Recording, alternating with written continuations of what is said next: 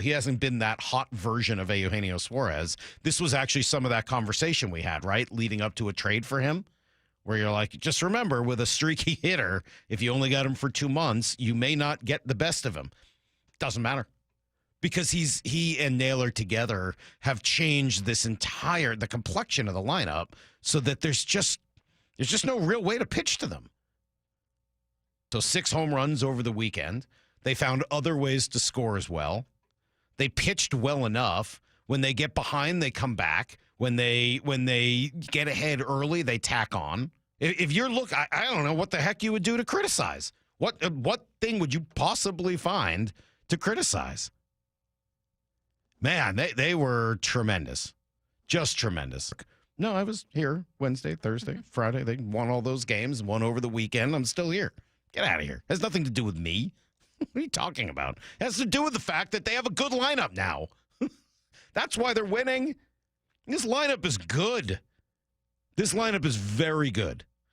Cole Young has been one of the best hitters in baseball for the last month, and he's hitting 9th every day. Dominic Canzone is a threat, and he's hitting at the bottom of the lineup every day. J.P. Crawford is giving you a 17-pitch at bat. I mean, other than that one Alex Cora at bat years ago that led to a home run, 17's about as many as I've ever seen. And maybe I could think of more, but 17's from a pitcher in one at bat. Tremendous. Just tremendous. And then you couple all of that with just the atmosphere and the energy. Lyle, I assume you were over there all 3 days? Most of the time I'm over there. And it was hard to find a single fan that had anything like possibly critical to say. Everybody was so... And you could feel some of the vibe, right? I mean, you could feel the excitement. You could see guys throwing 100 miles an hour, just kind of amped up and building off some of the... I don't know that they had any idea that the team was going to be as red hot as they would be during this time.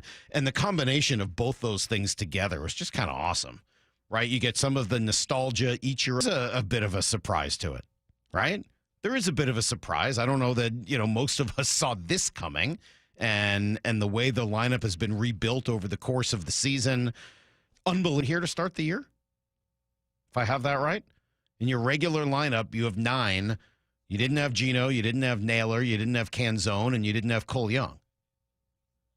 So 4 of, almost an office for kind of setting that up and giving themselves flexibility. We talked about that. Do you remember at the beginning of the year, like, hey, look, they can fail fast with some of the options because they're not all that committed to them.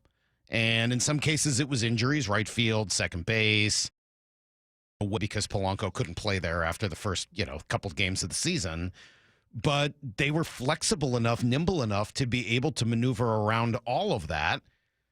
And you end up with an offense that right now, they may be 5th in the American League.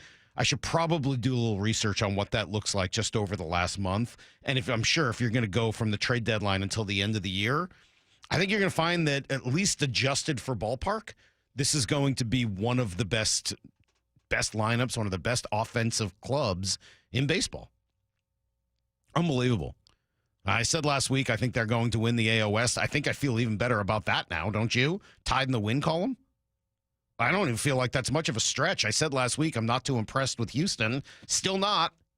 Texas is now 5 games behind the Mariners or something like that. Like, they're toast. That team stinks.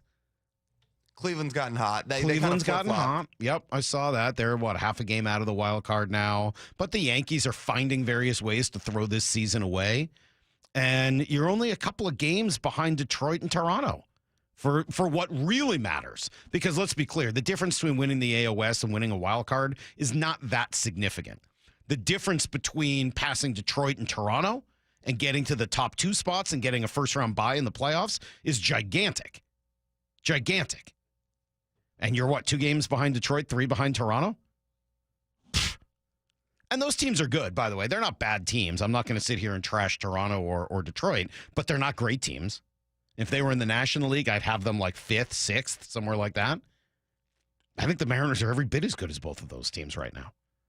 Every bit as good. Doesn't mean they're going to pass them, and they're going to be there's going to be a down moment. This road trip is going to be a challenge. But I think the Mariners, just looking at them, just in a vacuum, objectively, they're every bit as good as Detroit and Toronto. Different strengths and weaknesses, but every bit as good as those teams. Phew. Unbelievable. All right, we're going to take a quick break. We'll come back, give you guys everything you need to know, including some of the sound from the weekend and Ichiro's speech, and then Maura will take us through everything else that went down. It's Brock and Salk, Seattle Sports on 710, seattlesports.com.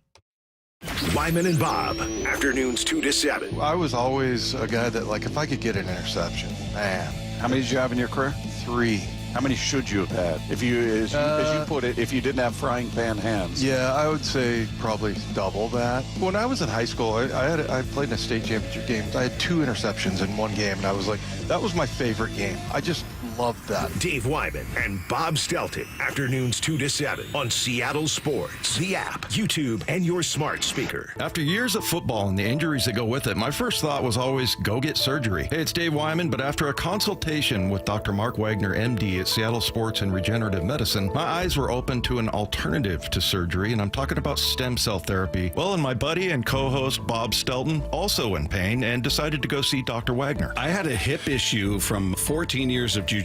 How's the pain now? Everything I did before, I can do just as well. Hitting the heavy bag, sparring, rolling, all of that is back in play. This whole thing has been such a pleasant surprise because I really was of the mindset, I'm going to have to go under the knife. I'm going to have to get surgery. And this really saved me from that. I could not be happier with the results. Whether it's a hip like Bob had, a shoulder, a knee, a wrist, an ankle, before you choose surgery, consider stem cell therapy with Dr. Mark Wagner, MD at Seattle Sports and Regenerative Medicine. Do it. You will not regret it. Hey, get the facts, hear from all the patients I've talked to, and schedule your consultation at drmarkwagnermd.com. You've heard the saying, you never get a second chance to make a first impression. Since 1926, my family's been helping local businesses make great first, second, and long-term impressions. We know how to make your company look good with quality uniforms, logoed apparel, floor mats, linens, and more. If you're paying for linen service or doing it yourself, let's have the conversation. The information and quote are free, but the savings and service can really add up. Visit suplinen.com. Superior Linen Service. It's what we do. Keeping your engines healthy means protecting them in season and out. Experts trust Stable to do that, and third-party testing confirms it.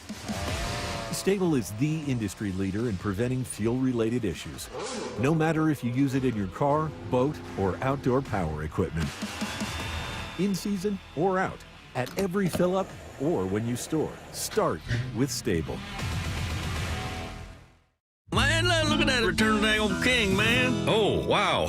Emotional. King of the Hill is back. They got a Bob's in the airport now. Oh, that's Boba. World has changed, Dad. Bobby wants to bring that new girl over for dinner. The Vegas? What the hell am I supposed to feed her? Can't we just put some grass in a bowl? From Mike Judge and Greg Daniels. Ready to make some memories, Dad? Let's freaking go. A Hulu original series, King of the Hill. All episodes now streaming on Hulu. Actual price will depend on product and subscription plan. Featured products are compounded drug products, which the FDA does not approve or verify for safety, effectiveness, or quality. Prescription products require an online consultation with a healthcare provider who will determine if appropriate. See website for details, restrictions, and important safety information. Want a boost in and out of the bedroom? Hims has you covered. Introducing a new 2-in-1 approach to level up your game. Tadalafil for better bedroom performance and zinc for testosterone support. Put it all together and you've got what you need to turn things all the way up. Getting started is simple. Just go to hims.com/joy to start your free online visit. Through Hims, you can access ED treatments including pills, chews, and more. 100% online. No office visits, no pharmacy lines. Just fill out a simple intake form and a licensed medical provider will determine if treatment's right for you. If prescribed, it ships free and discreetly to your door. Find affordable treatment options at up to 95% less than brand names at hims.com/joy. That's hims.com/joy, HIMS.com/JOY. The home of the Mariners. It is gone! Cal Raleigh, 2-run home run! Hear every pitch on 710 and the Seattle Sports app. Your old water heater's starting to peter. DayandNight.net. But don't wait until after your flooding disaster. DayandNight.net. Water heaters have a predictable lifespan. Typically, it's between 8 to 12 years. The worst and most expensive time to look at replacing your water heater is when it's an emergency. It's leaking and it's leaving you without hot water through an evening or a weekend. Hi, I'm Bruce. Whether you need an emergency replacement or you're planning ahead before it leaks, give us a call and we'll help you get into hot water again. Your showers are cold. Your water heater's too old. DayandNight.net. And it's taking forever for hot water to get there. DayandNight.net. Now get $50 off installation when it's time to replace your old water heater or upgrade to a tankless or heat pump water heater. Day and Night is here for you round the clock. DayandNight.net. Guys, did you know your testosterone affects everything in your system, including how you feel and perform every day? Right now, Revive Men's Health Seattle will check your testosterone for free. Knowing your T levels is the first step in understanding if you have low T. Your testosterone level impacts your energy, libido, sleep, weight, hair loss, mood, and even ED. Maintaining an appropriate T level can change your whole life. Most men start to see changes in their hormone levels in their 30s. Experience and results matter. So what are you waiting for? Get your T levels checked today by local, experienced, and trusted men's health experts. They've helped thousands of men since 2011. They're so confident they can help you, they even guarantee it. Call Revive today and schedule your free testosterone test, free exam, and free consultation. Call Revive Men's Health at 206-529-1111. That's 206-529-1111. Or visit ReviveMen'sHealth.com. Need to know. 15 minutes past every hour with Brock and Salk. Here's what you need to know. Up first. And thus concludes another sweep. The Mariners take care of business this weekend. They batter Tampa every which way. Hit 6 home runs on their way to scoring 16 in the 3 games.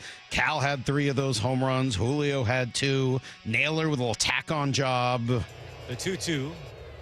Swung on, smashed, right field. This has got a chance. It's in the seats. Josh Naylor, a solo home run. His 4th with the Mariners, his 15th on the year.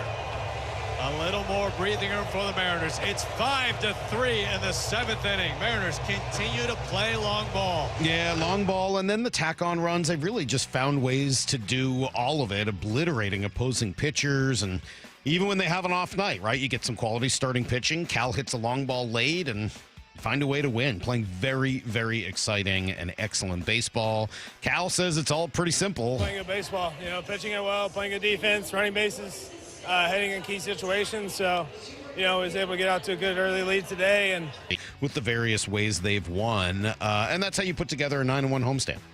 That's how you win 7 straight games.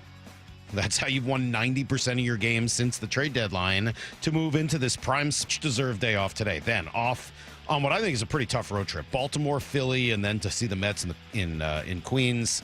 That is a tough one, but okay.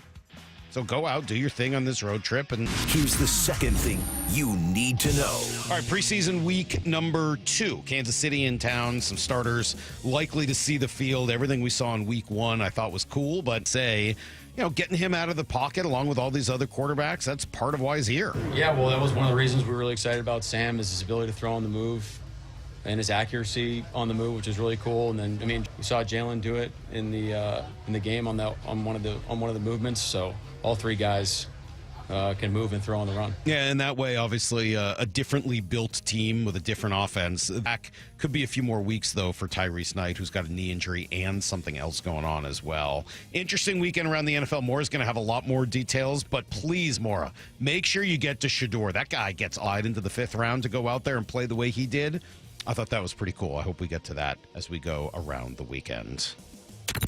Here's the third thing you need to know. Going to be a 4th weekend honoring him as his number 51 was officially retired. Ichiro spoke beautifully, just as he did in Cooperstown, but even had a special message for this year's club. This year's, please do not take your talent for granted. You have a great team and a great opportunity in front of you. I understand there is pressure to win. The pressure and figure out how you can perform at your best under pressure. That's good, except the pressure. I have not seen that really affect this team. We've seen that at times in the air. Julio said as much. I mean, it really hit me a lot, because there's going to be a lot of moments that we're going to have to seize if we want to get to where we want to get. And, I really took that to heart. He does it every day, he's still here, showing up for us every day. And, it really hit me. I feel like just a lot of the guys also probably felt the same way, and he's just coming from such a special person, and definitely means a lot to all of us. Pretty cool. Quarter past every hour here on the Brock and Salk show. Yeah, this is getting fun, man. This is why you watch baseball, for this, right? You watch and wait and deal with the heartache and deal with the frustration. It's August 11th. You still got, 6-7 weeks left in this season, and there'll be a lull. There will be a moment where they drop 2 or 3 games in a row, and you're like, oh, geez, I hope everything is okay. And, because they're locked in, they feel it. And I think the fans, everybody in the crowd, anybody watching can start to feel it too. More is going to take us around what was a very busy and cool sports weekend. We'll do it next. On offense this year. I think the bigger plays in the pass game this year are going to be made by MVS. That he is going to be the sniper in this whole deal. Snipers, they aren't seen, but their impacts are big. I'm talking about bombs. Throwing that thing deep over the top. I think MVS will and should be the leader when it comes to that. For Down Terrace at 1:15 on Bump and Stacy. Hey, Mike Salk here. Was it hot in your house last night? I know it's been real warm, and it's going to be tonight and even more so tomorrow. So if it is just unbearable at your house, it might be because you're inside, even none at all. And if that's the case, yeah, it's cold and drafty in the winter, but in the summer, it can be like an oven in your house. Well, thankfully, you call Crawl Pros. They'll come out. And if it turns out you got a problem, you might be able to, on a rebate on up to 95% of the cost, to properly insulate your crawl space and attic. Yeah, 95%. Don't wait. Get in touch with Crawl Pros as soon as possible. If you're worried, free inspection, that's crawlpros.com. Are you trying to buy a new home, or are you a local real estate agent seeking financing for a client? We're all tired of dealing with banks, credit unions, and endless guidelines. Wouldn't it be nice to go back in time when we had common? I'm Scott Rureka, CEO of Legacy Group Capital based in Bellevue. We are one of the largest local private portfolio lenders in Washington. We've helped thousands of home buyers and real estate investors reach their financial goals by leveraging the Legacy Common Sense borrowing platform.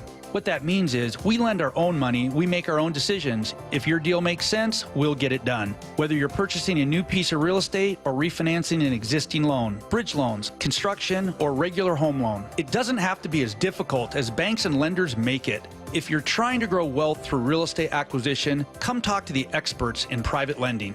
Call 425-635-4700 or LegacyG.com. Legacy Group Capital, your common sense lender. LegacyG.com. Picture this. You're staying at a hotel about to take an important video call, but the Wi-Fi is slower than 1997 dial-up. You struggle with your phone's hotspot as clients complain about your connection. These stressful situations don't have to happen. When you book a room at La Quinta by Wyndham, you get free high-speed Wi-Fi to handle critical emails, join meetings on time, and even unwind with your favorite shows. No more worrying about spotty connections. Enjoy stress-free stays with reliable Wi-Fi. Tonight, La Quinta, tomorrow you shine. Book direct at LQ.com.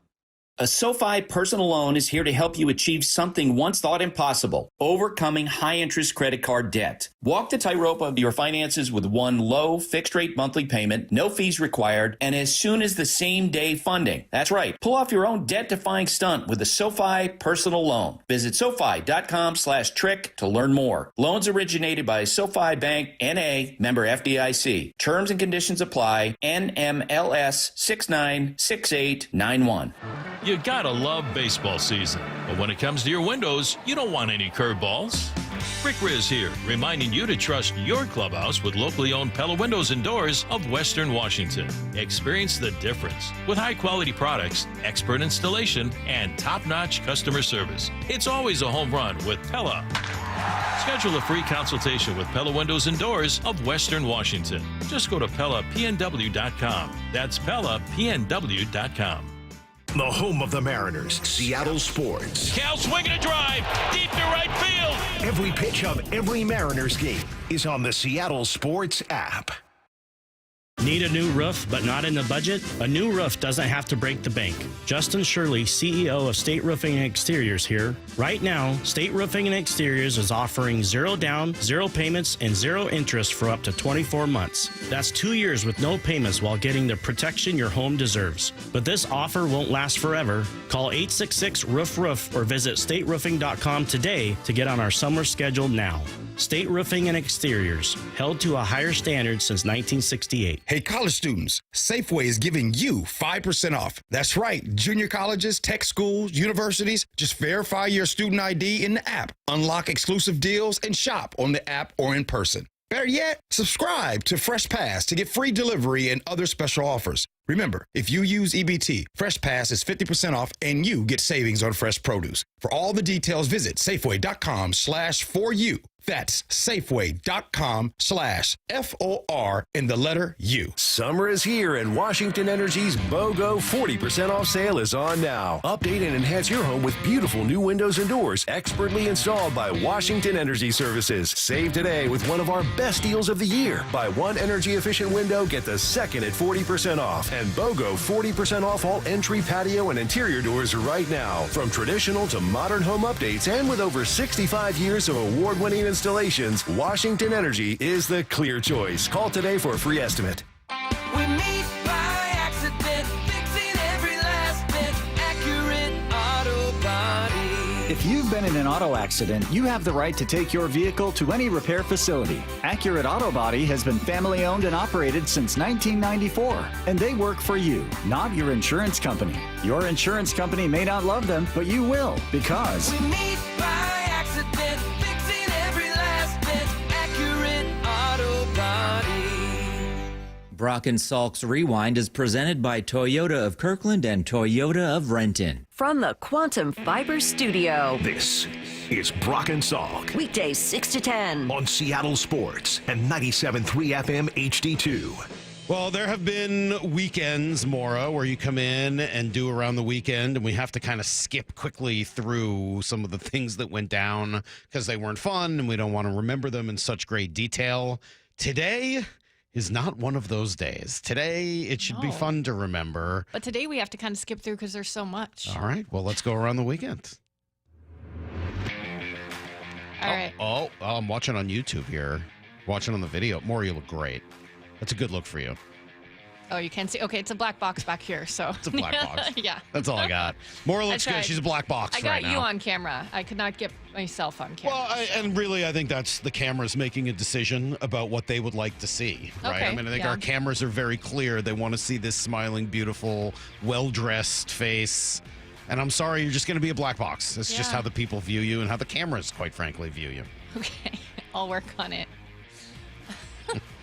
Let's start the weekend. Luis Castillo only gave up 2 runs in his 7 innings of work on Friday night, but the home run in the first to Brandon Lau and the home run in the 6th to Junior Caminero were starting to look like they would be enough to defeat the Mariners, whose offense had only generated a few singles through 7 innings. But just as the chatter about Cal Raleigh's slump was reaching its peak, he hadn't hit a home run since July 31st. He silenced it with this 417-foot 3-run shot in the 8th. And now the 2-0 pitch. The Cal swinging a drive deep to right center field. Peters going back, looking up. Goodbye, baseball. Cal did it. Number 43 on the season.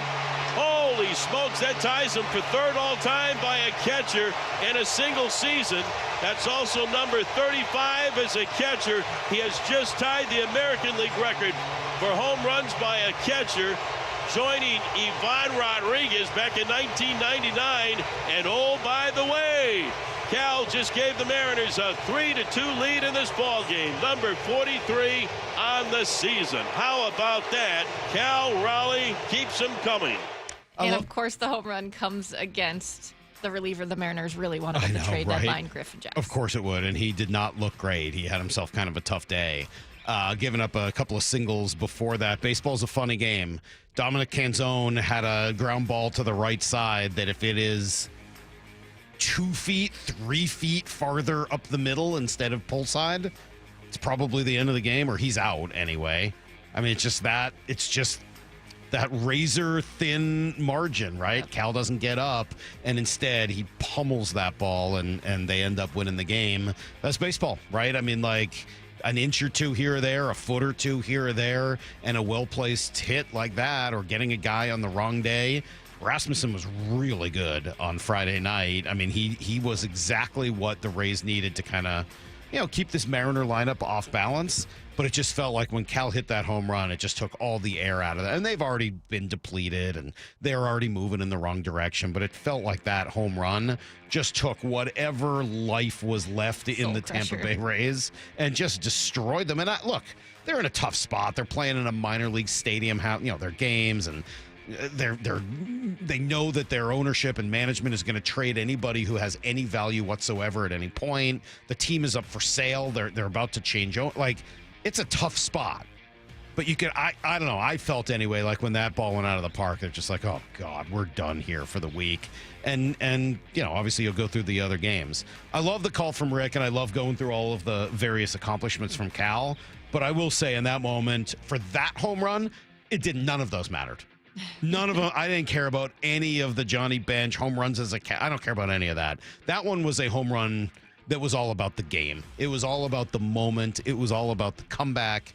And I might say, I don't know if it was his best home run of the year. He's had a couple like that, but it was on the list. It was certainly on the list of biggest and best home runs that Cal's hit all season long. Well, and to your point about the razor-thin margins and how you always kind of say, that's just baseball. Things can go a number of different ways. Like, you can really just see with the moves they made at the deadline how much they've taken away some of that margin for error against them. Yep. No, it's true. Yeah, I mean, it gives them more of a margin for error. Not everyone needs to be hot every night. Yeah. You've got enough guys in your lineup that you can withstand some of the challenges that inevitably come during a baseball season. Well, Matt Brash came in to close the door and struck out the side for the 3-2 Mariners win. He gave credit to the fans postgame. I mean, I think we saw it there. My velo ticked up. My stuff was better. I mean, my adrenaline was pumping, so... This place is electric, it always is, but down the stretch, when we get crowds like this, it's special. And we do special things. Like, I didn't even think I was going in that. I didn't know. I was barely warming up, and they hit the homer, and I was in the game, so it's crazy. Matt Brash, I will say, is one of those people, when I watch him, I don't know how anybody ever gets a hit off of him. I really don't. And I think this may be sacrilege. I think he has better stuff than Munoz. Maybe I'm wrong, and maybe a baseball player who's hit against both of them would tell me I'm crazy. And I know it's fine. I'm not looking for him to close games while Munoz doesn't. Munoz is unbelievable. It's not a shot. I just think Brash is unreal. I don't know how anybody ever hits the ball. The combination of that fastball, those two fastballs really, and what he's done now, especially since adding that two-seamer or going to it a lot more often, I don't know how anybody hits him. Well, they certainly couldn't Friday night. They had no chance. There are times you watch him like, there's no chance. How is anybody ever going to hit this guy? Amazing. He's still my favorite pitcher to watch on this team. Yeah, that was weird too. That clip there didn't even sound like I remember him sounding. I think he was pumped up for something. He sounded different. We're going to talk a little bit about that at 7 o'clock, but you can feel some of that extra excitement specifically with the relief pitchers right now. What are you smiling at? I just love that Brash and Munoz are two of the most fearsome hitters that any batter. Oh, sorry. Two of the most fearsome relievers that any hitter could face across the league, and then they're the two nicest dudes off the field. Yeah, they're super friendly. Yeah, that's very true. Yeah. All right, Saturday, Logan Evans was on the mound, and Brandon Lau homered in the first inning again. Rude. But that's okay because Julio came right back in the bottom of the first with his 2-run home run to give the Mariners Julio gave the Mariners a 2-1 lead with a 2-run bomb in the first. I'm going to go into these other ones. I had thought I was going to play that first. But the Mariners really opened it up in the third inning with Cole Young and Arozarena already on. Cal and Julio hit back-to-back home runs to open up a 6-0 lead. Cal ready. Here comes the pitch to him. Swung on. That's crushed. Left field. It's going to go. It's on its way. It's into the bullpen. Number 44 for Cal Raleigh. History continues for Cal. He's all alone. Third all-time in baseball history for catchers Cal Raleigh. It's 5-1 Mariners. This place is up for grabs. Then next at bat, Julio did this. Here's Julio, the pitch. Swung on. That's roped. Left field line towards the pole. And that gets out. It's gone. It sneaks over the wall. Back-to-back jacks. Cal Raleigh, Julio, his second of the day. And the celebration is on here at T-Mobile Park. This place has erupted. Well, look, we've said it all year long. The Mariners need Julio Rodriguez to do his thing in order for them to truly be the Mariners. And I don't think it's an accident. Over the last 30 days, Lyle, thanks for sending over this stat. Julio has 11 home runs in the last, not calendar month, but the last 30 days. That ties him for the league lead during that time with Kyle Schwarber and Shea Langoliers. So, yeah, I mean, like, it's great to have all these other pieces. Julio's still the most talented guy on the team. And, you know, I love that this takes pressure off him. I love that the lineup is longer. But when Julio starts doing his thing, he is just able to beat you in so many ways. And August does seem to be the time where Julio starts doing his thing. Not a surprise to see those numbers even after some of the misery he had in May and June. Just amazing. I mean, and when he and Cal are going at the same time, it's just fun. Yeah, and I think you got to put Naylor in there right now as well because he's been going that way also. And some of the other guys at the top have been up and down. We haven't heard from Polanco as much recently. And obviously Geno's not really been incredible since he's shown up here. But, yeah, it's just so many guys. It just comes after you, one after another after another. And yeah, you're right. When Julio and Cal together do it, good luck. Good luck. He feels like he's back. Julio? Yeah. Yeah, of course. From what he's done in the last month and from what he did in this series. And now his numbers at home in the last month have been pretty good too. Like all of it combined looks like. It's funny you think about it. You think there's ever been a team in baseball history to have like two 50 home run guys, a 30-30 guy, and two 20-20 guys? I don't know. I don't know if Geno's going to get to 50, but like Naylor and Randy could both be 20-20. Julio could be 30-30, and Geno and Cal potentially could both get to 50. That's amazing. Could Randy get to 30-30? Not impossible, I won't right? say no. Yeah. It'd be hard, but not impossible. Two 30-30 guys would be unbelievable. Also, right? Are you sure Naylor's not going to get to 30?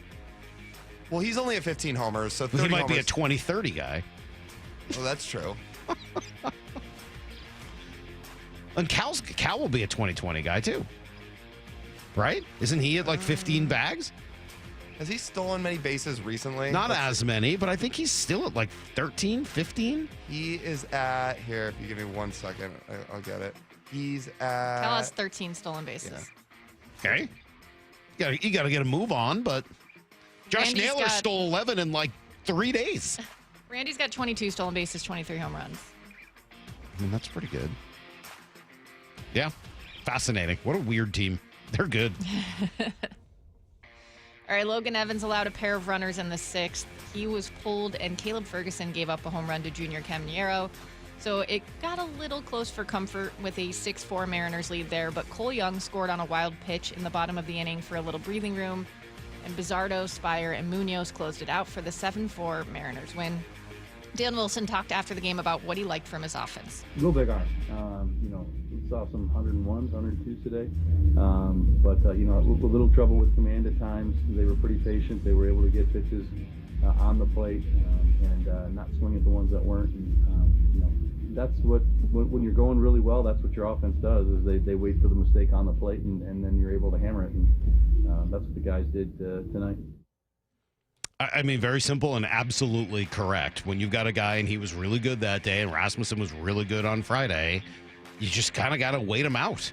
Wait for that one pitch. Wait for the one you can do damage on. And there have been times where we've seen the Mariner offense, not just this year, but obviously in the past, not be patient. They're being incredibly patient right now, and you see some of the dividends paid in that game. All right, on Sunday, the Mariners did not let the Rays get started first this time. They had a 4-run first inning with Cal hitting a 2-run home run and a 2-run single for Suarez. Cal's home run was his 45th and put him in a tie with Johnny Bench for second all-time in home runs by a catcher in a season. It was not the smoothest outing for Wu as he allowed some traffic in the second and the third, but limited the damage to 2 runs. In the fourth, though, Ha-Sung Kim's home run off Woo made it a 1-run game. Dan Wilson did decide to stick with Woo, and he ended up making it through 6, giving up 3 runs with 9 strikeouts and just 1 walk. He's the first pitcher since Clayton Kershaw in 2019 to start the season with 23 straight starts of 6+ innings. Amazing. Yeah, I knew there was some debate, right, yesterday as to whether or not he should have left him in or maybe, tried to go somewhere else just given some of the challenges he was having yesterday. But he trusts his guy, right? I mean, why wouldn't you? Exactly what he said post-game. He said he's been our guy. He has been. And I'm sure there is an element, Dan's kind of old school in this way of hey, I kind of want this guy's streak to stay alive of going 6 in every game, so let's give him a shot. Also, if it had gone wrong, don't you think they would have found some other way to win? I mean, just when it's going the way it's going like this, Wait, what universe is this? Since when have we felt like that about the Mariners? I mean, as we were saying earlier, since they won 14 in a row a couple of years ago, or since that August streak the next year, we've seen runs like this. It's just that they were able to, this run is coming with a lineup that is more sustainable and in an American League that's not as good. They might have also needed 6 from Woo yesterday. I mean, I don't know if Dan explained it or said anything about it post-game, but the fact Caleb Ferguson threw 40 pitches yesterday makes me think Spire was down because he didn't get in that game at all, and it was clear Munoz was down. Yep. So they might have needed some length. Yeah, and we'll talk about it later. They're still having a little bit of a bullpen. There's still some questions in this bullpen after the first couple of guys. I mean, Brash closed out 2 of the 3 games this weekend. That's probably not the way they want it set up. So, yeah, I mean, that's something to monitor, something to watch for. But, when you're going like this, and if you can continue to tack on those runs so you don't need to go to your leverage guys all the time, or you give a little space for the non-leverage guys to do their thing without as much risk, it's really helpful. Really, really helpful. Well, and Bryce Miller is set to make his 3rd start in Tacoma on Wednesday, because I know there has been some talk about whether down the road you could use him in the bullpen, so we'll see how he does there. Just to give everyone some peace of mind in this game yesterday, Josh Naylor hit a home run in the 7th inning. Polanco's RBI single in the 8th really put the nail in the coffin, and the M's completed the sweep with a 6-3 win. 7 in a row. 7 in a row, Maura. That's 7 in a row. That's 9 of 10 since the trade deadline. And the only one they lost was that extra innings job, right? Yeah, when Randy hit that nuke to tie it up, and then they just gave up a couple in extras. Yeah, because they were kind of with Legumina and extra innings. Pretty impressive. All right, I know you wanted to get to Shador, so I'll do some NFL stuff first, and then we can circle back to the Seahawks if we have time here. So I know you wanted to give him a lot of credit. I will say I was annoyed by his pregame. After everything, the reason you dropped in the draft was because of the prima donna behavior from the reports, that he was showing up to these meetings with teams and acting uninterested. And he came into the stadium with I don't know who that was, a sidekick, I think. I don't think that was a teammate. Just a hype man? Rolling a speaker, blaring music that I believe someone said was Shador's own music, and then the guy was carrying a scythe, like the Grim Reaper weapon. This was on his way into the stadium or on his way into the game? On his way into, the stadium for the game. Okay, but not onto the field. I don't think the team would. I think they'd step in on that point. So? Yeah, this was like walking down the tunnel into the stadium. You know how they all do their show off my fashion entrance now? And his thing is he's got a friend with a scythe. I guess, yeah. Like the Grim Reaper travels with him. Yeah. Sounds pretty good. So it's like a WWE entrance into the stadium.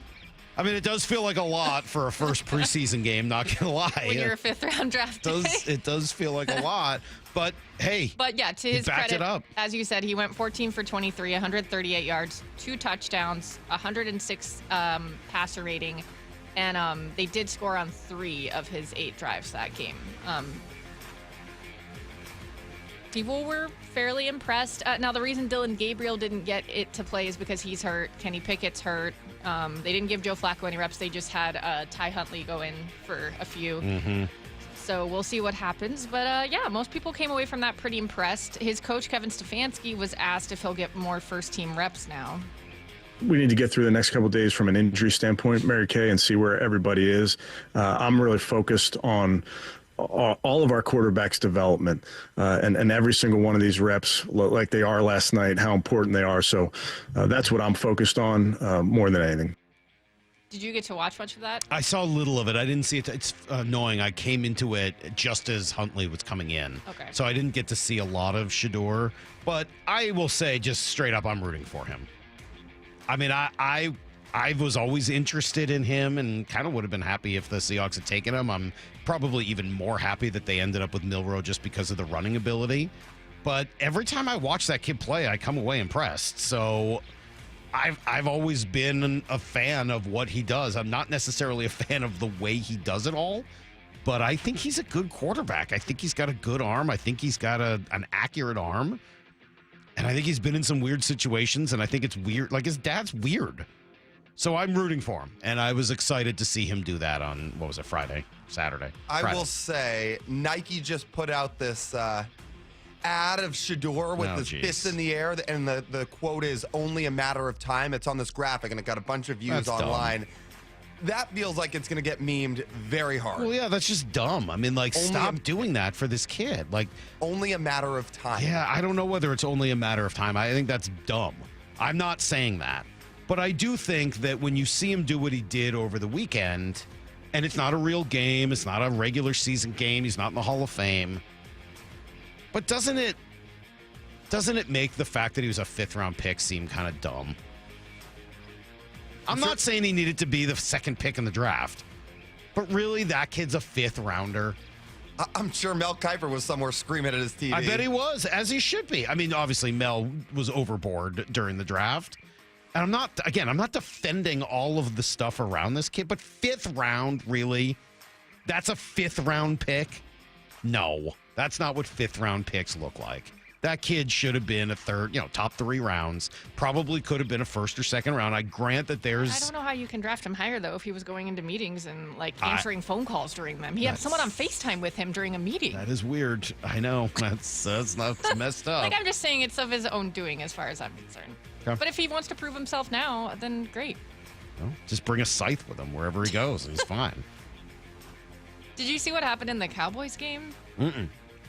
They continue to make headlines for all the wrong reasons. Wide receiver CeeDee Lamb wasn't playing, but he got excited for quarterback Joe Milton's deep pass to Jonathan Mingo and stepped over the line onto the field of play. Uh-oh. A referee that was running downfield, like, CeeDee had his back turned, and he just got blasted by this referee. Oh, I was worried that he might not be okay, but apparently he is.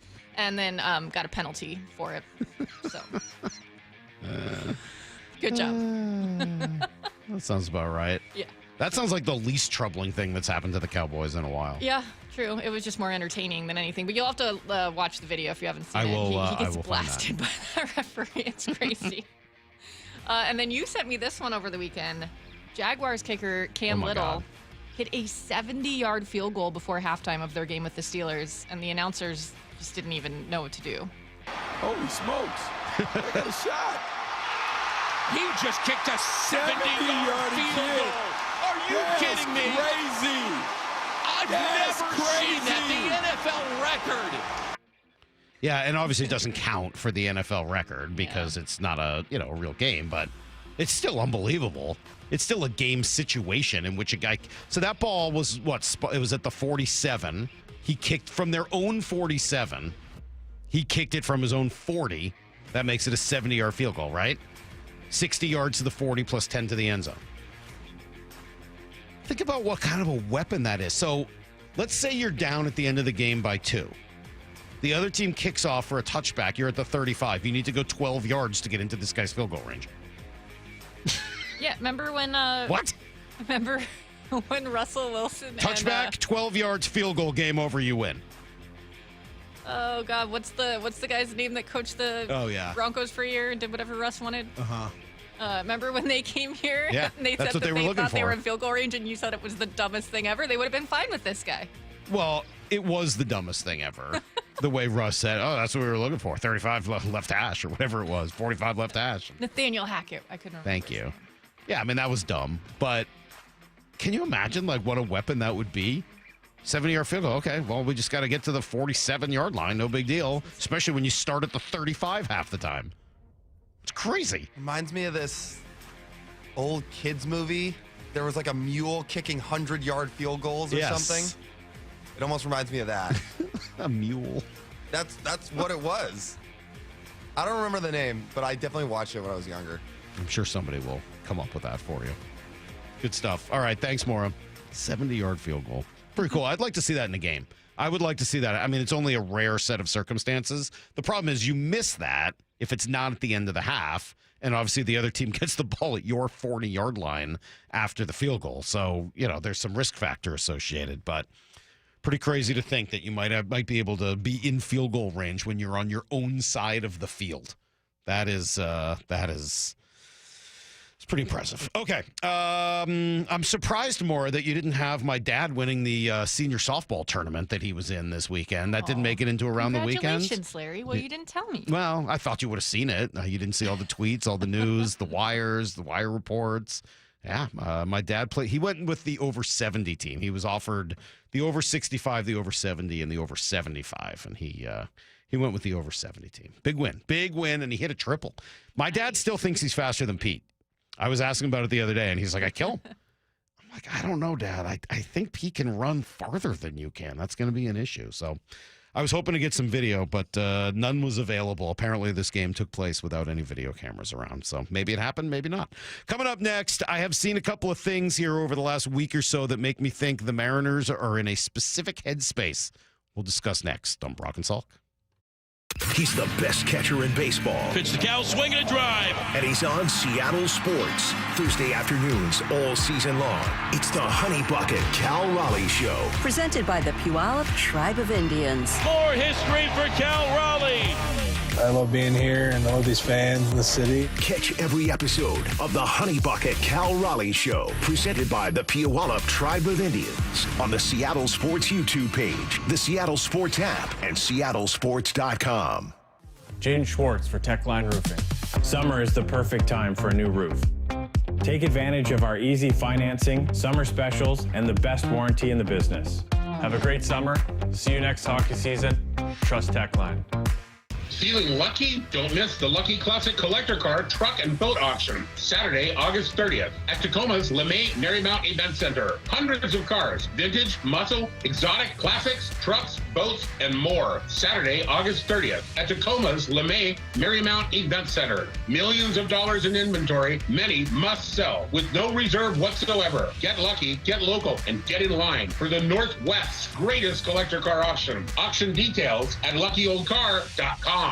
It's Jet City Harley's sign and ride event. No cash down needed. Rates as low as 1.49% APR on select Harleys. Put no cash down, sign, and ride away on your new Harley from Jet City Harley. Save thousands on interest at Jet City Harley Davidson. Under credit on new 2024 Lowrider ST, Lowrider S for Rogue Lite 3 models. See dealer for details. Feeling the heat? Cool off with Home Comfort Alliance. It's the final days of the warehouse clearance sale with savings up to 25% on brand new 2024 heat pumps and ACs while supplies last. And PSC customers, listen up. Add AeroSeal duct sealing for as little as $99. That's over $2,000 in savings. For heating, cooling, plumbing, and electrical needs, trust Home Comfort Alliance. Go to homecomfortalliance.com and tell them John Curley sent you.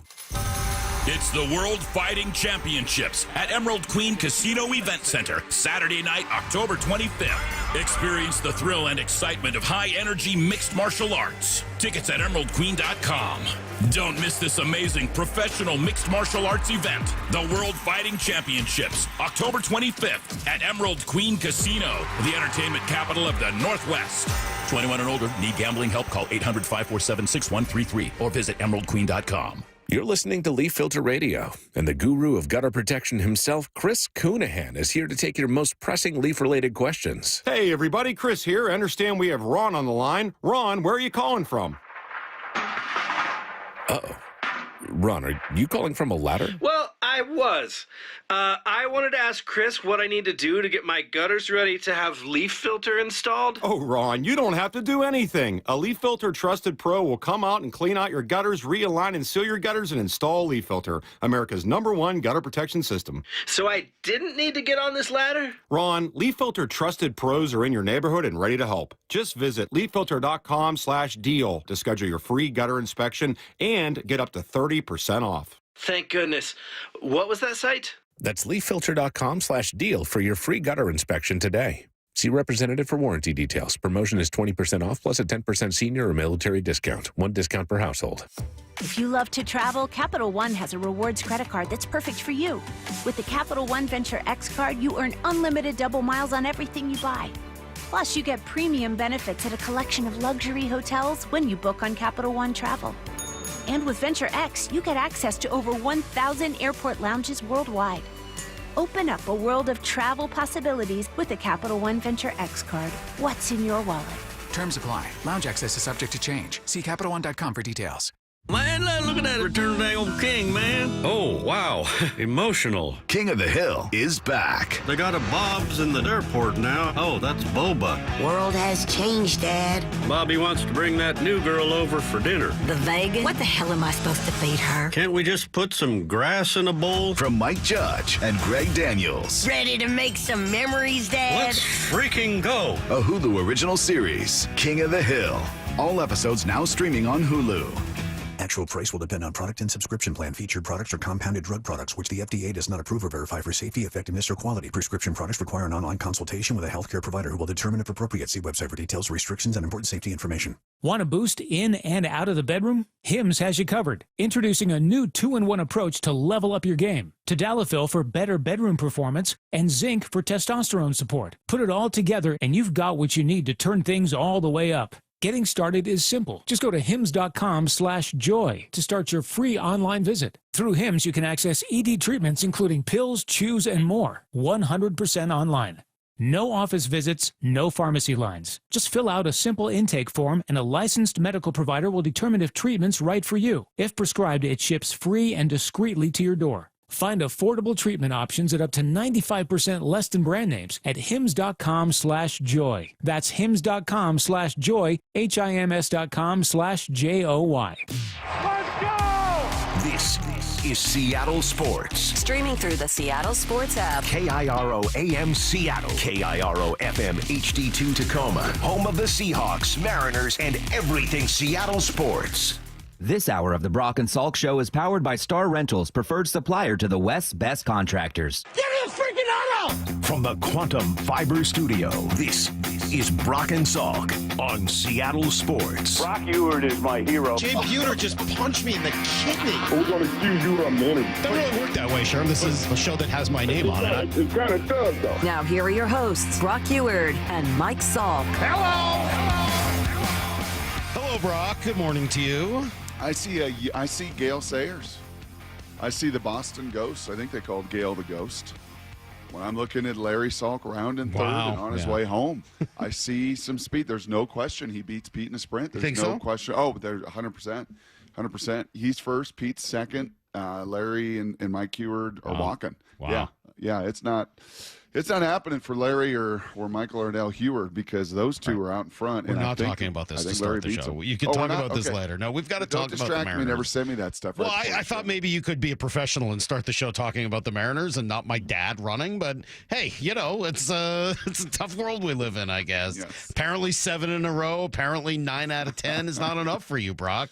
You're easily distracted this morning. So they just simply met my expectations and standards. All right, that's it. They're going to be the number 1 seed in the American League. This is what I expect of them. 7-1 since the deadline for a reason. Win 9 of 10 at home on each weekend. The place is rocking and it's bumping, and Cal Raleigh's doing things never done before in baseball. Yeah, those are my expectations now. Realistic? Well, no. Yeah, I mean, expectations? Kind of. I mean, they're kind of realistic. What it's just to me. I told you last week, I think they're going to win the AL West. You feel pretty good about that this morning? I told you I didn't think Houston was all that great. They're not.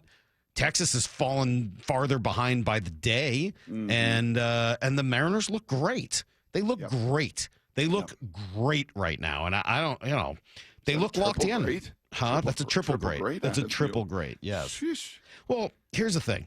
We were talking last week about how teams lock it in. When they get to a certain point, the good teams that are going to go somewhere in the postseason, they just kind of reach this elite level of focus where it feels like they don't miss any pitch. They come up with every ball. Doesn't matter how the game starts. They're going to find a way to win. They tack on when they need. They just start doing all of the things because they're so mentally focused. Mm-hmm. It's a little early for that. Like, it's hard to maintain that for months at a time. You can kind of see it usually click in near the end of the year. So I don't know. I don't know what happens if you start clicking it in like that right now, but they sure look locked in. And I see specific things that make me think it. It's little things like Cole Young taking all those walks in a game and just, hey, I know who I am as a hitter, and I'm going to not swing at anything I don't want to right now. It's the 8th inning on Friday night where they hadn't done jack squat all night, but you get it done against Jax, a pretty good pitcher who the Rays just traded for, who we wanted here in Seattle. And you get a hit, and then, a bleeder that just gets through for Dominic Canzone, and then just, a mammoth cannon shot from Cal. Sometimes it's the expression. It was the look on, for me, it was the look on Gabe Spire's face and then on Matt Brash's face over the weekend as both guys had really big outings and big spots. Brash getting 2 saves this weekend. Mm-hmm. And just seeing the excitement, the ferocity. There just seems to be a level of focus right now. Those seem to be pretty good indicators. I wonder how much of that is intrinsic. It just is what you have observed and what you have watched, and it's those 26 guys. And it's also, some of these teams that you are facing that have just kind of sold, and not that they mail it in because they're professionals. And, it's all about their independent contractor stats anyway. And we know that can be a dangerous animal come September with teams with a bunch of call-ups and guys you don't know who, have a great series. But I also do just kind of think, as veteran as the pieces they've added in Suarez and Naylor and Fergie, guys that have largely been there and done that on some pretty big stages, especially the last 2, like, I wonder if it just presents a kind of confidence that we just kind of know we're good. Mm-hmm. Like we talk about it from a general manager standpoint and a team build standpoint on the outside of, hey, first 50 games, got to figure out how, kind of who we are. Next 50, what kind of move can we make? And then the final 50, the home stretch. Well, what about in that clubhouse? I'm sure some of that has to exist as well from just a confidence and a belief self in each other, right? Like, hey man, first 50 games, let's all try to get off to a good start in these battles, and the next 50, let's play good enough that they can add. And now that they've added, like, and you heard it from Brash, and you heard it from all of them in a different kind of way, different than a Julio, just like, hey, I know we're good. He always believes we're good. He's always optimistic. You kind of hear it in a different tone and setting from maybe some of the guys you don't normally hear it from. That, Salk plays to your point of just being totally locked in. Yeah, I thought Cal, of course, summed it up perfectly. Why wouldn't he? 3 home runs over the weekend and just continuing to be the greatest story. He said this on Saturday on the field, and I think it just perfectly sums up where they're at. Playing good baseball, pitching it well, playing good defense, running bases, hitting in key situations. So, was able to get out to a good early lead today and was able to hold it with some good pitching. They essentially played almost perfect baseball over the last 10 games. They've played almost perfect baseball. And that doesn't mean that they're winning 10-1 every night. That would be, absurd. But it's just finding different ways to win, and maybe a better word than perfect would be complete. They're playing complete baseball, and I think that's kind of what Cal's getting to. It's not like they're doing any one thing at such an elite level that it just blows you away. They're hitting a lot of home runs. The offense is very good. The starting pitching. It is such a complete baseball team right now. Mm-hmm. Did you see that number? It got snapped yesterday. Did you see the number that was floating around, Lyle? Maybe you sent it. I'm sorry, I didn't see your email late last night. About after Saturday night, they had gone 20 games, Salk, and stolen 20-plus bases, hit 20-plus home runs, and not been thrown out one time on the pass. Isn't that crazy? It was like a stretch never done in the history of baseball. What Cal's doing has never been done in the history of baseball for a catcher. What Brian Wu is doing is, well, never Never been done in a long, long time. And up there with some of the greats of every single time out this season, he's gone 6 innings. So you've seen individually spectacular results. And then to your point, collectively, they're just playing just clean baseball. And the other team, I thought of Jay Buhner's comment to us on Thursday, right when Jay said, hey, man, here's what happens when you get to this stage, Salky, that you're talking about. You get locked in, the rest of the league notices. And the rest of the league is notice the hottest team in baseball right now, making a significant run. I was saying earlier, it felt like when Cal hit the home run on Friday, you have to really specify with the Cal home runs. When he hit the game winner on Friday, it kind of felt like Tampa's like, all right, we're good here. We'll see you guys later. you were going to play 2 more, but we're good. Caminero guy's pretty good. Oh, he's very good. Yeah, and he's about Brandon the only Lau's reason. a good player. He was kind of the reason it was even competitive. That's right. And Lau, too. And Lau had a nice series. Those 2 guys. And they've got a couple pitchers. I'm saying they're not a terrible team. Yep. But it just felt like in that moment, it's just like, we're done here. Look what this team has. And if you make a mistake, this guy's going to beat you. And if you make a mistake, that guy's going to beat you. And, Aren't the Rays in some ways, Salk, because you said that right there. In some ways, isn't that what the Mariners have been the last few years? With a couple more pitchers because they've traded theirs or they've gotten hurt. But isn't what you just said basically like, there's Julio and Cal, right? As Caminero and Lau, and then a couple other good at-bats and, some really pretty darn elite starting pitching. But now it's Julio and Cal and Suarez and Naylor and Rosarena and Polanco and JP and I don't know. I think that's I think that's a little unfair to the Mariners of the last few years. Why the Rays have been a playoff team? Rays have been right there in the playoff. Well, but not this version of the Rays. This version was not a playoff team. Maybe not. But I'm just saying to compare. That's kind of where the Mariners haven't been in this spot. They've not had the best lineup you've ever seen in your 17 years in Seattle. Unbelievable. They always had a couple nice pieces. They always had a couple guys that could carry the water. It did for some significant stretches, but they didn't have this.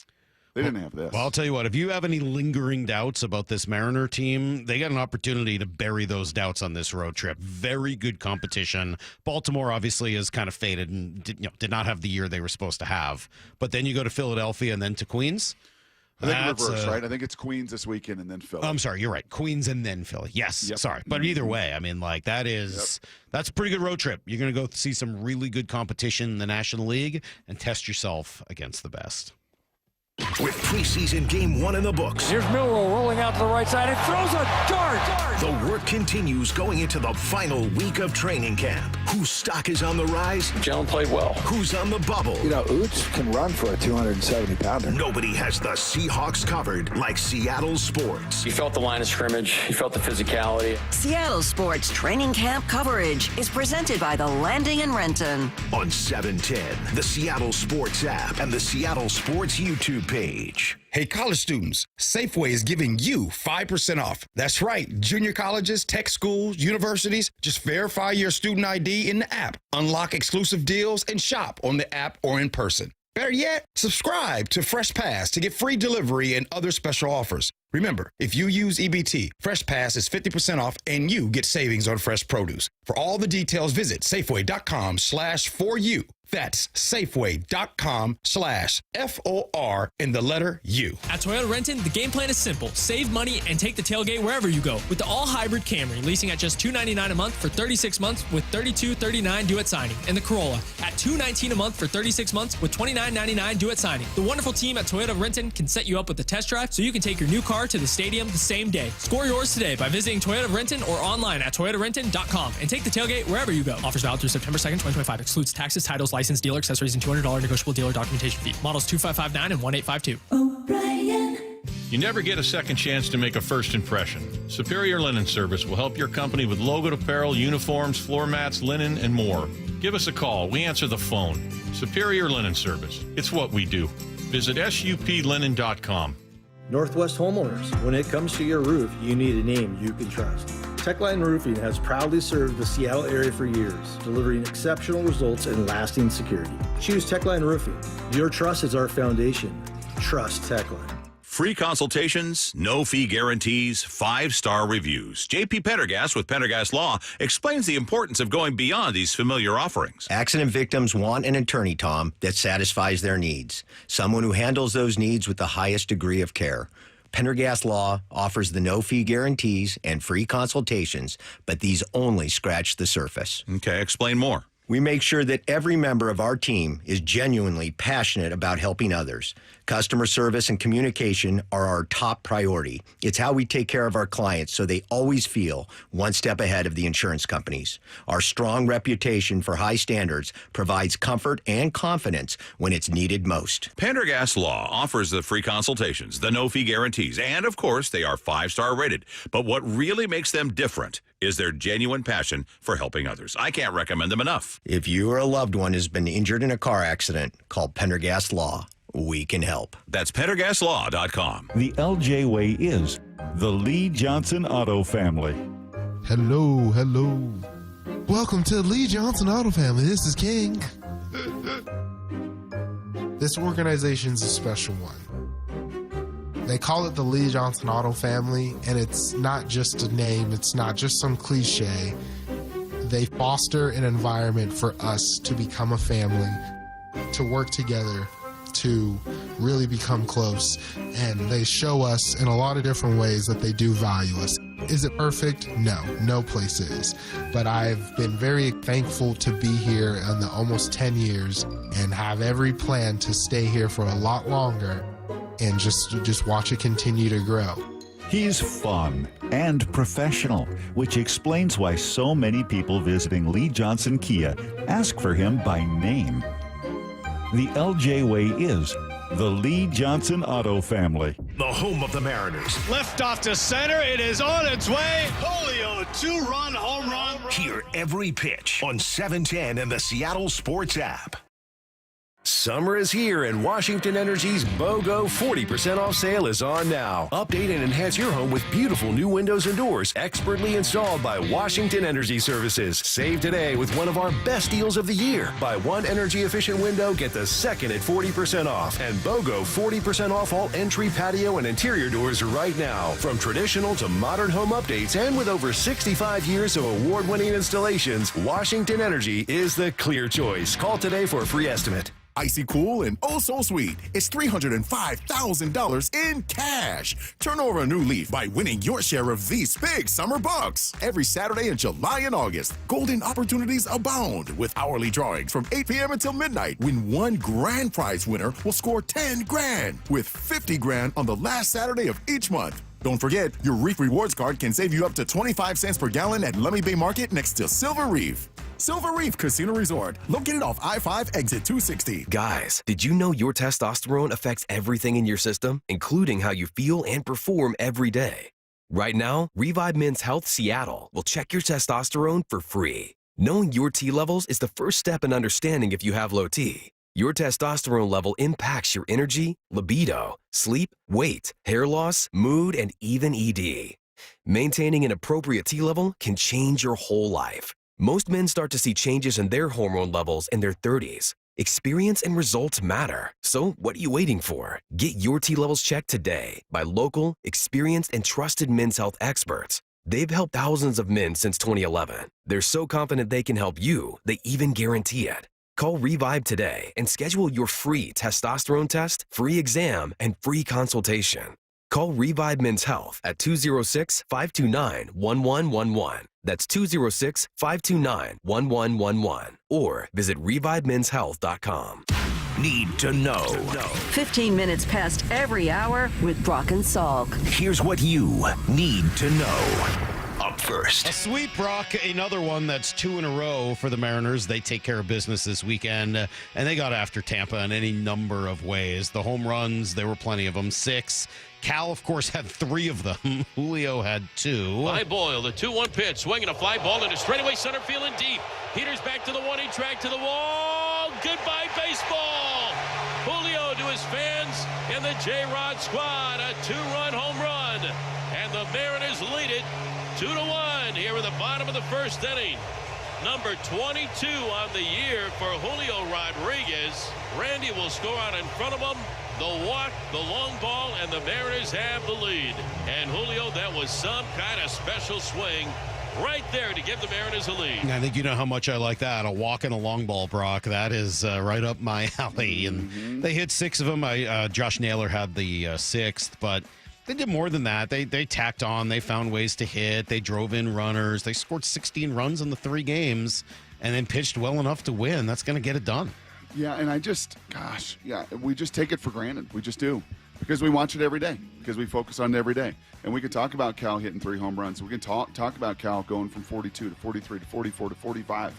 But this never been done, man. Like, I mean, what would be the equivalent in some of the other sports that we follow and we watch? Like what he is doing singularly, right? And part of it's because he doesn't want to be singled out. He doesn't make it about him. He always makes it about the collective like great captain catchers do. But he's going to get to 55 home runs. In my heart of hearts, I really fully believe he's going to get to 55 only home 10 runs. more, and he's got almost 2 months to do it. He's going to get, he's got a legit shot at getting to 60. So it's one of the most intriguing things I think I have seen. Right. How dare you? You know what? That is unnecessary. He ties Johnny Bench with 45. Cal, obviously the number 45. Johnny Bench is a pretty big name. So when you tie him, you're really doing something. And yeah, he sure is. How dare you, Brock? Especially on the day we're starting the most intriguing Seahawks. Oh, we are? Yeah, and you're crushing my confidence. I had a crisis of confidence before even doing this, and I can't believe you. I know, and then you sent us a text last night after the list, and I'm like, well, do I mention this one? No, I needed help. I asked for help. It's hard to put together these lists. I left somebody off. I won't tell people who it is, but upon review, it's like, oh, yeah, I forgot that one. Cal was not forgotten. I just assumed, like everybody did, he was just going to do what he's always done. That he had been great. I mean, he'd been great. He'd gone from good to great. He'd hit 30 and 30 and 30. Like, he'd done things. Okay, and he's going to do 30, 35 again. That's right. Not 60. Jeez, Cal. My God, man. Here's the second thing you need to know. All right, preseason week number 2. Kansas City will be in town, right, on Friday, and we should see some starters on the field, at least a little bit. You got to see Sam Darnold, right? I mean, like everything we saw in game 1, fine. But without seeing your new starting quarterback, none of it means all that much. So I want to see Sam Darnold. I want to see what he looks like out there. Yeah, and Andy's going to play his guys. And I think the way that Andy Reid will do this, we may see a bunch of the Kansas City Chiefs starters. Good. Right? He's kind of old school in that way. There's only 5 teams in the NFL, Salk, that still go off and go away for training camp. Bills are one of them. Chiefs are one of them. They go out to small college there in Missouri and get away from everything, and they play their starters still. Andy believes in that. And this would be the one to do it. You're probably not going to do it the final one, especially for the Seahawks, since they actually get to have those really quality joint practices. So this would be your one opportunity where Cooper Kupp, where Sam Darnold, where your ones, and you know that Spoon and those guys are clamoring to play against still the greatest quarterback on planet Earth. In terms of, by the way, Mike Sando's quarterback tier is out today. He was not number 1 in the Mike Sando quarterback tier list, which came out today. And you can find out, we'll just get into it a little bit later, where Sam Darnold was. Just a light practice over the weekend. Sounds like Oluwatimi is hopefully back soon, dealing with a back issue. I know. And then Tyrese Knight could be a few weeks also. So a couple of important key spots that where there is not a lot of depth on this team, and 2 spots where they're already dealing with some injuries. Here's the third thing you need to know. I want to make sure I just get into it because I want to ask you quickly. Did you see Shador? I did. I watched it. Pretty good, right? Yeah, we had a scrimmage practice deal, and the big talk of it was, oh my gosh, is he really coming to the stadium with a boombox? It's ridiculous. Absurd. Is he really doing this? But he backed it up. He better play well then. He did. And he did. He did. His touchdown was terrific. Benefited by a punt fumble and made just a gutsy throw into a really tight window. And yeah, I mean, kudos to him. And that's why I just honestly, dude, I just never bought the, he just set up to fail. Those are his first preseason games. Well, it's also why I didn't buy he's a 5th round pick. Yes. He's not a 5th rounder. Probably somewhere in between. Right? It's not a first rounder, I don't think, because I think a lot of that other stuff just rubs people the wrong way. He should have been a 2nd or 3rd round pick. Yes. That's where the talent was. That's what he should have been, a 2nd or 3rd round pick. The fact that it went to the 5th round really is dumb. The other cool thing that went down this weekend, Ichiro had his big moment. The number 51 was retired. The statue was announced. Ichiro spoke beautifully once again. I would like to begin by quoting my favorite philosopher, George Kenneth Griffey Jr. I'm damn proud to be a Seattle Mariner. Just like him, I realized by going away, there really is no place like home. So yes, I also am damn proud to be a Seattle Mariner. Oh, it's so good. Oh, that is so good. Oh, statues. 4 statues. There is something about the Hall of Famers that we do have in this town that just built a connection and have call it a home front, like a Walter Jones, right? Cortez Kennedy made the place home. Steve Largent doesn't, right? He's kind of a national guy. Ken Griffey, I mean, compared to Cincinnati, this is like, yeah, man, this place.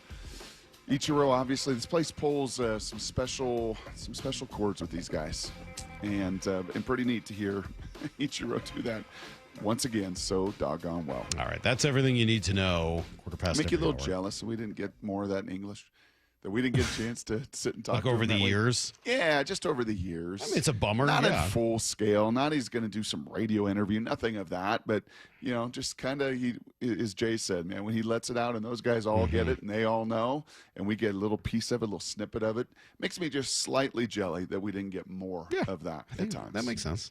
Yeah. 4 statues. That seemed like a lot of statues. And by the way, not all of them deserved. It's a lot of statues. 4 statues? I hope there's going to be room for people. I mean, like, you got to get all the... Ichiro's going to be the arm up, right? I don't know. I would assume. I mean, it has to be. They're not going to do a Randy Johnson statue, are they? Like, how many statues can you have? I fully support the statue. I am not. This is not about the fact that there's memorabilia take again. Isn't no, it? It's not.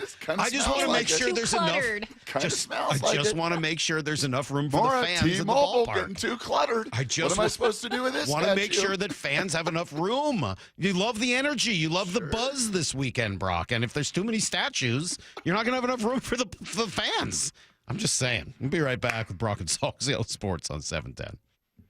Wyman and Bob, afternoons 2 to 7. I was always a guy that, like, if I could get an interception, man. How many did you have in your career? 3. How many should you have had? If you, as you put it, if you didn't have frying pan hands. Yeah, I would say probably double that. When I was in high school, I played in a state championship game. I had 2 interceptions in one game, and I was like, that was my favorite game. I just loved that. Dave Wyman and Bob Stelton, afternoons 2 to 7 on Seattle Sports, the app, YouTube, and your smart speaker. Hey, it's Mike Salk here, and look, just watching and being around our football and baseball teams, it's pretty clear. Players, coaches, they're focused, right? They're on a mission. They know what they want. It's right in front of them, so they're in go mode. Inspiring to all of us, right? And so that's why we watch sports, to see when someone is capable. See what they're capable of. See what they look like when they're locked in. Have you thought about that for yourself? What you're capable of? What if you had the plan right in front of you and all you had to do was commit to it? That's what Eastside Weight Loss Clinic wants to find out. They've helped over 4,000 people locally become a better version of themselves. I know some of them, and the chances are you do too. Heck, I'm one of them. The plan works. It's hard. It's not that hard. It's very safe. There's no injections, no surgery. You're eating fresh, delicious food you buy at the grocery store. Plenty of accountability and coaching every step of the way. It works. All it takes a 15-minute phone consultation. Schedule yours right now at eastsideweightlossclinic.com. That's eastsideweightlossclinic.com. Dr. Ryan Coogan, D.C. Results may vary. Americans may not agree on much, but we agree on Social Security. We all pay in. It ought to be there when we need it. Social Security could face a funding gap in less than a decade, and I don't want to see a pay cut. I'm with AARP in the fight to protect the Social Security we earned. Pledge to protect Social Security at aarp.org/weearnedit. That's aarp.org/weearnedit. Paid for by AARP. I'm Matt Morgan of Morgan & Morgan. Your car steering wheel could be a ticking time bomb. At least 24 people have died and many more injured because their airbags fired shrapnel at them upon inflating. Tens of millions of cars have been recalled. If you suffered cuts that required stitches, hearing or vision loss, or broken bones, please contact us today. You could be owed money for medical bills and other damages. Morgan & Morgan. Visit us at badairbags.com for an office near you. Prior results do not guarantee a similar outcome. I just saw 2 houses for sale. Same neighborhood, almost identical, but one had an Orchard sign and it sold for way more. So I asked my friends at Orchard, why? The first house used a traditional agent. After weeks of price drops and frustration, they settled for less than they'd hoped for. The second homeowner chose Orchard and got more. Their local Orchard agent didn't just list a home, they marketed it. They knew exactly which upgrades would attract serious buyers and brought in a pro to handle everything. And even more, with Orchard's Move First, Sell Later program, the homeowner moved into their new home before their old one even hit the market. They skipped all the hassles and showings. Never settle for less. Get more with Orchard, the smarter, faster, hassle-free way to buy your new home, even before your old home sells. Start with Orchard's free home valuation at Orchard.com. That's Orchard.com. Orchard.com. At Toyota of Kirkland, it's all about making the smart play. More savings and taking the tailgate wherever you go with the all-hybrid Camry leasing at $299 a month for 36 months with $32.39 due at signing. And the Prius, the electric ride leasing at $299 a month for 36 months with $29.99 due at signing. Their incredible team at Toyota of Kirkland will set you up with a test drive so you can head to the ballpark in that new car the same day. Score yours today by visiting Toyota of Kirkland or online at toyotaofkirkland.com and take the tailgate wherever you go. Offers valid through September 2nd, 2025. Excludes taxes, titles, license, dealer accessories, and $200 negotiable dealer documentation fee. Models 2559 and 1263. The home of the Mariners. One hopper snared at short. On a quick hop by J.P. Crawford. That guy's a magician over there at shortstop. Seattle Sports. Download the Seattle Sports app. Hey, Brock Ewart here for my friends over at PCF Construction. If you're seeking a complete outdoor living space or a very specific project like an underdeck ceiling, maybe a new deck, patio cover, railings, well, my friends at PCF have you covered. This summer, well, you can enjoy 12 months of no interest and no payments. And how about this? Plus 50% off a design and architectural drawing package or up to $5,000 off an undercover system. If you're looking at your outside and saying, golly, what a beautiful summer in the Pacific Northwest, and we can't take advantage of it, well, take advantage of these offers today. If you've been wanting that new deck, that new patio cover, make the call. Get online right now and connect with my friends at PCF. You can find all the offer details. You can get project ideas, and you can browse photos at PCFgroup.com or call today at 425-629-8476. Don't let this offer pass you by. It's 425-629-8476. When the heat's in 11, cool AC would be heaven. dayandnight.net. Some AC you'll be loving when your house is an oven. dayandnight.net. Northwest summers are beautiful, but there's always a long, hot stretch that makes everyone say, man, AC sure would be nice. Well, except for that one annoying friend who won't stop talking about how great his AC is. Hi, I'm Bruce with Day and Night Plumbing and Heating. Don't sweat through another summer. Have Day and Night keep your house cool and comfortable by installing a high-efficiency AC or heat pump. Or if you have an existing system, we'll come and service it. Make sure it's running efficiently and ready to cool when you need it. When the summer is cooking, we're the place to be looking. dayandnight.net. Stay cool this summer with Day and Night. Call now to get 10% off an air conditioner or heat pump. Plus, no payments or interest for a year OAC. Restrictions apply. Call for details. dayandnight.net. From the Quantum Fiber Studio, you're listening to Brock and Salk. Weekdays 6 to 10. On Seattle Sports and 97.3 FM HD2. It's a good point. Good point here, 360. If the statues do take up space for the loudspeaker megaphone guy, maybe we need even more statues out there. That's pretty good. Nice job, 360. Well said. Yeah, we talking through this. I mean, we're going to spend a ton of time on them, right? Because they're just on fire, and they are now, essentially in a virtual tie with Houston. They're half game back, tied in the win column, a game back in the loss column with Houston, who is fading and fading fast. Texas fading and fading fast, even faster. Yankees fading and fading. Like the teams in the American League, they're just not that good. And Detroit and Toronto are both decent teams. And the Yankees there's some decent teams, but they're not that good. And I am very curious to see what the Mariners look like this week as you do Baltimore and then the Mets and then the Phillies. Like Baltimore has given them some trouble, and then obviously the Mets and Phillies are two of the better teams in the National League this year. That's a good test for them, right? On the road, all at once. That's a good little test. But in the American League, it's not. I don't think it's going to take 100 wins to get yourself a first round bye this year. Nope. And Toronto's only 3 up on you. They're not 8 up on you. No. They're 3 up on you. You've just eaten that up with Houston in the last 7 to 9 days. Mm-hmm. Detroit is 2 up on you. So those 1 and 2 seeds, to me, that's how I'm looking at these standings now. I'm looking at Houston. You're right there with Houston. Houston will get healthier, Salk. Passon will tell you tomorrow when you have this take. He's going to tell you about the guys that are coming back. You know what, though? I've heard those stories before. And now I've heard that story now before. In that mix. No, I've heard that before. Oh, this team's going to get healthier, and then when they come back, it just doesn't always work that way. Like sometimes the guys come back and they're not what they're supposed to be, and they're still dealing with something. Like I don't know. Those stories don't do it for me. Yeah, maybe that happens. I'm not saying it couldn't happen, but I'm not going to sit here and be like, oh, terrify. Houston's going to get their guys back and then this and that. Yeah, we'll see. Mm-hmm. We'll see. Because the Mariners are going to get some guys back. Raley's going to come back. Nice grand salami yesterday. Robles is going to be coming back. Yep. Bryce Miller's got, one more rehab start this week, hopefully? Yeah, so you're getting some guys back. It's not Yordan Alvarez that you're getting back, but you're going to get some guys, and we'll talk through what that looks like at 8 o'clock. But I don't know. I look around and I see an American League landscape that is ripe for the taking, and the Mariners right now doing all they can to capitalize on it, which is great. I'm going to keep coming back to the trade deadline as the single most important event of this year. And I've told this story before, but I'll tell it again, and I'll try to be quick because I know it involves the word Boston, which makes half the people in town immediately change the station. So I apologize. Barf, Boston, barf. Red Sox, barf.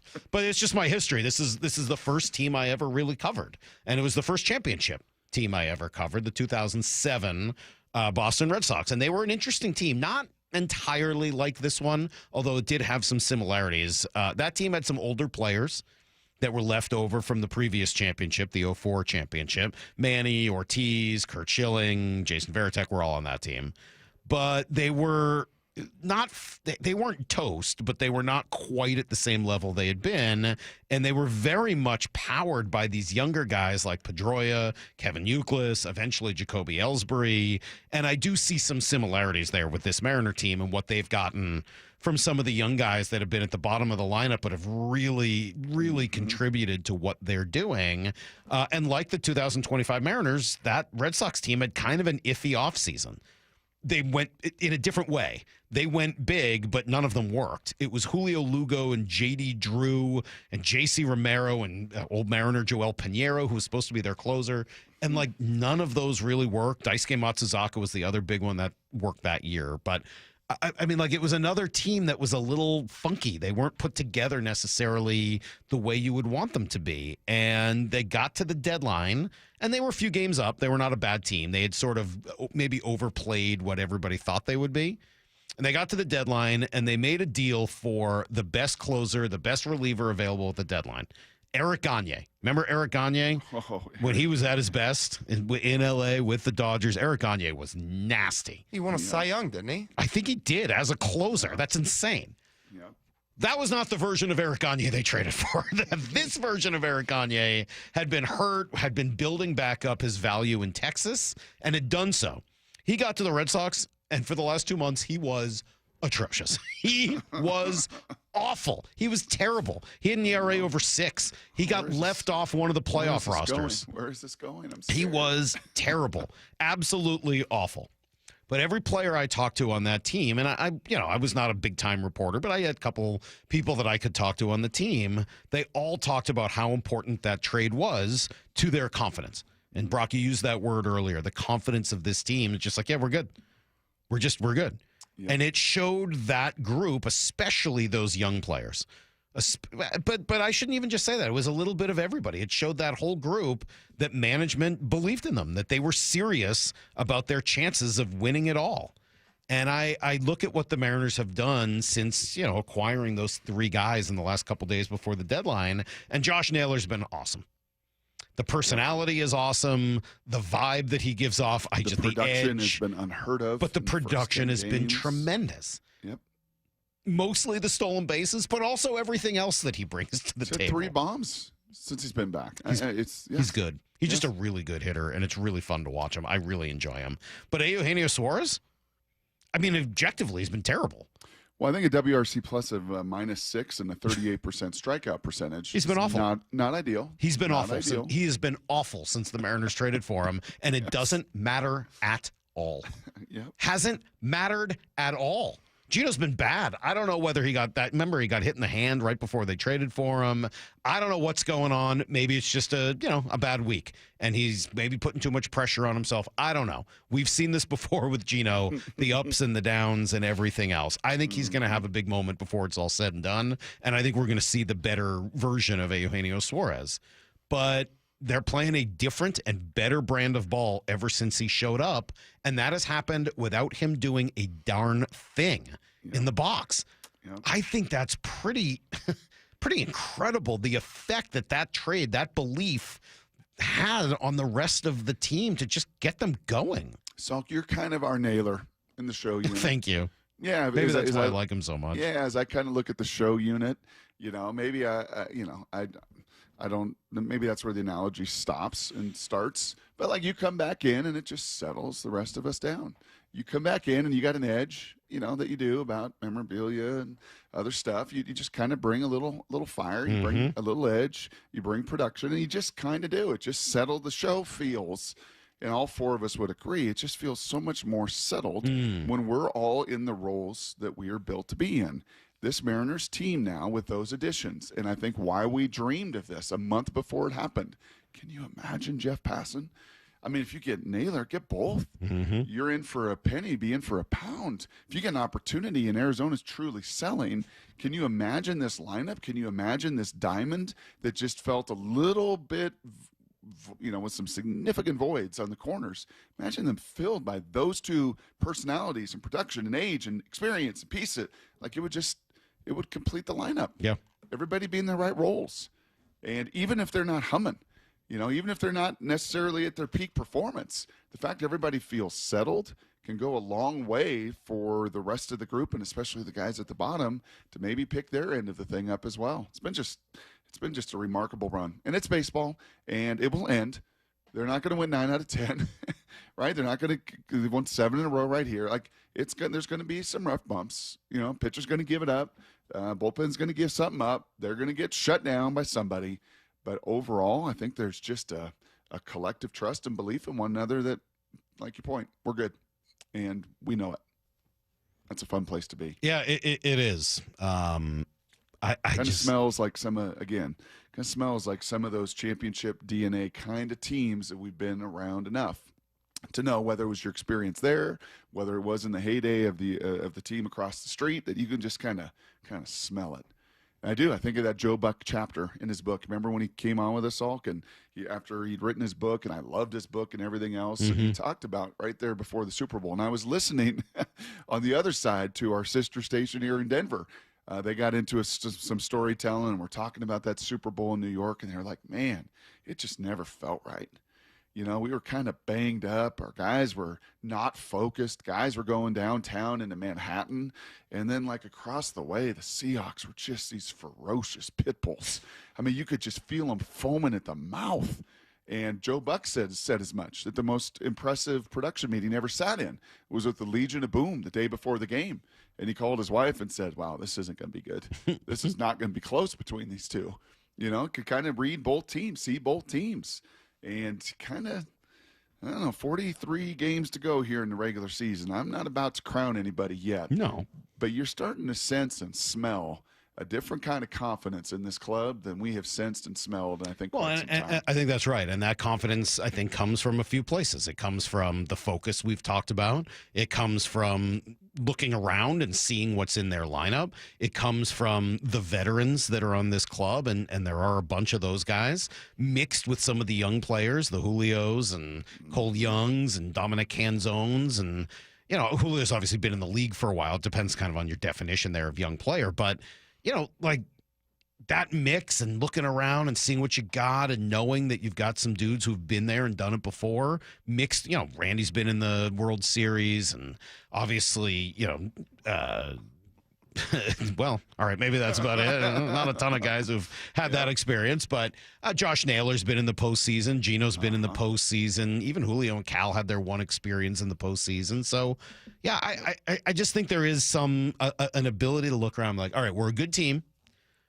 The front office believed in us and added, you know, around the edges or maybe even more than that to what we needed. We've got a starting rotation that has not been as good as expected this year, but we know who those dudes are. And you got two horses in the back of your bullpen that are just ridiculous. I'm saying again, Matt Brash with 2 saves over the weekend. I understand why Munoz is the closer. He should be the closer. This is not an argument. I don't know how anybody hits the ball off Matt Brash ever. Every time he gives up a hit, I am in complete state of shock. His stuff is ridiculous. How does anybody hit that? Yeah. You ever played, Salk, before Blue 88? My mind is going back as we're talking about this in the lineup. You ever played in a scramble with 4 sticks, and you were like the 5th? Yes, I have actually once. How fun is that? Except you feel bad. You feel like you've got to contribute at some point. Yeah, I played at Newcastle. Rick Neuheisel in his prime. I think he was like a 2. A guy named Bijal Shah, who may be listening right now. Bijal was a winemaker. He was a scratch that hit like 350-yard bombs. Okie Golf, actual Mr. Okie, who was unbelievably crispy and talented, and then the 4th guy, I think, had been on like the pro tour at some point. And I'm like, well, what am I doing here? I think I contributed 1 shot on an uphill where I sliced it so badly it hit off a rock. Where are you going with this? And bounced to 2 inches. I'm going with the fact that like every hole you just knew you're going to deliver. Like we're going to birdie every hole. Like we're going to win. Like we're good. We like that crew all knew it. They're all like scratch golfers. And honestly, for the first time in our tenure of doing this, it's just a way of putting a picture to what you have said repeatedly over the last 8 days since the trade deadline. This is the best Mariner lineup we've ever seen. That you and I doing this show have ever seen. I think it's the best Mariner lineup anyone's ever seen. The numbers would bear that out. Ooh. Adjusted for park factor and league factor, this is the best Mariners lineup you've ever seen. I got to take a look at that. What you have to do is look at like combined OPS plus or WRC plus rather than just looking at the overall numbers, because the league does not hit the way the league did in 2001 or 1995 or 1998. Okay. When you adjust for the league that you're in and the ballpark that you play in, this is the best Mariner lineup of all time. You've never seen a better Mariner lineup than this. Yeah, even 01, like if you're going to use this, like if we're going to play this exercise and just use this 2-week sample with the Mariners and compare it to other teams, like Carlos Guillen in 01, 91 OPS plus, David Bell at third base, 90 OPS plus, Al Martin in left field, 90 OPS plus. That was the 01 team, starters. This team has every single player hitting right now in their regular lineup with a WRC plus over 100. This is the best Mariner lineup you've ever seen. Adjust it. Now, again, I get it. Like, obviously, other teams have scored more runs and have Hall of Famers and all of that. But just looking at the just raw numbers, this is the best you've ever seen. And you combine it with a pretty good pitching staff and a pretty good bullpen, and you end up with a team that I think is going to end up winning the West, and we'll see where it goes from there. Let's do some Blue 88. This is Brock and Salk's Blue 88. Blue 88! Blue 88! We take you to the field as Brock Ewart breaks down 3 football questions as only he can. Now here's your hosts, Brock Ewart and Mike Salk. Matt in Beaverton says, so Brock, are you Dylan Moore in this story? 100%. That's mean, Matt. That's not right. 100%. Why would you write that? That's just like that's he not had right. a ball go off the knob of That's his not right. bat for a game winner. I had a ball bounce off a rock, go 180 onto the ground. It's the only contribution I made all day long. That is 100%. How dare you, Matt? All right, question number 1 for you, Brock. Sam Darnold came into camp a little lighter this year. How come? He did. I love the numbers that Brady put out. Morris sent those over to us as well, of how much movement. I'm a firm believer of this, Salk. I was statuesque as a quarterback. I was not a great mover. But even back in the day at Puyallup High School, do you know what Mike Heward believed in? A little bit of option game. We're going to threaten the edges. We're going to run a little option. And he really believed in boot and wiggle and sprint out and all of those things to move the pocket. Because I was incubated with that as a young player, and we went on to Washington and still did some of that, and I went in the West Coast system with sprint right option and nakeds and movement plays. I'm a believer in that. It takes the pressure off the offensive line. It takes the pressure off of those tackles that got to block the freakiest athletes. You know, if you really think about it, the area on the field where there is the biggest tilt in athleticism between foes, it's on the offensive line, and in particular tackles versus the Myles Garretts of the world. I mean, it just is not a fair fight.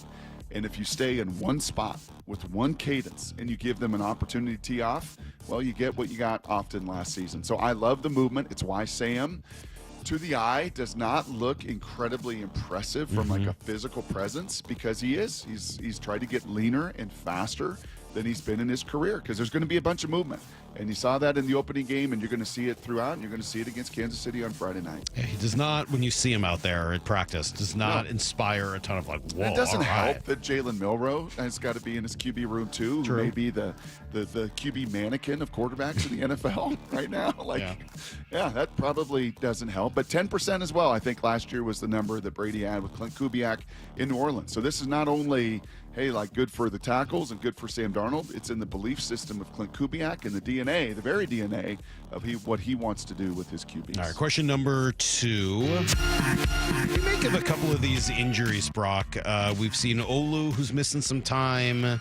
It's not so much just the injuries, but the positions and depth at those positions. So Olu and Tyrese Knight and Kenneth Walker. What do you make of those 3? Yeah, I think the linebacker is the most challenging of those. And Ernest Jones lost his father and dealt with that and on a personal front and was away from camp. He was away this weekend. I'm going to speculate more than likely for the services of that. So that's a lot of time, right, that he has missed. Now, obviously, he played the second half of all last season, and he was around in the offseason and got his new deal. But, yeah, between he and Knight both being out, that peanut butter and jelly, that second level read and react and communicate and do all the things that those guys got to do at the second level, that would be maybe the most concerning. I think the Olu injury, unfortunately for him, opens up a Sundell opportunity to just put the 5 best linemen out there on the field. And there might be a real argument that Sundell is one of our 5 best, and we've got to find a way to play him. And this injury just opens the door to that. And then K9, you better watch out, man. Mr. Charbonnet is not a guy that you want to give your opportunities to. Again. I think that's the key word for me on that one. In this system. Yeah. And Brady really hammered this home a week ago, Salk.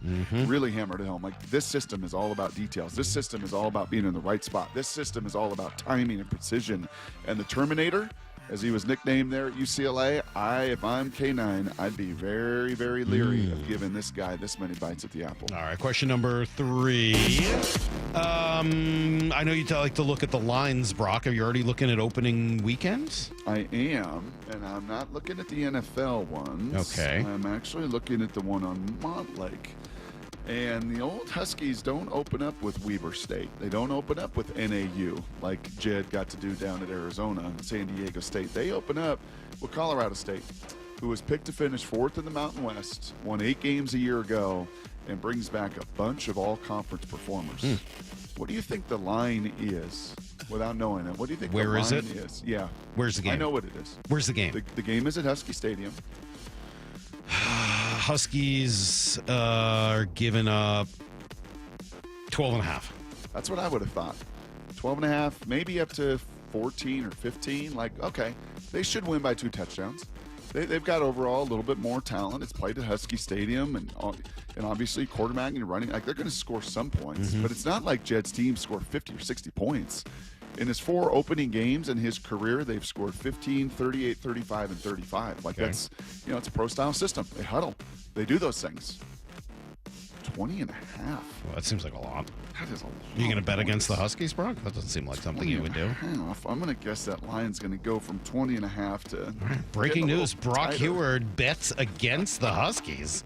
Never would have thought I never thought it would come to this here on Blue 88. 20 and a half. That's is a where we're lot at. Of points against a competent opponent with a fourth-year coach with a very developed system. I'm sorry. I see what's happening. Brock's already setting it up for the disappointment. He's already making the excuses now. He's already making the excuses when they lose their opener. Like, hey, remember what I said? Colorado was X, Y, and Z, and thought that was a little bit of a line and this and that. They're not losing the opener, but 20 and a half. I can't wait to hear the excuses in a couple of weeks. That's everything you need to know. Man, people very triggered by that conversation about the Mariner lineup. Well, it's kind of hard because I think there was A-Rod and Edgar and Buhner. Yeah, it doesn't have the names of those lineups, but and may not have the top-end talent of those lineups. This is a numbers-based argument, and obviously you've got to extrapolate because you've only had this Mariner lineup for like 10 days. But if you look at the numbers those guys have put up over the course of this year and then compare them in terms of, park-adjusted, league-adjusted, it's better. Like, I don't know what to tell you. Those are just numbers. And you do have to adjust for park and league. Those two things are very different than they were at that time. So if you say, all right, well, which Mariner lineup was better? That one probably had, like, if you're looking at in 95 or 97 or whatever year it is that you're choosing, they had better players and they had, put up more runs. And so in that way, you would say, all right. Statues, so. Right, they have more statues. So you would say that lineup is better. But relative to the league they play in and the numbers in that, because the league now didn't put up those kinds of numbers. Right. Pitching's too good. And you're playing in a ballpark that suppresses runs as much as any in baseball versus playing in the Kingdome, which did not.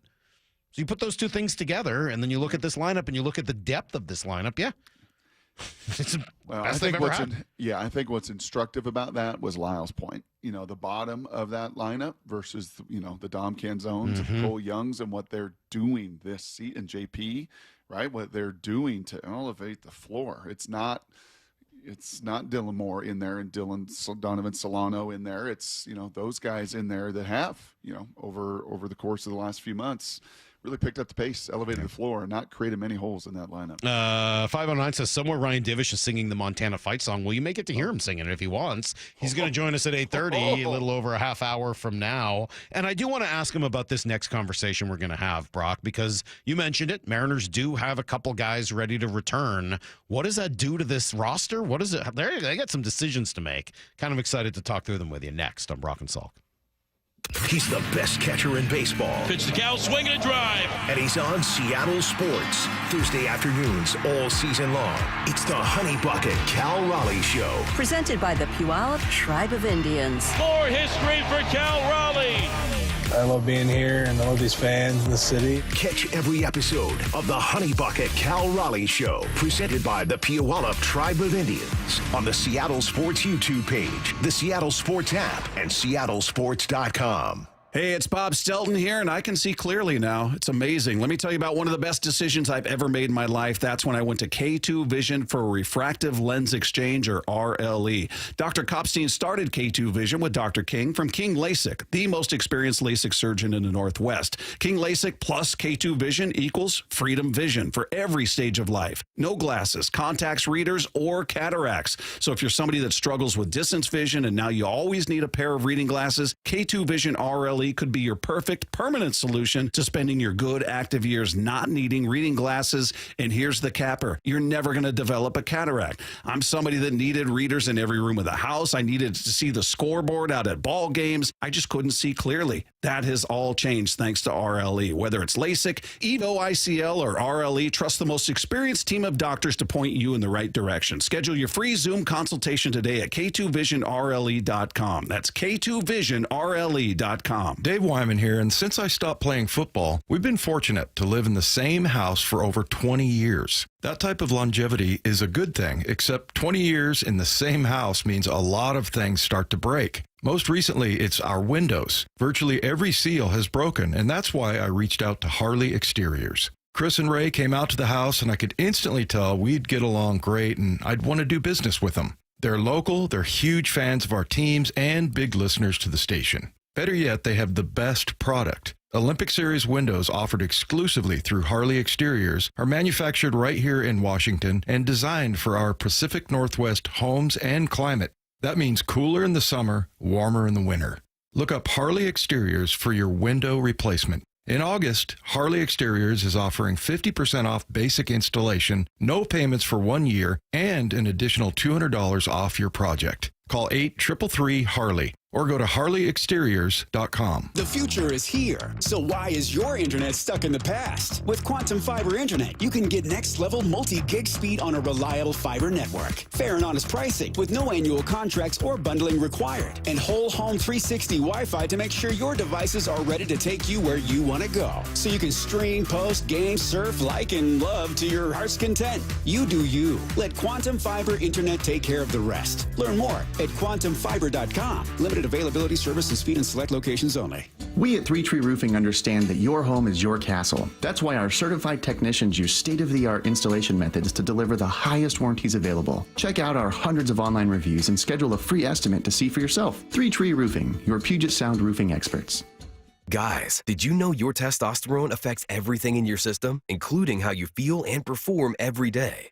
Right now, Revive Men's Health Seattle will check your testosterone for free. Knowing your T levels is the first step in understanding if you have low T. Your testosterone level impacts your energy, libido, sleep, weight, hair loss, mood, and even ED.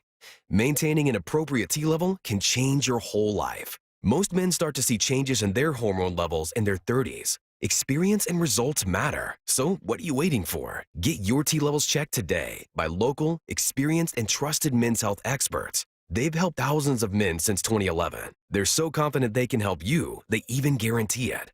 Call Revive today and schedule your free testosterone test, free exam, and free consultation. Call Revive Men's Health at 206-529-1111. That's 206-529-1111. Or visit ReviveMen'sHealth.com. Feeling the heat? Cool off with Home Comfort Alliance. Save up to 25% on 2024 ACs and heat pumps during the final days of the warehouse clearance sale. Plus, PSC customers get AeroSeal duct sealing for as little as $99. Visit HomecomfortAlliance.com. This might be the most surprising statistic I've shared in decades of doing local news. More than 75% of commuters will be involved in a car accident at some point. JP Pendergast of Pendergast Law with more. What makes it more surprising? The average person will be involved in 3 to 4 collisions in their lifetime. With accidents unbelievably prevalent, what are some safety tips if it happens to you? Safety first. Secondary collisions are not uncommon while awaiting help. Turn on those hazards and remain in a safe place. If a bystander witnessed the accident, capture their information and encourage them to remain at the scene. Seek medical attention immediately if needed, as delaying can be a costly mistake. Lastly, remember that statements made to police and insurance adjusters can affect your case. Collisions are more common than we'd like to think. If you find yourself in one, follow these helpful tips and then call my friends at Pendergast Law. If you or a loved one's injured in a car accident, call Pendergast Law. We can help. PendergastLaw.com. Let's go! This is Seattle Sports. Streaming through the Seattle Sports app. KIRO AM Seattle. KIRO FM HD2 Tacoma. Home of the Seahawks, Mariners, and everything Seattle sports. Get his freaking auto! From the Quantum Fiber Studio, this is Brock and Salk on Seattle Sports. I don't read the internet, guys. Take the bull by the hands. And Brooke, you are. And Brooke, you are. Now here are your hosts, Brock Eward and Mike Salk. Ryan Divish going to join us in a half hour. He's back from his sabbatical, and so we will chat some baseball with Divish at 8:30, and then 9 o'clock hour, we got a whole bunch of football stuff, including Mike Sando's quarterback list. Brock, it's out. The big tiered list is officially out, and you got to find out which tier Sam Darnold is in. Plus, you probably want to know where Geno is at and some others as well. So all that coming up in the 9 o'clock hour after a good baseball conversation here throughout this hour. They do have some roster decisions to make coming up. They're not there yet, but Luke Raley is back, working out and rehabbing in Tacoma, hit a grand slam last night, so I don't think he's too far away. Bryce Miller is about to have his third rehab start. He's supposed to go 80 to 85 pitches. So he's on going Wednesday, right? I think it's Wednesday. Yep. So that's 2 days away. And then obviously at some point you're hoping to get Victor Robles back. He looked pretty healthy as he was dumping that water bucket all over Cal the other day. Did you see the video the Mariners took of him sneaking around with it? Yeah. He's kind of Harry Carsoning that thing, which I thought was pretty cool. And so, look, you've got 2 to 3 guys that are going to be coming back that probably deserve a spot on this major league roster. Plus, you're going to get, is it 1 or 2 more now in September? You get 2, right? 1 hitter, 1 pitcher, right? So you're going to get 2 more once you get to September. What does that look like? Like, if you're in charge, do you have a sense as to what you want to do as you bring each of those guys back?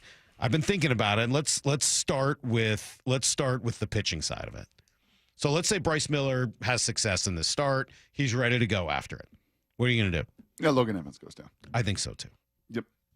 Yep. Logan has given you just really, honestly, incredible innings for a former 10th round pick that, ascended last year. And remember, they tried to kind of transition him to the bullpen late last year is a possibility. And I don't think that, was going in a wonderful direction. And then ultimately, he got his opportunity as Emerson has struggled. By the way, Emerson's still struggling. I know. What's up with that? Numbers. Woof. Yeah, really. I know it's, what do you call those ballparks in AAA? In the Mickey Mouse? League? Yeah, I know it's Mickey Mouse ballparks, but yeah, struggling. So I think that's pretty simple, and I think the timing of it works out just tremendously. Logan will get 1 more start. Everything goes well for Bryce. I think you just make that swap, pencil him in, and let's go. Let's ride. So I agree with you, but I also would like to throw a caveat on that, which is I am not done thinking about Bryce Miller bullpen arm for the end of this season. Okay. And I am not, look, I think you probably are going to bring Logan Evans. You give him a couple weeks to rest. Not saying he doesn't pitch at all, but you can limit his innings, limit how much he's throwing here for a little while. And I'm not done necessarily with Logan Evans starting pitcher for your Seattle Mariners in 2025, but I think you're right. That's what you do to try to limit some of the wear and tear. I really do. The more I look at this bullpen, the more I look at the rotation and just kind of what we've seen from Bryce and whatever this problem he's got is, if you can use him for short term without having to worry that this pops up and he loses his velocity later in the start, like I just think that is a win for the Mariners. Maybe there in the middle of September down in Houston, maybe you make that change then. Yeah, just depending on what the next 2-3 weeks look like, and maybe he's great. I mean, maybe he comes back and he's going 6-7 strong every time, and he's dominant, and we say, okay, whatever, there's nothing to do. But I'm that is still very front and center, not even back of my mind. Very front and center in my mind. Yep. The other question is the Raley question. Okay, so let's say Luke Raley's ready to come back within the week. Okay, what are you going to do? You've got essentially 3 options, and I don't know whether everyone's going to like my solution to this problem. But assuming everything is the way it is, your options when Raley returns are essentially Dylan Moore, Miles Mastrobuoni, and Donovan Solano, right? Mm-hmm. I know this is going to sound hard for people because the obvious answer is either Dylan Moore. It's Dylan Moore. But I do wonder if that occurs, if it's Mastrobuoni who gets sent down again. The reality of the situation is that none of these guys are going to play very much. I mean, Dan is playing his guys almost every single night, same lineup, et cetera. It doesn't neither Mastro nor Dylan Moore is getting any run. Mm-hmm. Mastro's the only one with options. And you're going to get to add a player back in another week or so. He's also the only other lefty in that group. So I don't know, but my gut tells me, if I were in charge, Mastro gets sent down when Raley's back, and then you bring him back up in September. Yeah. And then if and when Victor Robles is ready to go, then you have that conversation about either Dylan Moore or Donovan Solano. I would co-sign. Does that all make sense? I would, and they've kind of shown you that's what they did, the last time around. In a situation like this guy has options, the others don't. I've preached this all season long through 119 games that Dan's going to have more grace for his guys than we are, and certainly, the Mariners Twitter is for Dylan Moore and others. I mean, that's been his calling card. Yeah. And he's reaped some fruit from some of that as guys have gone through some ups and some downs. And it is a down. I mean, it is a canyon, unlike anything we've seen from Dylan. Yep. Right? This stretch of 3 months. But the guy has options, and as you said, it's not really coming into play as everybody else has remained. And he also just, at the very least, he's a capable guy to come in and steal a base or run something down in the outfield if you need him to. So I think that's the way it's going to go. I know it'll be a little frustrating in the moment, but it just gives them the most flexibility. Can I just ask a question here? Yeah. This one, for me, in terms of the Raley move, is a lot less about Dylan Moore and more about Donovan Solano, because it's kind of the spot that Raley would fill. Solano only plays first base. Donovan Solano, until that extra inning win against the White Sox on Thursday, went 2 weeks without a plate appearance. Yeah. So, what use are you getting out of him? Very little. If it's not going to be him that gets... And maybe they go in that direction. It's just that he's right-handed is really the only difference. And Dan doesn't seem to care as much about that. So you may be right. Maybe they do decide it just, hey, sorry, buddy, it's time. If it were me, I think I would go for the flexibility for a week or two, because it's not going to be that long until you can bring Mastrobuoni back. That would be me. I got a text here saying, Salk, Master only had one option going into the year, which was used up. I don't think he has any more options. That's not how options work. It's an option year. When you talk about a player and whether or not they have options, it's for that season. And during their option season, you can bring them up and down as many times as you want. So that's just not the way that works. But doesn't mean they're going to go that road. I mean, I think they could do any of those three things. Lyle, I think you make a really good point about Solano. But it does seem like they value that flexibility long term. And I wonder, too, with Raley, brought him up last time, and obviously this is a different injury. Last time it was rib cage, this time it was back. And I just wonder, if you're going good, do you have to bring him up? I mean, if they kind of stay on this kind of heater. I mean, why wouldn't you, though? Luke Raley's got to be on this roster. I mean, yes. why the wouldn't answer you? is yes. Yeah. All right. I don't see any downside to bringing him up. Wow. Even if he's not playing that much, you don't want Luke Raley's speed, Luke Raley's power. Those are all things you would want. Lyle knows he's the best bunter on the team. You may need Luke Raley to lay down a bunt now and again as a pinch hitter. So, yeah, no, I think the moment he's ready. How about Luke to come Raley back, getting 4 consistent at-bats a night at AAA level and make sure he's kind of all the way back? Well, I'm not saying you have to rush him back, but when Luke Raley's ready to return, I think you can bring Luke Raley back pretty safely. Let's go. And find a little room for him now and again. Plus, eventually somebody's going to be less hot than they are now. That's likely to occur. Having Luke Raley as another option on your bench, that sounds pretty and appetizing. He's a great bunter. What am I talking about? I mean, one of the world's best. Great bunter, Lyle. Lyle knows. That's why Lyle wants him back. Ryan Divish can help us answer some of these questions and more in 20 minutes. We'll be right back with everything you need to know next. Wyman and Bob, afternoons 2 to 7. I was always a guy that, if I could get an interception, man. How many did you have in your career? 3. How many should you have had? If you, as you put it, if you didn't have frying pan hands. Yeah, I would say probably double that. When I was in high school, I played in a state championship game. I had 2 interceptions in one game, and I was like, that was my favorite game. I just loved that. Dave Wyman and Bob Stelton, afternoons 2 to 7 on Seattle Sports, the app, YouTube, and your smart speaker. Are you tired of assuming on this Monday morning, just assuming that your insurance and the rates and what's being covered are exactly what they need to be for you and your situation? Well, it costs you nothing to take the First Mark Insurance Challenge and find out. You know, Molly and I had heard so many of these First Mark Challenge victories and wondered, what is this really about? Is insurance and the policies and the premiums really that much different from one another? I didn't know. I was confused. It's stressful. I don't really want to deal with it, but boy, am I glad First Mark did. We took the First Mark Insurance Challenge, and you should too. My parents have. Many of my friends and other family members have. And here's how they go to work for you. They fully analyze your current coverage, making sure you're not overpaying for the wrong coverage. Then, one like you and me, they go to the market. Dozens of major carriers they have worked with for decades to find you the best fit. That's it. There's no stress. There's no confusion. Did I mention? It's totally free.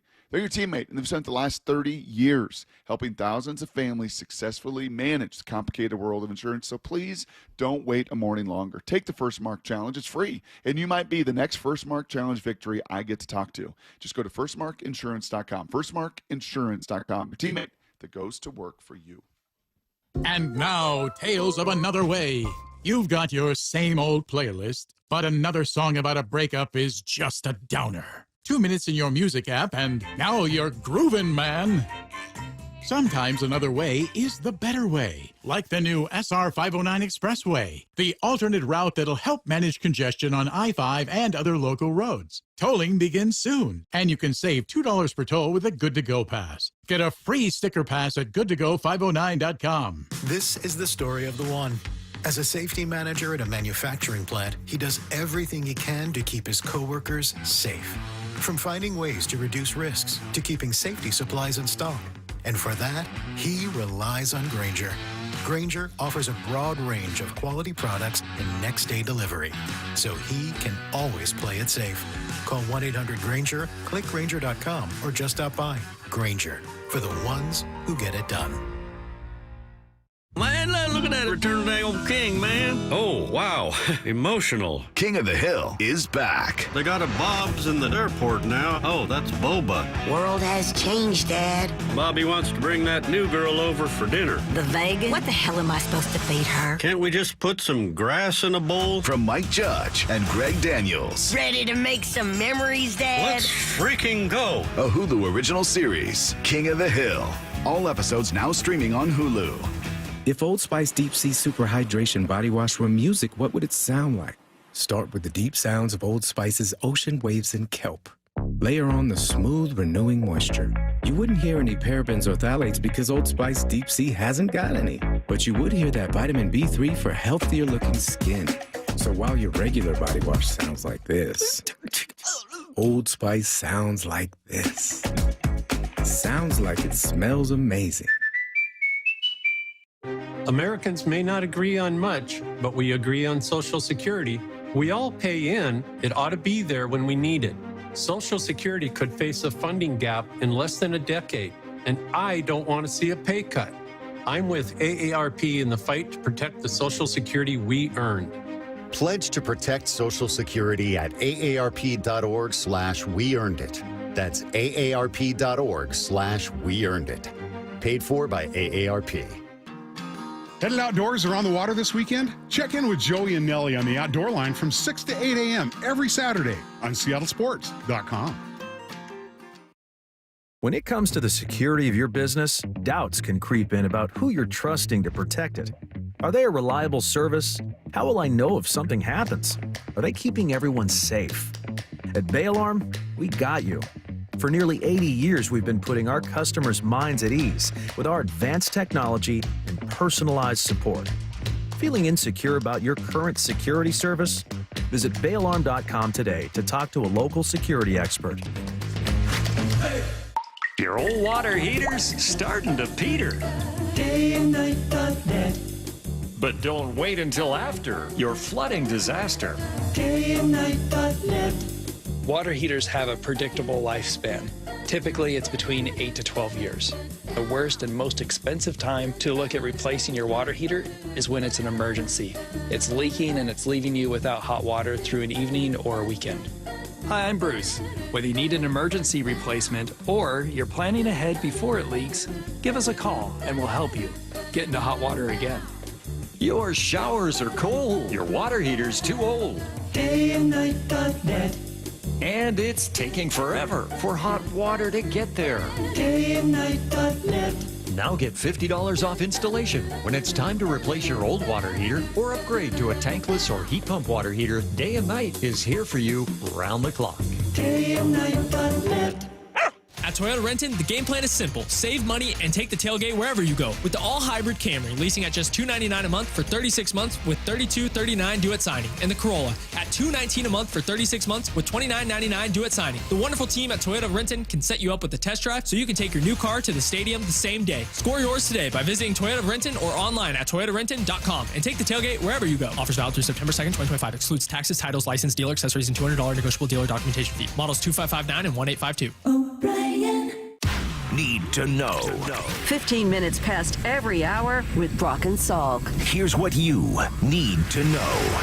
Up first. Sweep, Sweep. Lots of sweeps these days for the Mariners. They just won 9 of 10 on what was just a ridiculously successful homestand for them. 7 games in a row after sweeping first the pathetic White Sox, but then a decent team in Tampa. It's not a World Series team, not even going to be a playoff team, but they got some dudes over there, and the Mariners made them look silly, quite frankly, over the course of 3 games. It was a comeback win late on Friday, and then 2 games Saturday and Sunday where they got ahead, added on, and just kept it going and found ways to win them all. They are in a groove right now, Brock. Whose home run do you want? You want a Cal, a Naylor, or Julio? I like Naylors. All right. Here's a little tack-on job yesterday. The 2-2. Swung on, smashed, right field. This has got a chance. It's in the seats. Josh Naylor, a solo home run. His 4th with the Mariners, his 15th on the year. A little more breathing room for the Mariners. It's 5-3 in the 7th inning. Mariners continue to play long ball. Isn't it weird that he only has that many home runs? Yes. Salky, do you have friends? No. I know you do, actually. No, not really. You have friends that may have little potty mouths, right? Then you see them in professional environments. I'm not saying you. I said friends that just kind of have potty mouths, and then you see them like in a work environment or professional environment and just kind of chuckle. When I listened to Jay and Angie in a game, and I was really attentive at that point yesterday, and Jay's like, oh, he's going to invite one in the kitchen. Look at him. Look at him. He's trying to bait this pitcher to throw one in the kitchen. And again, baseball people just don't. And Angie giving some of her stuff back. And just like the back and the forth, knowing that if it was unfiltered and there was no FCC regulations. Those two? The conversations would be so incredibly. Yeah, somebody's got to get Jay different. and Angie on XM. Just let them go crazy, because it would be a very different would not be a family broadcast. No. I think so. Jay, were you listening? Was it Friday or Saturday when Jay gave Aaron a little shot in the ribs while he was doing a read? Did you hear that? I think Jay mentioned me afterwards. I couldn't quite hear it well. I thought he said something. I texted them because Angie was like feeling a little jealous that she hadn't been punched in the ribs. Right. And I was like, yeah, no. Don't. Just don't do that. So we know if Aaron develops kidney stones down the line, that it's we Jay's know where fault. it started. Absolutely. Yeah, you can blame Jay specifically for that. They get the day off today and then a really tough road trip. Baltimore, the Mets, and the Phillies. That is no joke. Cal swept the Rangers, by the way. The Phillies did? Yeah. Yeah, Phillies are good. The Mets Rangers lost aren't 9 of 10. They're kind of Frank out there. Fleming's a little distraught about his Mets, but yeah, this is going to be a great test. Not 10 at home, 9 out on the road, 9 in 9 days, starting tomorrow. Cal, 45 home runs now. He has tied Johnny Bench. Just amazing what he's doing. 3 home runs in his last 3 games. Here's the second thing you need to know. Should also say, it's part of need to know, I should say, that they're now just a half game behind Houston in the West, alone in that first wild card, 2 games behind Detroit for a first round bye. It was a great weekend, not just because of all the wins, but because of Ichiro's weekend and you know, giving him his due here in Seattle. We got to hear him speak once again. Not only did he talk about himself and his career and the Mariners, but he also talked specifically about this year's team and what's in front of them. This year's team has a great opportunity.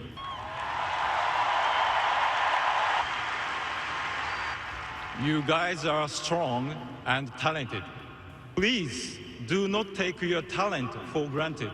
You have a great team and a great opportunity in front of you. I understand there is pressure to win. But the thing about winning is, it is always tough and never comes without pressure. Accept the pressure and figure out how you can perform at your best under pressure. That's a pretty good message, don't you think? Accept the pressure. That's right. 2 things come to mind. Number 1, I was waiting for him, and remember, pressure busts pipes. Yes. But it also makes diamonds. That was, I thought, maybe the next frame of that. And then secondly, more importantly, much more importantly, and you heard this from guys, you heard it from Rash, this crew likes it when there's 40,000 in the building. We've seen some previous Mariners teams where it's like, man, when the moment gets big, they have not always arrived. Kind of feels like the makeup and the wiring and just the constitution of this group, and they showed it over these 3 days. Moment gets big, stands get packed, passion gets full throat. Brash starts throwing 100. Yeah. This team kind of fed off it over this weekend, which sure was felt also that way. awesome. Totally agree. Ichiro will now have a statue made to commemorate him, which will be the 4th statue at T-Mobile Park. Here's the third thing you need to know. Seahawks practicing later this morning. They just kind of a light practice over the weekend. But it sounds like they're going to play some starters on Friday night against Kansas City, which is great. Talked a lot about their quarterbacks, and we'll have more conversation about them in the 9 o'clock hour. But it does seem to be a very concerted effort to keep them or get them out of the pocket more often. Yeah, well, that was one of the reasons we were really excited about Sam, is his ability to throw on the move and his accuracy on the move, which is really cool. And then, I mean, Drew had a great throw today, moving to his left on the sideline, threw a dime with a guy in his face. I mean, that was a heck of a throw. I can't wait to see that one again. So both guys have the ability. We saw Jalen do it in the game on one of the movements. So all 3 guys can move and throw on the run. Mm-hmm. Yes, they can. And I would just say, Salk, I would edit that just a little bit. They played Thursday night, Friday was off, and they actually got after it pretty good this weekend. They were in pads and kind of getting after it a little bit this weekend. A little maybe lighter today, and then the last public day, is this right? The last public practice of training camp. How fast did this go? Real fast. Tomorrow. Yeah. And then family barbecue day on Wednesday, and here we go. Like, wow. I'm looking at my calendar here. 3 weeks training camp is done, and this is the start of the final 2 weeks, and then it's over. Hay in the barn. Season right around the corner. That's everything you need to know. Quarter past every hour here in the Brock and Football Salk moves fast. Show. It does. I mean, Training the world moves fast. What can I tell you? Do you know your story about the Red Sox in 07 was almost 20 years ago? Does it feel like the story was, or when it occurred? I think this took me so long to tell the story that it feels like I started it 20 years ago, and yet here we are. Yeah, 18 years ago. Yeah, it's a long time ago. How in the world is 2007? I know. Almost 20 years ago. I know. We're getting old. That's a whole different problem. How old we're getting. I am. Well. The Mariners are 8-1 since this dude returned. Okay, and you can. That's point not to what I was going to go to. I was going to tell you about what I was going to do at 9 o'clock and whether or not I can, come back. I'm pretty gun shy after what occurred at the beginning of the Mariners season. So at 9 o'clock, we're gonna start every day for the next 4 weeks leading up to the start of the season. So I got to get back on that horse, bro. I got to get on the horse. We're going to give you back on that horse. 20 most intriguing Seahawks. It ends up being a little bit more than that. It ends up being about 22. But we will give you the 20 most intriguing Seahawks starting today. Get back on that horse, and then every day at 9 o'clock. Cal Raleigh is going to be number 1. I'll just tell you that right now. Before we get there, yes, the Mariners are on fire since Ryan Divish returned. He's next on Brock and Salk. He's the best catcher in baseball. Pitch the cow, swing and a drive. And he's on Seattle Sports, Thursday afternoons all season long. It's the Honey Bucket Cal Raleigh Show. Presented by the Puyallup Tribe of Indians. More history for Cal Raleigh. I love being here and I love these fans in the city. Catch every episode of the Honey Bucket Cal Raleigh Show, presented by the Puyallup Tribe of Indians, on the Seattle Sports YouTube page, the Seattle Sports app, and seattlesports.com. Hey, it's Mike Salk here, and I'm sure the last couple days with the heat we've had, if it is very, very, very warm in your house, it might be because you don't have enough insulation, or maybe you don't even have any. It's very common for homes in our area to have those kinds of problems, and that means that it gets cold in the winter. But in the summer, when it's hot like it's been here the last couple days and is going to be the next few days, yeah, brutal. It just turns your house into an oven. That's why you got to call Crawl Pros. Have them come out and take a look at that crawl space, take a look at that attic, and if you're missing insulation or you don't have enough, they can get that fixed for you. But even better, they can help you save money because Puget Sound Energy customers, yeah, if you're a PSE customer and your home was built before 1990, you could qualify to receive a rebate on up to 95% of that cost to properly insulate your crawl space and attic. That's incredible, 95%. Don't wait. Call Crawl Pros right now. Find out what's going on behind that crawl space or attic hatch for free, and also what rebates you might be eligible for. If you have any concerns about water damage, mold, insulation issues, critters, anything else related to your crawl space or attic, call Crawl Pros or visit crawlpros.com. Did you hear?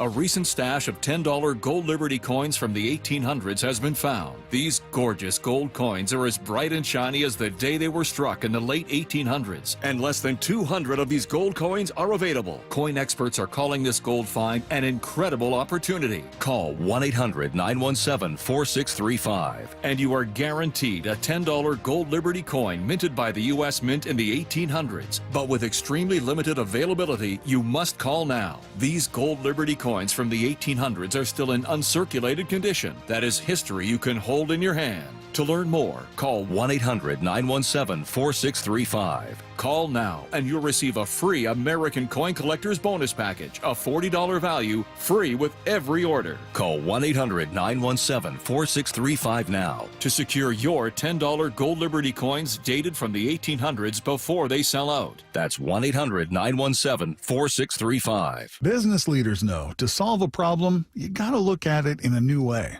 Like travel between Seattle and Portland. Why is it such a pain? I-5 traffic, TSA slowdowns, SeaTac hassles. Seaport removes those pain points. We fly out of Boeing Field and a private terminal at PDX. You park for free, steps away from your plane. And with flights every 45 minutes, you're always home for dinner. Problem solved. Seaport Airlines. It's about time. When businesses thrive, communities score. That's why Bank of America is the official bank of FIFA World Cup here in Seattle. And our more than 95 local business specialists are ready to help your business win. What would you like the power to do? Learn more at bankofamerica.com/local business. Bank of America, official bank of FIFA World Cup 2026. Bank of America Corporation, all rights reserved. Feeling lucky? Don't miss the Lucky Classic Collector Car Truck and Boat Auction, Saturday, August 30th, at Tacoma's LeMay Marymount Event Center. Hundreds of cars, vintage, muscle, exotic, classics, trucks, boats, and more. Saturday, August 30th, at Tacoma's LeMay Marymount Event Center. Millions of dollars in inventory, many must sell, with no reserve whatsoever. Get lucky, get local, and get in line for the Northwest's greatest collector car auction. Auction details at luckyoldcar.com. The home of the Mariners. It is gone! Cal Raleigh, two-run home run! Hear every pitch on 710 and the Seattle Sports app.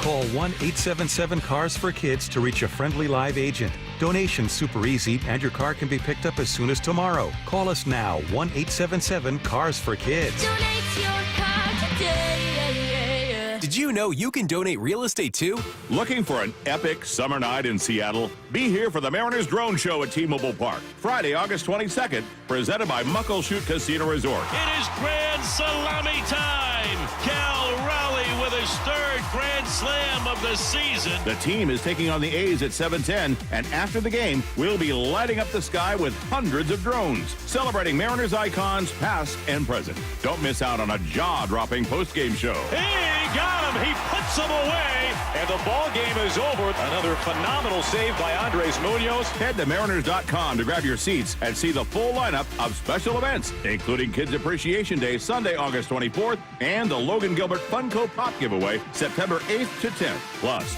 check out a great slate of marquee interleague matchups against the Padres, Cardinals, and Dodgers. Julio clubs this deep out to left field and gone. Julio for the second time. Mariners baseball. Try dance up. Feeling the heat? Cool off with Home Comfort Alliance. It's the final days of the warehouse clearance sale with savings up to 25% on brand new 2024 heat pumps and ACs while supplies last. And PSC customers, listen up. Add AeroSeal duct sealing for as little as $99. That's over $2,000 in savings. For heating, cooling, plumbing, and electrical needs, trust Home Comfort Alliance. Go to homecomfortalliance.com and tell them John Curley sent you. From the Quantum Fiber Studio, you're listening to Brock and Salk. Weekdays 6 to 10. On Seattle Sports and 97.3 FM HD2. Hey, how about this? Ryan Divish is back and has been for about a week and a half or so. Ryan, good morning. How are you, man? Morning, guys. We missed you. Beautiful day here. Oh, thanks. I missed you guys too, I think. Maybe not Lyle, but I want to thank Lyle for my first day back at the field. He wore pants or shorts that fit him. Yeah. And so they were age appropriate shorts, and that was good. We've been working on them before. So what did our texter text about Lyle? It kind of nailed it last week. What do you remember that? No. Why does he always speak as if deer in the headlights? It's deer in headlights approach to life. Oh, deer in headlights approach to life. That's exactly what it was. Yeah. Don't you think that sums it up fairly well? Well, I mean, I feel like it's because he's like one of the freshmen on Dazed and Confused, where they're just pummeled to death all the time. So they've got the deer in the headlight look. It's a movie Lyle hasn't seen. No chance but, he's seen probably should see it. Yeah, quality movie. Yeah. Yeah, he should see that movie. I mean, in his moviecation, he should be seeing Dazed and Confused.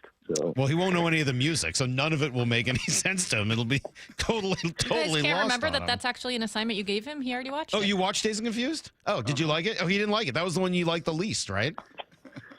No, it was good. No, you didn't like it. Get out of here. You can tell by the way he says it. Before we dig into the Mariners. His voice goes octave high with his lying. Oh, no, it's good.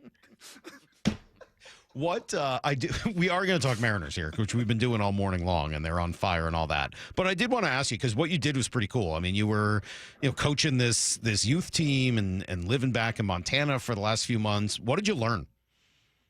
Well, I learned that I could get ejected from 2 games without actually cursing, which was pretty interesting. I learned a lot about kids these days, and like, I mean, the age range on my team was 15 or 14 years old to 19 years old. It was an American Legion team. We had some younger kids on our team that kind of were bench guys or kind of were on our JV team and varsity team. And then I had kids getting ready to go to college. And, like, none of them know how to, like, talk to people, specifically girls, without using their phone and using Snapchat, which is one of the more annoying things I've ever been around. Yeah. But, like, when talking to each other and stuff, these guys are like, the kids are just so much more comfortable with who they are and what they want to say than like I was. I mean, like I was rigid, it's like growing up with a dad that was a drill sergeant in the Army for a while. Like, you don't really say a whole lot about how you feel about things, but these kids aren't like that. So it was really, it was probably the best summer of my life, honestly. Like just getting a chance to do that, taking a break from the grind and the travel of the Mariners. And like I watched the Mariners almost every night, whether it was live or I'd watch the replay. And, it was definitely a different perspective too, just watching it and not writing about it, not having to analyze every little detail. That was really interesting too. But it just was just being able to stay in Montana for an entire summer and enjoying that. Driving around the state and being around kids, it made me feel a little younger. You turn 50, you don't feel really young, but I felt young being around those guys. Ryan Hasselbeck has said before that one thing that salvaged his career with Mike Holmgren in Seattle was coaching. And, he had been benched. He and Mike did not see eye to eye. And then he coached some camps and for a few weeks in the summer, and it changed his perspective. He's like, oh, okay, now I kind of get where coach is coming at a little bit more. I've been at it for a few months. I'm starting to sense and feel a little bit of that as well. And beyond what you learned, do you see the game at all differently now through different optics after being a manager? Yeah, I do. I just, from an organizational standpoint, I'm still really terrible at things. Like I don't, I'm just not, I'm an organizational mess. And the moms on our team had a text thread, and I'm sure that was a constant topic that I just, and I don't prioritize things like whether or not the kids eat. I mean, I'm just like, I don't really care. If there's a McDonald's down the road, take your ass there, But no, I did. And the one thing though, is it's like, watching, I had an appreciation for like how different the thinking is about sports and baseball now. My stepson is 17 years old, and he is, he embraces the weight room, and he can bench press 285 pounds. I didn't do that until it was my sophomore year playing college baseball. And like this kid is, they put in a lot different hours of work. And part of it was he's also been to Mariners spring training and watched how those guys work. He just marveled at what Cal would do and Julio would do. And so he takes that approach to everything, and he got the other kids to kind of follow, and they really just, they took a very professional approach. Usually with teenage kids, and they're doing T work or they're doing soft touch, you have to stay on them about doing it. They would do it, and they do it with full intent. Yeah, they might be talking the entire time while they're doing it, but they had a lot of intent in what they did, and that was pretty cool to see. Like we didn't have to babysit them a lot. Honestly, the only babysitting we had to do was like if we were in a restaurant or off the field, not on the field. Did you get married? No, I haven't yet. We're still working on that. I just heard stepson. Yeah, I heard stepson well, too. Yeah, that's what we call. I just call him my step kid. They call me Tim Booth labeled it, but they call me Step Rad, not Step Dad, because I have no power, so I don't actually enforce anything. I just let them kind of go. Got it. So Okay. Yeah. Okay. Well, I appreciated the restaurant recommendation in Glacier. That was awesome. Thank you for that. It was a blast being in Montana myself. Let's talk some Mariners now that you are back. What surprised you? You've been gone. You jump back into the clubhouse. What stood out? They actually noticed that I was gone. That was probably one thing that surprised me. So they were like, "Oh, hey, you're back." It was funny though. Daniel Kramer said, like 2 or 3 weeks ago, he goes, Munoz finally noticed I was missing. Only because he goes, where's Grouchy Ryan at? And I was like, oh my God. No, being around probably the one thing that stood out to me is just how seamless the transition with Naylor and Geno. And obviously Geno was going to be normal, but Naylor is a very intense dude, very quiet and kind of on his own. But like the transition with those guys added to the team, plus some of the moving parts that they've had in and out, it feels the same. Like it has the same kind of energy and like enthusiasm that I saw in spring training in the first week of the season before I left. Like they aren't worn down by like the grind of the season. And believe me, and you've seen it, Salk, where you go in there in August and teams that might not have the right personalities or they're not, maybe as successful, you go in there and it's a miserable place to be. Mm-hmm. And you go into this clubhouse and it's just like, energy's bouncing, guys are excited to be there, and there you can just see there's a confidence level with this team that I haven't seen in a while. And realistically, I mean, like game recognizes game. These guys know that they're good in the sense of like they got real talent in there. I was trying to think back, and I think I was listening to you guys talk about this. Like the 16 team and the 17 team and the 18 team had some real hitters, but they were nowhere this athletic, like they can run and play defense, because you had Cruz and Cano and you were playing D. Gordon out of position at times. And Segura was a terrible shortstop. I mean, a good hitter. And, you look at him, he could barely run the bases. Not that he actually knew where second base was because he'd always stop at first. But like this team is so much more athletic and deep. And the way they play the game and the way they attack the game is just a lot higher level than I think those teams of the past. So it's like you come back in and you watch this team, and I'm watching the lineup go through it, and you're like, wow, this is they have some real dudes in here, and it's pretty impressive to watch. From afar, Ryan Divish here with us. You watched what Cal did in the first half and the home run derby and everything else. As you now jump back in on a daily basis, and he hits 3 more bombs in 3 days to tie Johnny Bench. He's 3 behind Salvador Perez's all-time single-season mark with 48 home runs from a catcher. How in the world is he doing this? I have no idea. And the thing is he hasn't changed one single bit. Like you go in, he's the same exact person. I texted with him a couple of times during the season or when I was gone, but like he's the same person, Like when I saw him, I think he asked more about my season and how it went than I asked about his, And the one thing is like, even when he was going through that scuffling spell where a little bit where he was striking out a little bit more, like, other than the 1 5 strikeout game where it looked like he was just completely out of rhythm and looked fatigued, like the strikeouts when he does have them, they're still like, if he goes down, it's competitive. But I think my favorite part was the other night against Griffin Jacks. I mean, like, it's 2-0 and you're wondering, is he going to get a fastball? Will he throw him a fastball? And you look, Jacks hadn't thrown him a fastball all year in the previous at bats, and he hits a slider, Jacks' best pitch, and just destroys it. Like you know, I mean, like that thing took like 1 second to leave the fire. It's the loudest I've heard T-Mobile in a long time. And I was just like, this is why he's good. Is like, he knows what they're probably going to do to him. He knows what they're trying to do to him, how they're trying to beat him, and he beats them back. And he's not missing the mistakes. It was like the other day, the 1-2 fastball he hits out. Well, it's a fastball. The guy's kind of all over the place. He elevates it. It's right there. He doesn't miss it. He doesn't foul it off. He barrels it. That's why he's doing what he's doing. But it's pretty amazing to see. Two people I would not put in the same sentence, Salk. Personality-wise, you know, just communication skills-wise, Jason Benetti and Ryan Divish. And yet they both said the exact same thing about Cal. I touched base with Jason last night. The first thing he said was, how about Cal's home run on Jax? Yeah.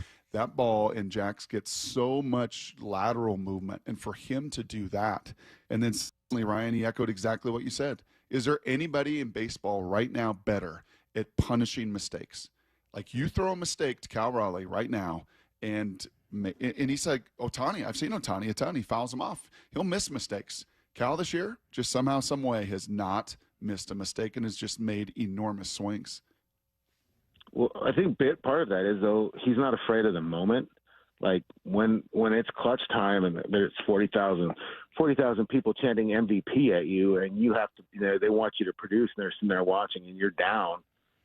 He's not afraid of the moment. You know, some guys are get kind of tight, or some, you know, we've seen Julio get too big, try and do too much. Cal just kind of is the same personality. I mean, it's, you know, how he talks. It's like his voice never goes up or down like when we're talking to him. It's the same thing. I just think he controls his emotions probably better than any player I've seen in a long time. And honestly, I heard you guys talking about this. This team seems to really like the moment a little bit more because you have some older dudes and some guys that are experienced, but they're not afraid to play in big moments. Like, how many times would they, when they would have these ceremonies and stuff like that, where they go out and lay an egg? You know, you get a sellout crowd in there, everybody's excited to see it, and all of a sudden they go out and just get drubbed, or there'd be a nondescript loss. These guys, I mean, like in these games, it was, you know, it was pretty real, and that was kind of cool to see. Do you relate more to Cal, who we've talked about for many years? You guys have a lot of similarities, or to the big grumper? Are you more of a big dumper guy or the big grumper in Josh Naylor? Because I'm fascinated by Naylor. I mean, like Cal and I are kind of kindred spirits in a lot of ways, but like I talked to Josh Naylor the other day, and it was like the two Spider-Mans pointing. Yeah, it was like the two Spider-Mans pointing at each other meme for a little bit. You know, I mean, like, and because he has that personality, you know, you don't want to, like, I didn't just come rolling in like, hey, dude, whatever. But I kind of introduced myself. I asked him about his shoulder, but like, it was kind of BS. You know, even like when I was asking about his shoe collection and how he gets the designs and stuff, there's just an intensity that he has with it. Like, there's an intensity that he has with everything. Like, I like it. It's kind of funny. I had a conversation with our players this year. Like, I said, hey, stop running for governor. We don't like this other team. We don't need to talk to these other teams when we're on base. Get your sign and just pay attention. And Josh Naylor is saying that he doesn't really care to talk to runners at first. I was like, yeah, man, that's great. I like the intensity. They need – I know you like this, but I mean, like, if somebody's getting, you know, dusted with a pitch or whatever, you know who the first one out of that dugout is. And it's real. This ain't no Jesse Winker fake tough guy. Josh Naylor's first guy out of the dugout, and if you're a pitcher, you probably don't want to see him coming at you. So I like the edge that he brings. I mean, because I've said before, like, this team over the last few years is the collection of the nicest guys I've ever covered, like nicest human beings, best human beings. Josh Naylor brings that little edge too, that when he's on the field, like, you know, he's perfectly, you know, friendly when he's in the clubhouse. So I think there's just a switch that goes on with him the moment it's like baseball time. He walks into the stadium, you know, for Brock, it's like Sylvester Stallone turning the hat backwards and over the top. You know, it's time to go to work.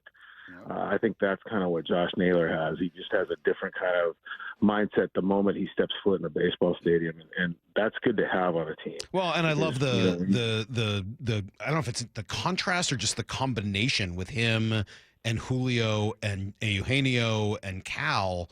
Those four guys really seem to represent almost like each end of the compass, and you put them all together, and I kind of like the fit of all four of those guys together.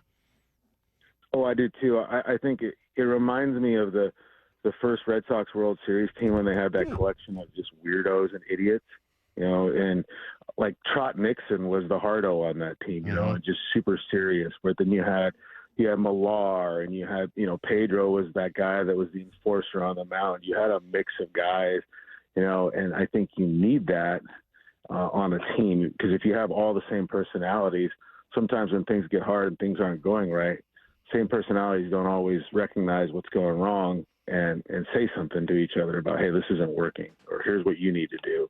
And I think you have Cal, who can get a little grumpy at times, especially with pitchers. Then you have Naylor with the edge, but then you also have Geno, who's kind of happy-go-lucky and trying to get everybody to stay calm. I mean, even Randy, and Randy's a different cat, but when Randy's engaged in baseball, oh my God. I mean, he looks pretty engaged right now. Yeah, and my players called them Randy hacks when I would tell them they could take, the home run swing. They call them Randy hacks because they're falling over, swinging. This team and the personality that it has and the mixture of it, it's pretty interesting. It's never a dull moment when you go in there. Yeah. How's this going to play out in the days, weeks ahead with a few of the possible roster moves? We were kicking it around last hour, top of this hour, actually. Yeah, Bryce Miller starts Wednesday. Hopefully his final rehab start, gets to 80, 85 pitches. He feels great. Luke Raley hits a bomb last night. Looks like he's kind of back into some rhythm. How does Ryan Divish play this out? Because your organizational skills, as we know, are plus. Yeah. Well, I think, Miller will go back into the rotation, and he'll probably start in Philly. I mean, you look at it's not a coincidence that they re-slotted and put Logan Evans, they bumped Castillo back a day so he can make a start in Philly, and Logan Evans will start in Baltimore. Baltimore's still good, but pitching in Philly is just a whole different level. And so I think that was kind of smart, and it kind of, speaks to what they're going to do down the road. Bryce, Logan Evans has been great for what you asked for him, but if Bryce is everything that he says he is in terms of how he feels and no restrictions on his arm and carrying velocity, you need that guy in your rotation, and you need to build him up and build up strength, because honestly, he'll probably be in your bullpen if you're in the playoffs, and he could be really interesting coming out of the bullpen in the way that George was that one year. Luke is a little different because there's a lot of redundant guys on the team, and Dominic Canzone and what he's doing, you got to play him. But Luke Raley has talent. He's fast. He can play first. He can play outfield. He can bunt. I mean, I guess the whole pinch bunting thing that they're doing now, I guess you bring in Luke Raley to do that, but you want as much talent on your roster as possible. So when you do get in games where you need pinch hitters or you're making subs or whatever, you want a guy like Luke Raley who can hit the ball out of the ballpark. And he also has kind of that edge and the way he plays the game. You need that as well. So, I mean, I've always kind of joked that Donovan Solano's always been here a week longer than I thought he would be, but he keeps kind of finding his way. Maybe they make that move. They'd be left-hander heavy, but, they're not seeing a ton of lefties down the road either. So I think, that's the move they would make. But I guess you can move out Charbonnet too, because he's got an option, keep Solano around a little longer. But it is weird, it's like the Robles thing where he starts his rehab on August 12th, and then they say he wants to get 50, they want him to get 50 PAs. Well, if you look at that sort of slots out to, especially if you give him a rest day here and there, 50 PAs, that would be right around September 1st when rosters expand. So you could put him on without having to do too much of movement. I mean, it is funny, how these bench pieces are going to work down the stretch. Are they going to keep Demo? It was a debate, but what does Leo Rivas bring what does Demo have that Leo Rivas doesn't bring you? I mean, other than the ability to play outfield, I mean, Rivas is a better shortstop. He doesn't strike out as much. You're not going to get power from him, but you're not really getting power from Demo right now. And, Josh Naylor has more stolen bases than Demo. So I don't know how that's going to work. But, I mean, and then there's also the Harry Ford question, because the other day when Dan tried to win that game in regulation, Cal was out of the game and Mitch Garver's the catcher, and you still played 3 more innings. If he takes a foul tip off the hand or something happens, then you've got – I don't even know who their third catcher is right now. So that was the weirdest game I'd seen. Is they're in extra innings, and you got Charbonnet batting in Cal spot. You got Demo batting fourth. You have no catcher, and you had nobody left on the bench, and one pitcher, Legumina, just sitting in the bullpen hanging out with Trent Thornton's jersey. That was one of the more interesting things I've seen. I thought Goldsmith's hair was going to fall off. He was, being so restrained in what he was saying about the situation. Was that the one they won or the one White they Sox. lost? That's the one they won. That was the one they won. They still not won, yeah. Because they bunt that was when they brought in Cole Young to pinch hit, and then he bunted. Yeah, I'm like, you're telling me Solano just couldn't have got a bunt down himself? Nope. And that's the weird thing. Like, if Donovan Solano can't get a bunt down in the situation you want to bunt, which I'm not a great fan of bunting in most situations. I'm not Lyle, but if you have him there and you can't trust him to even try. Yeah, you can't trust him to try to do that.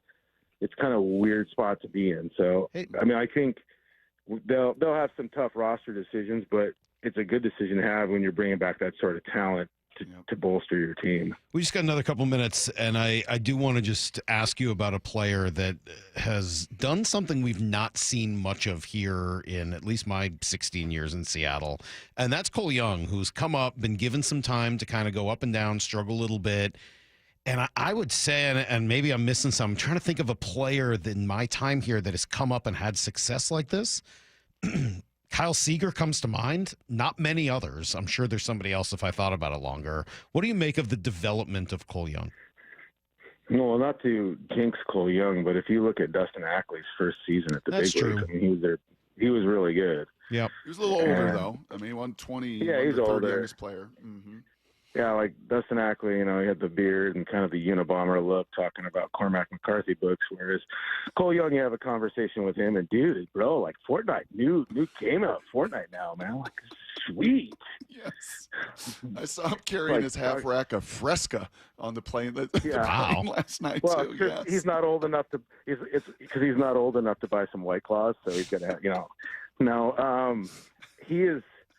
But I think part of that personality, like Cole Young doesn't know that it's supposed to be difficult, and it has been, but like just the way he plays about it, it's like he just kind of goes up there. It's like, hey man, I'm just playing at the park, and I think part of it also is his advanced knowledge of the strike zone, which is atypical for a kid his age, really helps him. Like he knows what he's looking for. And the other thing that I really like, and scouts told me this, is that he can hit velo. Like he is not afraid to hit something hard. It's like the other night when Jax rips 98 at him, he was right there on it, and he isn't afraid to hit with two strikes either. Like he'll make some mistakes, and I think there's some stuff in the field that needs to be cleaned up. Mm-hmm. But developmentally, he is far ahead of where I thought he would be. Because we didn't see him a ton of spring training because he was hurt, kind of. Mm-hmm. And when I saw him last year, he didn't look very strong, and he had some other issues. But this year, it's just like he's put on some muscle, and the swing is clean, and it's kind of it's pretty. He's a pretty interesting player. You're looking at him now. He's your second baseman for the next 10 years, and this is a position that the Mariners have just roll guys in and out, trying to find a way, and like trying to patchwork utility guys in there on an everyday basis. But they found a real infielder, and they've developed it in the proper way. And now you look at him and you say, okay, it's fine. It's one less position you have to worry about, and that's a really good thing. You look at a kid that's 21 years old or 22 years old, and you're like, okay, we got him for the next, however many 7 years of club control.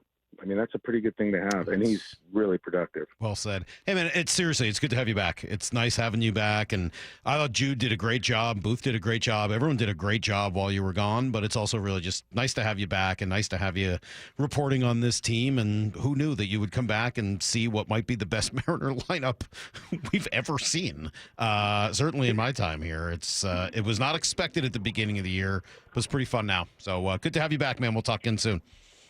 Yeah, Brock, don't be losing to Jay Heaps down there, okay? My Legends High School, that's where my nieces go. You can't be losing to Heaps. We scrimmage them Thursday night. Full pad scrimmage Thursday night. I'll text you the results. All right, there we go. See you, Ryan. See you guys. All right, there you go. There goes Ryan Divish. We're going to take a quick break and talk some football here in the next hour. We've got Sando's quarterback tiers out, Brock. I'm sure people want to know where Sam Darnold ranks. Mm-hmm. And before we get there, the start of the 20 most intriguing Seahawks. I'm getting myself up off the mat next on Brock and Salk. He's the best catcher in baseball. Pitch to Cal, swing and a drive. And he's on Seattle Sports, Thursday afternoons all season long. It's the Honey Bucket Cal Raleigh Show. Presented by the Puyallup Tribe of Indians. More history for Cal Raleigh. I love being here and all these fans in the city. Catch every episode of the Honey Bucket Cal Raleigh Show, presented by the Puyallup Tribe of Indians, on the Seattle Sports YouTube page, the Seattle Sports app, and seattlesports.com. You still have 40 million plus vehicles globally that are driving around with a potential ticking time bomb, a grenade in either their steering wheel or their dashboard. When we look to what injuries may have transpired from a defective airbag, we generally see loss of vision in an eye, or we see facial lacerations. We also see hearing loss. Unfortunately, we started seeing death after death after death. When that passenger airbag exploded, it basically degloved his entire face. He lost his nose, he lost his right eye. The type of catastrophic injuries that one is more accustomed to seeing in a Hollywood movie, and not something from a device in an automobile that's supposed to protect you. Morgan & Morgan has a national reach in terms of handling and prosecuting cases. Notwithstanding the team of lawyers that we have collected that focus only on product liability day in and day out. Morgan & Morgan. Visit us at badairbags.com for an office near you. Prior results do not guarantee a similar outcome. Adam Schefter here for Vivid Seats, your ultimate destination for all your sports and concert needs this summer. With a game-changing rewards program and an unbeatable selection of tickets, they make it easy for every fan to watch their favorite teams and players in action. Catch every home run and thrilling comeback in person from your favorite seat. Plus, every ticket is backed by a 100% buyer guarantee, giving you peace of mind with every purchase. Visit VividSeats.com or download the app today. Vivid Seats, the official ticketing partner of ESPN. There's nothing like when you get that part from eBay and it just fits. Yeah, the first time. So you can do less of this and get right back to more of this. At eBay, you'll find all the parts you need, guaranteed to fit, at prices you'll love. Sounds good, doesn't it? eBay. Things people love. Eligible items only. Exclusions apply. When it comes to the security of your business, doubts can creep in about who you're trusting to protect it. At Bay Alarm, we got you. For nearly 80 years, we've been putting our customers' minds at ease with our advanced technology and personalized support. Feeling insecure about your current security service? Visit bayalarm.com today. When the heat's an 11, cool AC would be heaven. Dayandnight.net. Some AC you'll be loving when your house is an oven. Dayandnight.net. Northwest summers are beautiful, but there's always a long, hot stretch that makes everyone say, man, AC sure would be nice. Well, except for that one annoying friend who won't stop talking about how great his AC is. Hi, I'm Bruce with Day and Night Plumbing and Heating. Don't sweat through another summer. Have Day and Night keep your house cool and comfortable by installing a high-efficiency AC or heat pump. Or if you have an existing system, we'll come and service it. Make sure it's running efficiently and ready to cool when you need it. when the summer is cooking. We're the place to be looking. Dayandnight.net. Stay cool this summer with Day and Night. Call now to get 10% off an air conditioner or heat pump. Plus, no payments or interest for a year OAC. Restrictions apply. Call for details. Dayandnight.net. Hey friends, Stacy here. Wayscar Ford Isuzu in Auburn is celebrating its 103rd year anniversary, and their biggest sales event of the year is going on right now. Take advantage of their great pricing on new Fords, Isuzus, and commercial vehicles. Check them out for yourself at wayscarford.com. Overburdened with a bunch of stuff you don't want anymore, but feel bad throwing it away? John here with Happy Hauler, Seattle's eco-friendly junk removal. We prioritize donating and recycling. We'll help get your items to those in need instead of going to the landfill.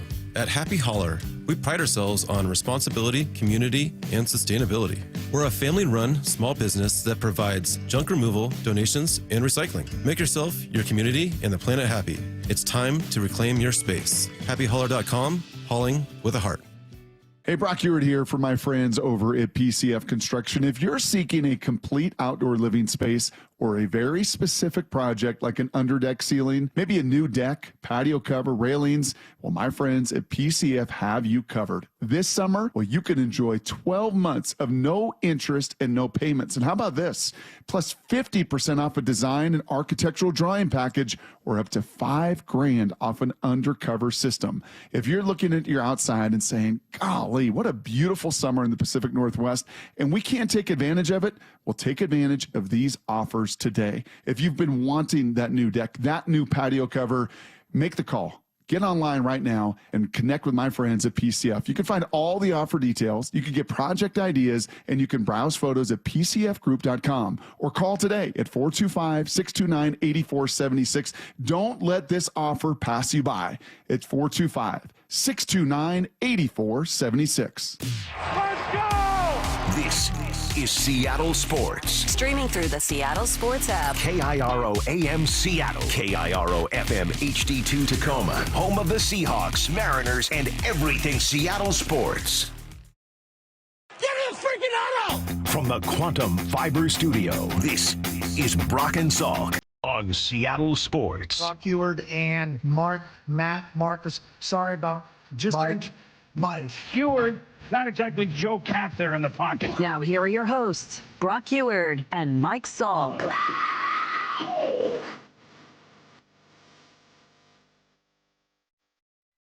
All right, final hour here, the Brock and Salk Show, and the return, Brock, of the most intriguing Seahawks list. Yes, I was a little nervous about doing it again after leaving Cal off of the most intriguing Mariner list. Did not see this coming, and he has been the most intriguing player by far. So apologies to Cal, and if you don't take my list as seriously as maybe you once did, because obviously it's a very serious, highly researched list, I would understand. But I'm getting off the mat, Brock, and we are going to give you the most intriguing Seahawks, the 20 most. Now, before we do, I will say a couple honorable mentions, guys who we didn't have room. Does Maura have her countdown ready, though? She does. Yeah. Okay. Yeah, we're ready. Right. She's got to go all the way. No, we from have big 20. voice guy for this one. Yeah. What? Unprofessional. Yeah, no, this one's a professional countdown. Oh, Brock. Salk's really trying to gain trust back. Yeah, I'm doing the best I can. All right. I've got 3 honorable mentions, guys, that are intriguing but just didn't quite make the list. Some years we've done 25. If we had done 25, they definitely would have been on there. Those 3 are Anthony Bradford. Intriguing, although nerve-wracking. Like, not always intriguing for the right reasons. But the size, and it does look like he's in the lead for that right guard competition. Mm-hmm. So Bradford's an honorable mention. So is Abe Lucas, who could very easily be on this list, and maybe he's an oversight. But, you know, again, you can only get 20 on there. Abe Lucas came close. And then the other was Robbie Oots, who dominated his first preseason game. He was awesome as a fullback. So those 3 are honorable mentions. They were not left off. It's not a mistake. It just or a oversight. They just, omission. Yeah, they just didn't quite crack the top 20. Number 20. All right, number 20 is a tie. So, as I said, we might get a couple more than 20 onto this list, but a tie for good reason, because really... We're going to find a way to get 53. Yeah, all 53 guys. They're all intriguing. What can I tell you? Not missing one of them.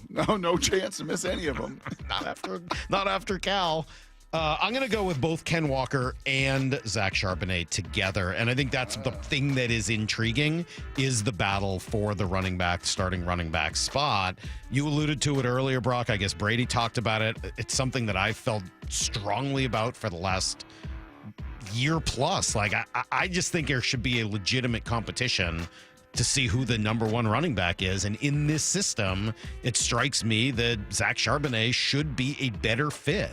Bill Barnwell explains why. With the run game, we've seen Kenneth Walker do it for stretches. He obviously has incredible big playability, but, you know, he hasn't been consistent. I think you're looking at maybe a guy who's sort of a boomer bust runner, which is fine, but you have to boom, and he hasn't boomed as much as I might like the past couple of years. So I'm hopeful, but also skeptical, which is probably reflects about a 19th place finish. Yeah, and I would say just that style, to me, doesn't fit the way the roster is constructed. It doesn't fit the way the roster is constructed. They have not spent a lot of their resources on big-time weaponry on the outside. That's just not who they are. They're better in third and medium, third and short. And if you want that, you can't be boom or bust. You've got to be fairly consistent. And I think it's one of the reasons Coach was so high on Zach Charbonnet. He's just a stud. I mean, he's just everything you want in a person and a football player. That's him. I mean, he's just does it every day. Same person, great spirit, strong as an ox, does everything right. I mean, you just go, what do you want from a football player? Zach Charbonnet, Well, and then you watch him in, pass pro pickup, and he dominates in so many of those parts of the game. And I did pull the numbers from last year. Now, you can take them for whatever they're worth. Zach Charbonnet average yards per carry, Brock, last year was 4 point something. 4.2. Ken Walker 3.7. I mean, those numbers are meaningful to me. Half a yard.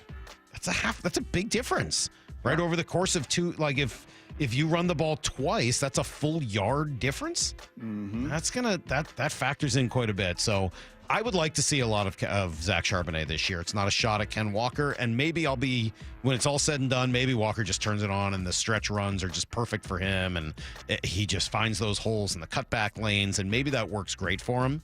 But I really think you got to have a level of consistency, and that does make me a little nervous. So that's why they are tied at number 20 in terms of the most intriguing. It's complicated.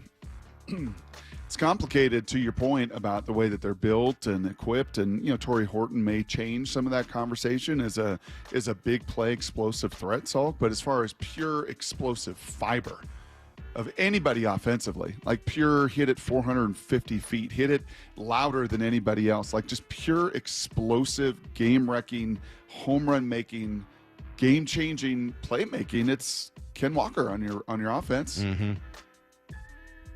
But it's also strikeout, and then not available, not posting. That's the most complicating part of it all. Like in a year where he needed to have more availability than ever through the offseason, through training camp, do what Zach Charbonnet's done, not miss a day. Well, once again, he missed most of OTAs with a lingering ankle, and now he's got a sore foot, and then it's going to be a hamstring. Like you just can't rely on him. So what? It's a hard place to be. Which is, for me, Charbonnet fits in terms of the overall offense and the design, the style of the way it was built. So does Ken. But what about I guess my question though is, what about the outside zone? Do you have a sense as to which player is a better fit for the outside zone? I think they both fit differently, because they're pretty different runners. They fit differently. As long as Ken's going to be disciplined, and this is your track, and it's the outside butt cheek of the tight end, and that is going to be your aiming point every time, and you're going to go there regardless. And then we've got a little running back. It's super fun. This dude is unbelievably fast. Ding. And I know I'm going to do it. You can go ahead and have a little. We need to have a little ding, a little one of those bells at the hotel desk when the receptionist is absent. Ding. A little ding, and they want to cut back. Right? Because they're so explosive. And it's like, nope, you will go A to B to C. Do not cut back, right? On some of the different schemes that we have and we employ for a reason. And Charbonnet is so disciplined in that. That's not necessarily Ken's background, Salk, but if you say, hey, can he do it? Absolutely. And oh, by the way, when he puts his foot in the ground, he goes up the B gap because there is an alley there, he can take it 75. Where I don't think Charbonnet has quite that amount of juice. All right, there you go. That is the number 20 most intriguing Seahawk, a tie with K9 and Charbonnet. How about that? Oh, yeah, that's perfect for whenever Brock mentions his coaching experience with his high school team. All right, did you guys saw the list? I sent it to you guys last night, and I appreciate some editing and some mistakes that were corrected. Thank you. The list that we settled on, I think there's a couple of controversial choices in there, including maybe even number 1. I would agree. I would say, looking at it in totality, you know what I see on there, Salk? I see a lot of good football players. Do I see elite players? That step that we consistently and probably ad nauseum talk about from good to great. I don't know. Maybe not as many great as others, but man, that is a chunk of a lot of really good football players. Who's the best team in Major League Baseball right now? The Milwaukee Brewers. Isn't that exactly how you would describe them? 100%. I mean, there are a lot of really good players on that team. I don't know how many elite players they are. Christian Yelich was. I don't know if he is anymore. Lyle, am I wrong? There's a lot of really, really good players on that team. Detroit Tigers. What are the Detroit Tigers? I mean, both teams have that similar. Now, obviously, the Tigers have a pitcher that is going to be in that category, but neither of those teams are built with a lot of elite, unbelievable players. A lot of really good ones, maybe some young players that will develop into being that. I do see that as a bit of a similarity. Who's the Jacob Mizorowski of the Seahawks? I don't know yet. We'll have to wait and find out who that's going to be. Nick Emanwari? Yeah, maybe Nick Emanwari. I don't know. Gray Zabel. We'll see. We'll see who the freshman freak's going to be. All right, let's come back here. We'll give you guys everything you need to know. And then, speaking of stars, Mike Sando's quarterback tier list is out, Brock. This is the creme de la creme, the best of the quarterback lists. Where does Sam Darnold rank? You'll find out. It's Brock and Salk. Wyman and Bob, afternoons 2 to 7. I was always a guy that, if I could get an interception, man. How many did you have in your career?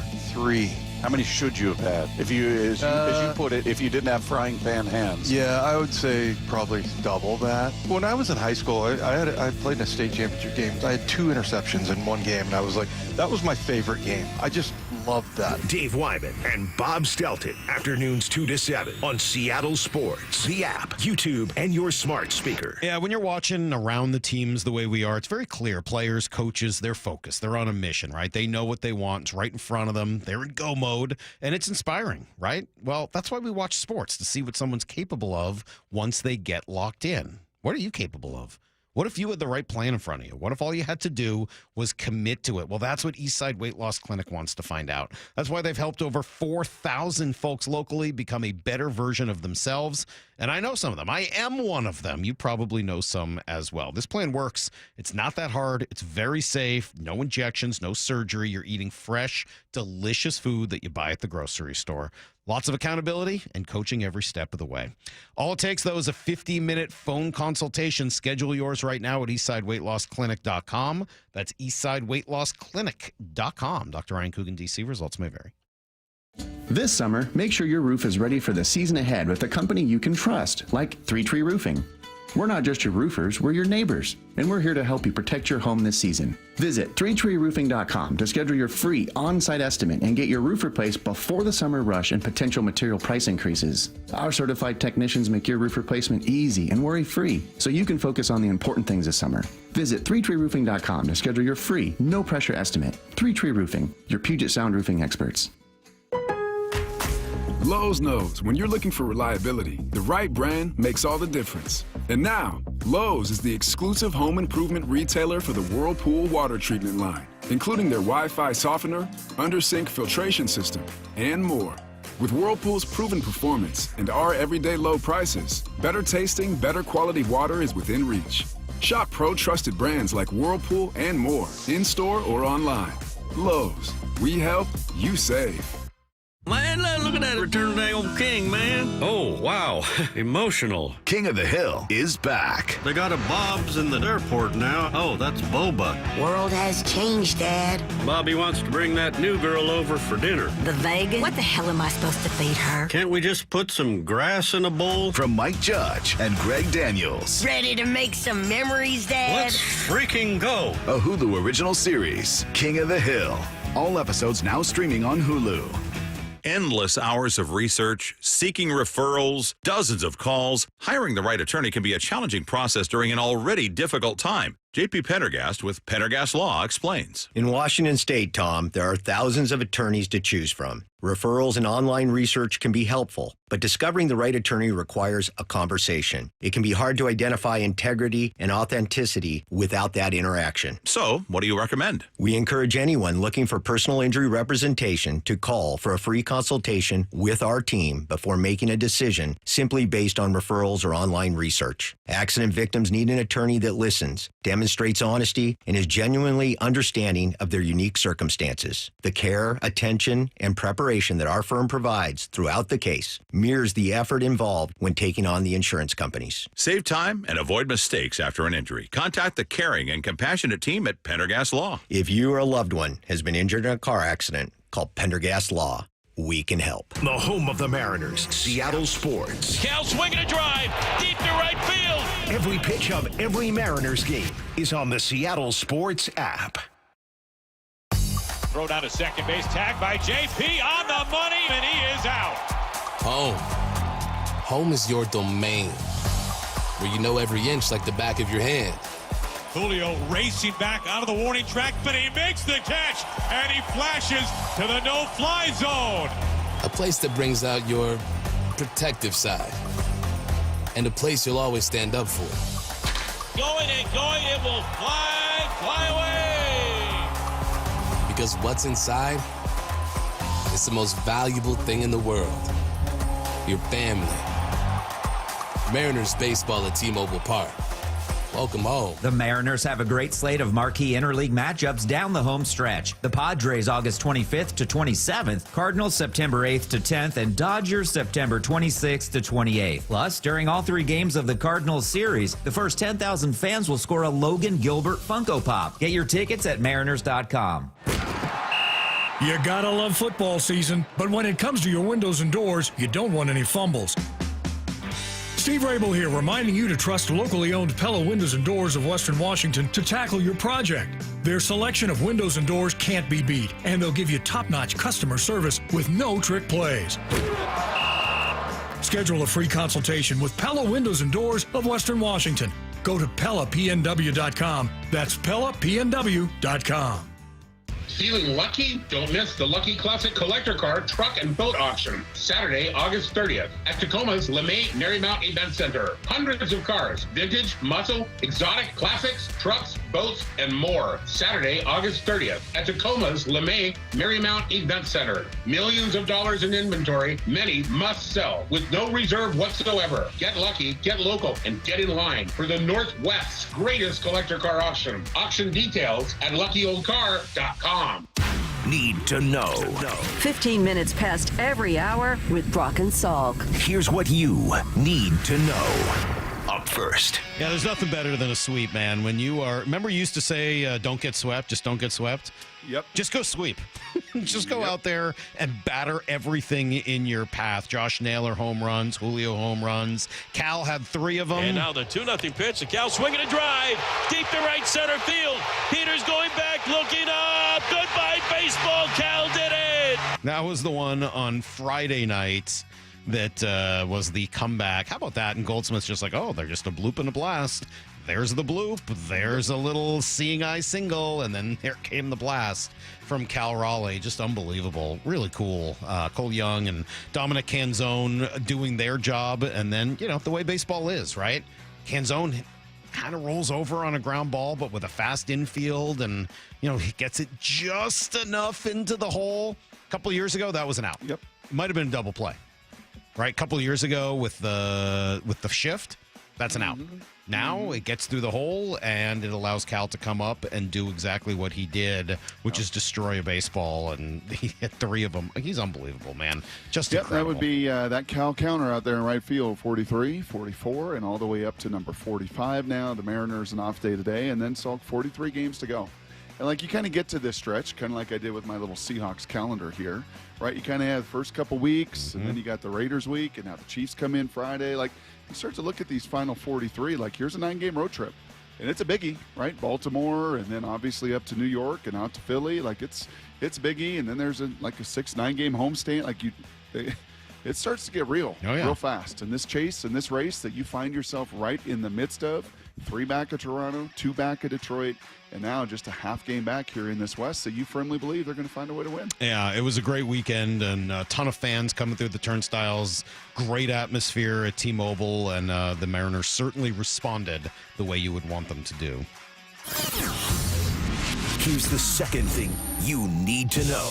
Seahawks getting ready for preseason game number 2, and still thinking back on what happened in preseason game number 1. Mike McDonald went back, watched the film. Here's what he saw afterwards. I think just the effort, especially with the backups. The guys just played really hard, tried to play as physical as possible.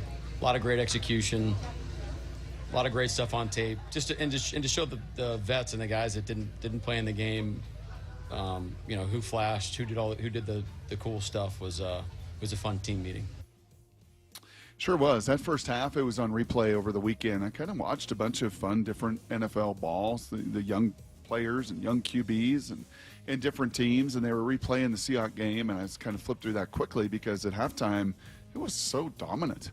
We played that Pete sound the day after, and you could hear the disappointment because Pete knew the only reason that game was tied and got close was the backups, right? Like the 1As and the 2s that played in that first half. I mean, they got after him physically. They ran the ball. They hit him, got him off the field. It was a pretty complete first half. A little different challenge this week because you're going to see a bunch of ones. You're going to see a lot of Mahomes, that receiving crew, a good old line, a very active defensive front, very active blitzing team. So this will be a good little tester on Friday. No Tyrese Knight. He continues to deal with a knee injury, some other stuff. What's your level the of other stuff is a medical issue. I'm a little concerned there. And not just about Tyrese Knight, but just about that is the one position that they're not very deep. Now, I will say, I thought he had a really good game, and every time I go out to practice, Patrick O'Connell looks great. Yep. He flashes every time in practice. Is he somebody that could take over that job? Not for a full season, but while you're, in a short burst. The other guy, Drake, what is Josh? Drake's last? Oh, Drake. Oh, gosh. London? Oh, this... Don't ask me. I don't know. Don't do that. It's all Drake May? Thomas. Drake Thomas? Thomas Drake? Drake Thomas. I hate the Drake. That's a Seinfeld joke. Sorry. Move it along. Move it along. Here's the third thing you need Drake to Thomas, know. the guy from USC. He's the USC guy, right? No, that's Drake London, the 6'5 receiver. Drake Thomas is the 5'11 undersized linebacker from NC State, who thankfully his name I'll never forget again. So I do appreciate that. I hate the Drake. Or if you're thinking of Drake Jackson, he's also from USC. That's what I was thinking of. No, the old DN couldn't play. Yep. Who? Drake Jackson. I don't think I've ever heard that name before. Was he here? No, he's in San Fran. I was going to say, he didn't play here. Okay, well, that's good to know. Cool weekend. The whole Ichiro celebration was awesome. He talked about Griffey. He gave his philosophies. He talked about this year's team. And then, of course, talked about how he can't help them the way he used to, but... Although I can no longer help you guys with a hit or a laser beam throw, my will and desire is always there for you.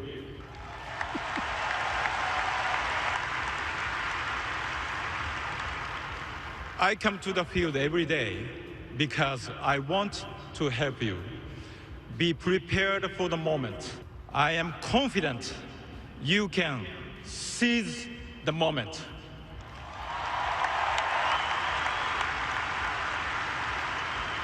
Now, let's play ball!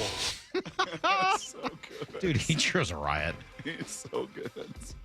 Yeah, I know what you mean, what you said earlier. Like, it is just a little... I totally get it. Not mad at Ichiro about it, but it is too bad that we didn't get more of this during the career. Just a little jelly, that's all. I get it. He kept it for the players, though.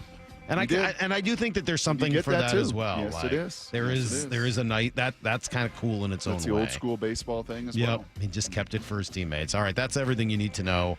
1/4 every hour here on I the got Brock this and word Salk written Show. down, Salky, after What that is it? Divish half hour with him and playing that Ichiro sound and thinking about the weekend that was. This has become a kaleidoscope of personality in that clubhouse.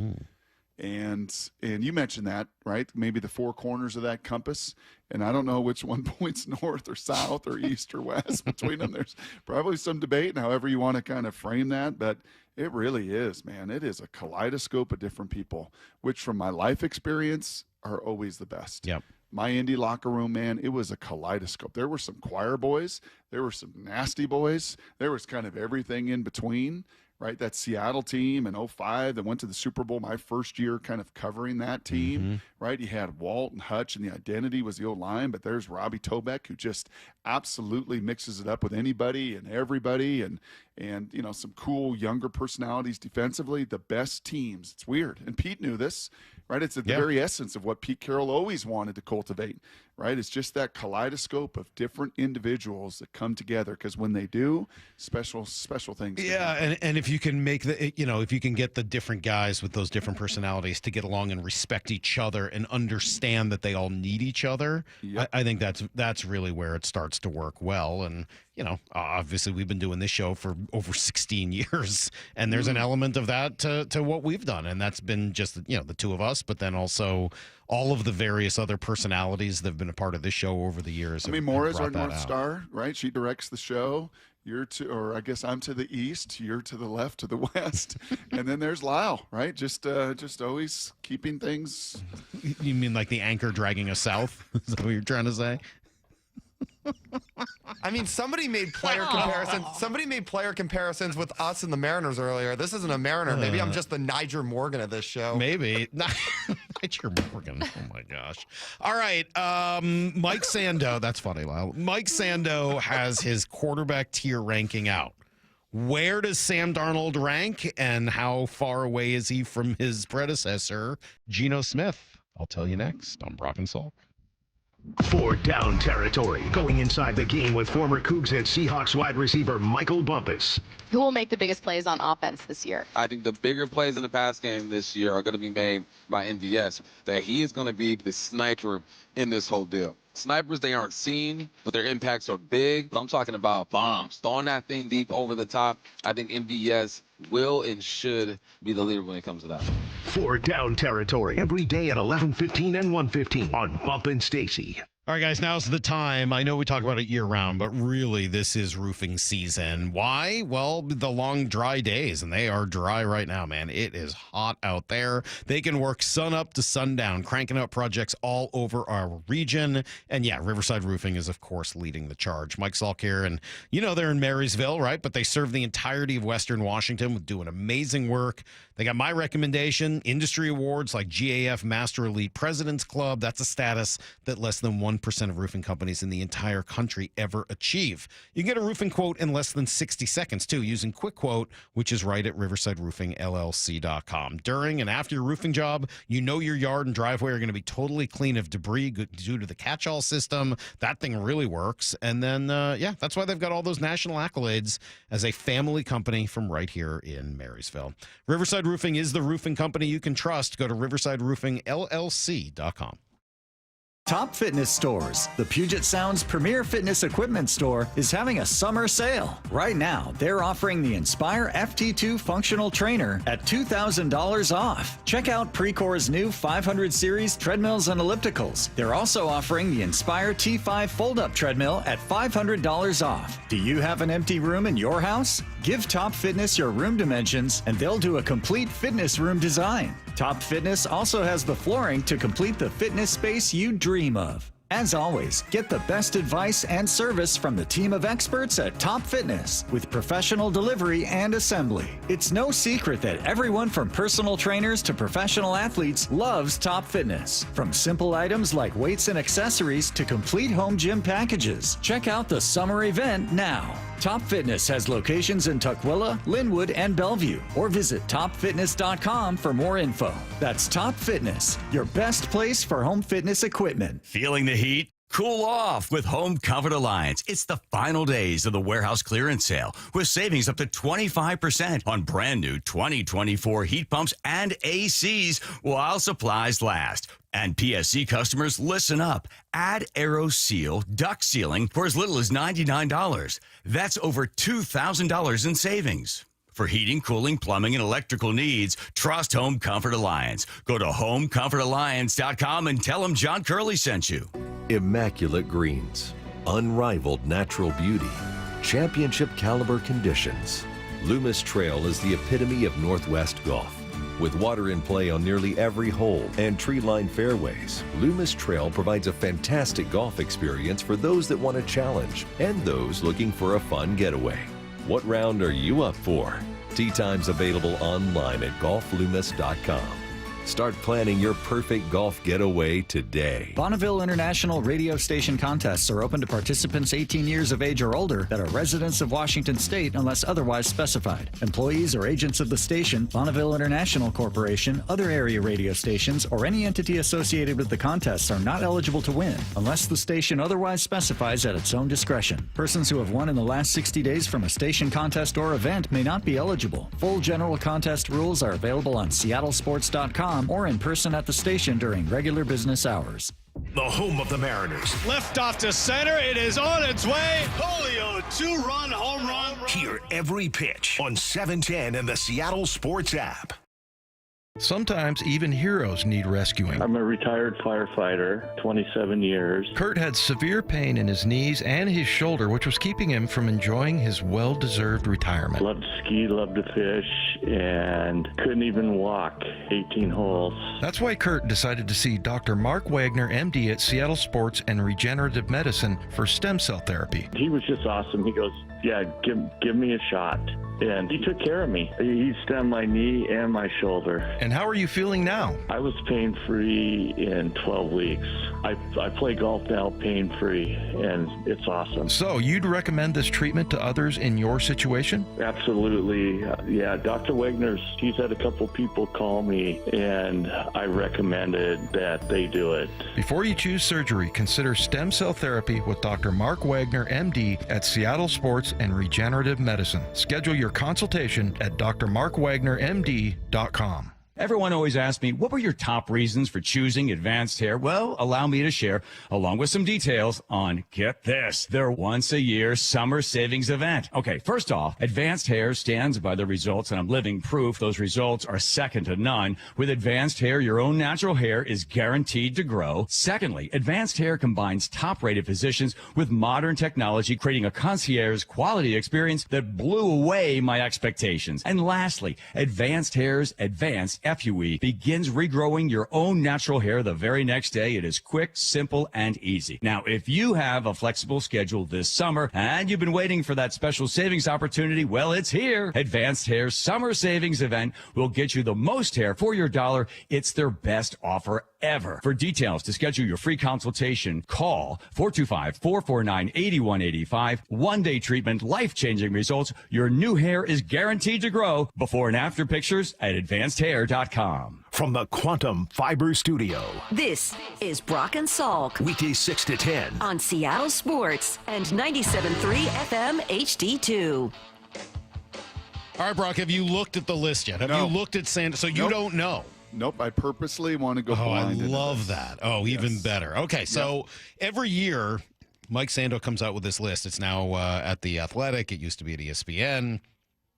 He does a great job with it. It's his quarterback tier ranking list, and it's not just his. He asks like 50 different executives what they think. And really, in no way is it his. It's just he's the headliner. That's right. He compiles curator. it, but it's not like he decides it. He's asking people that know.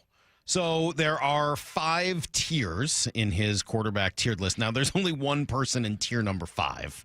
The 34th quarterback listed in tier number 5, which is tier 5 is a quarterback best suited as a backup. The only person on that list this year was Kenny Pickett. So sorry, Kenny. Tier 4, Brock, are quarterbacks who could be an unproven player, not enough information, or a veteran who ideally would not start all 17 games. That includes numbers 26 through 33. Okay. So do you think there's a Seahawk on there?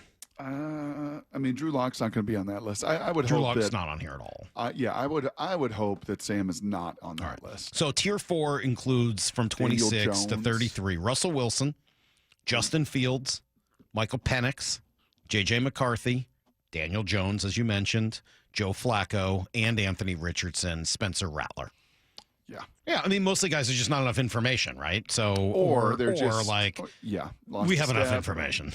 We're all set there. Okay, so that leads you then to tier 3.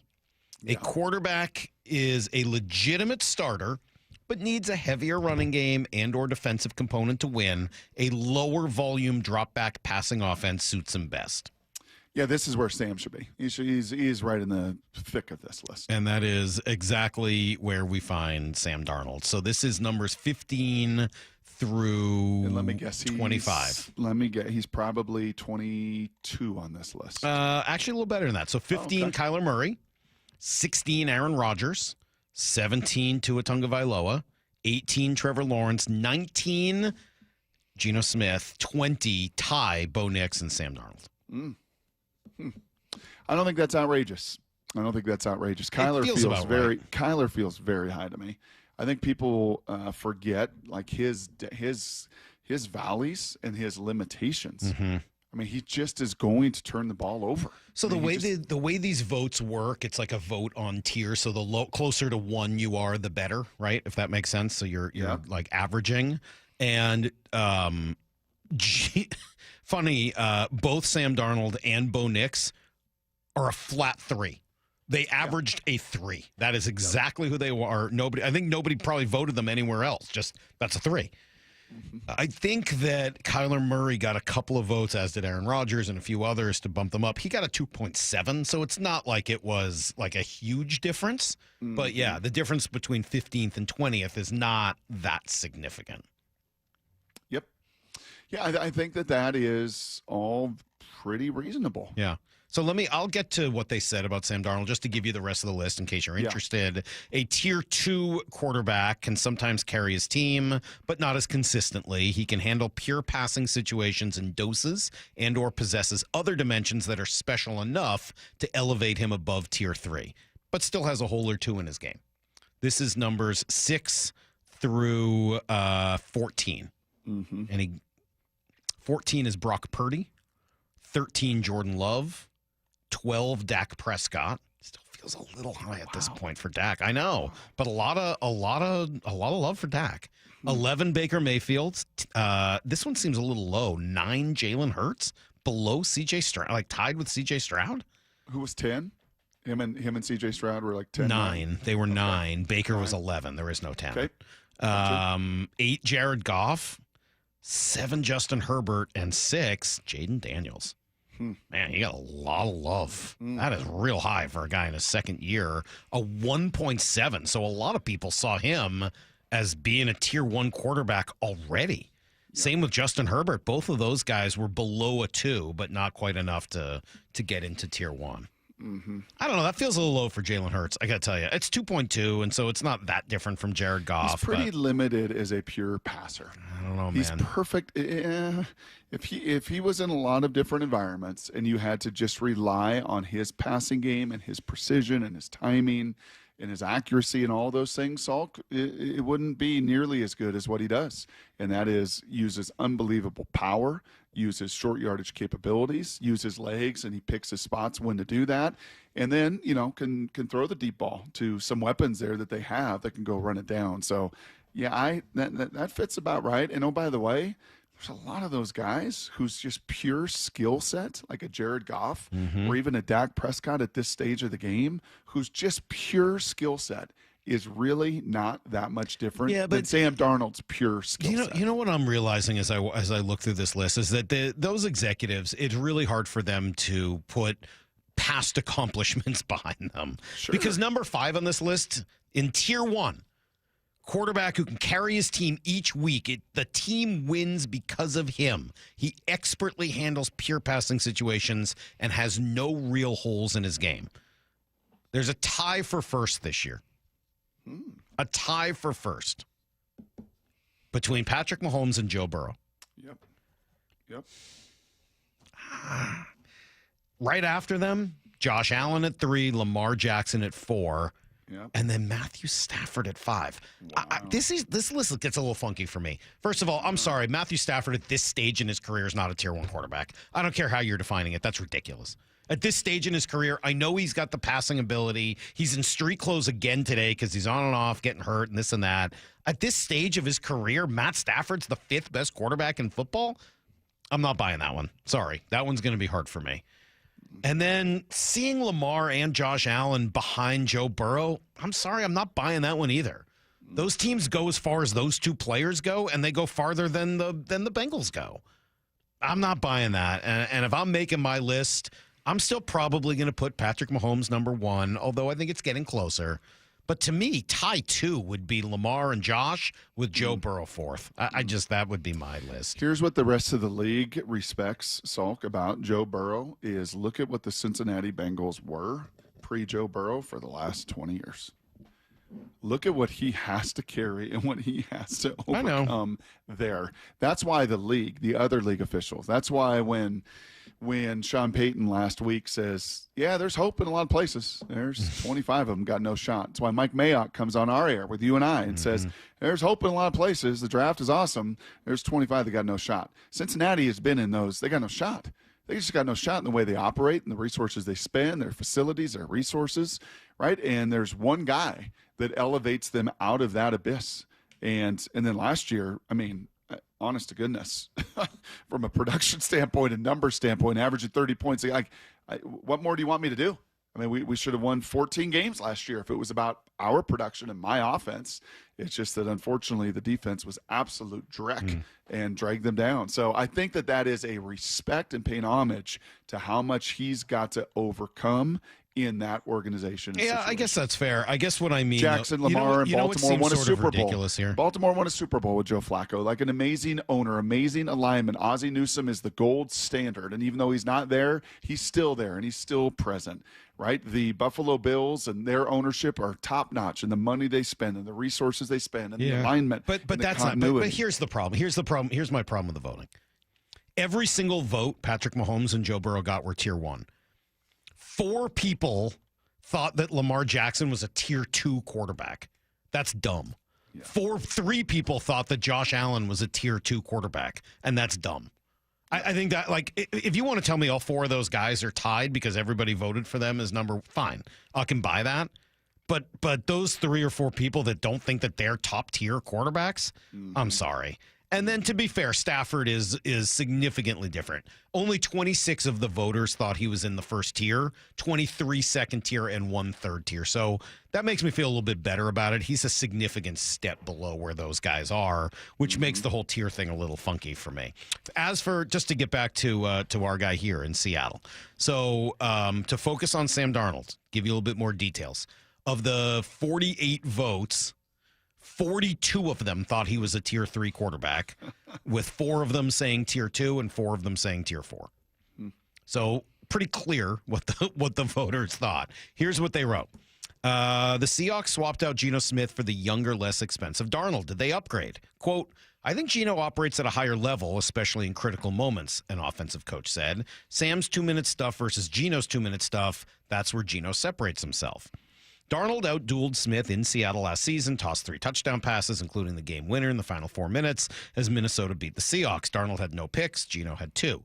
Sam, when you put the pieces around him, has a higher ceiling, another voter said. This is wild to say, but Geno is maybe better if your team is bad. Sam is better if your team is good. Yeah. I want to come back to that. I like that. I like that. Smith could be the higher variance player by this way of thinking.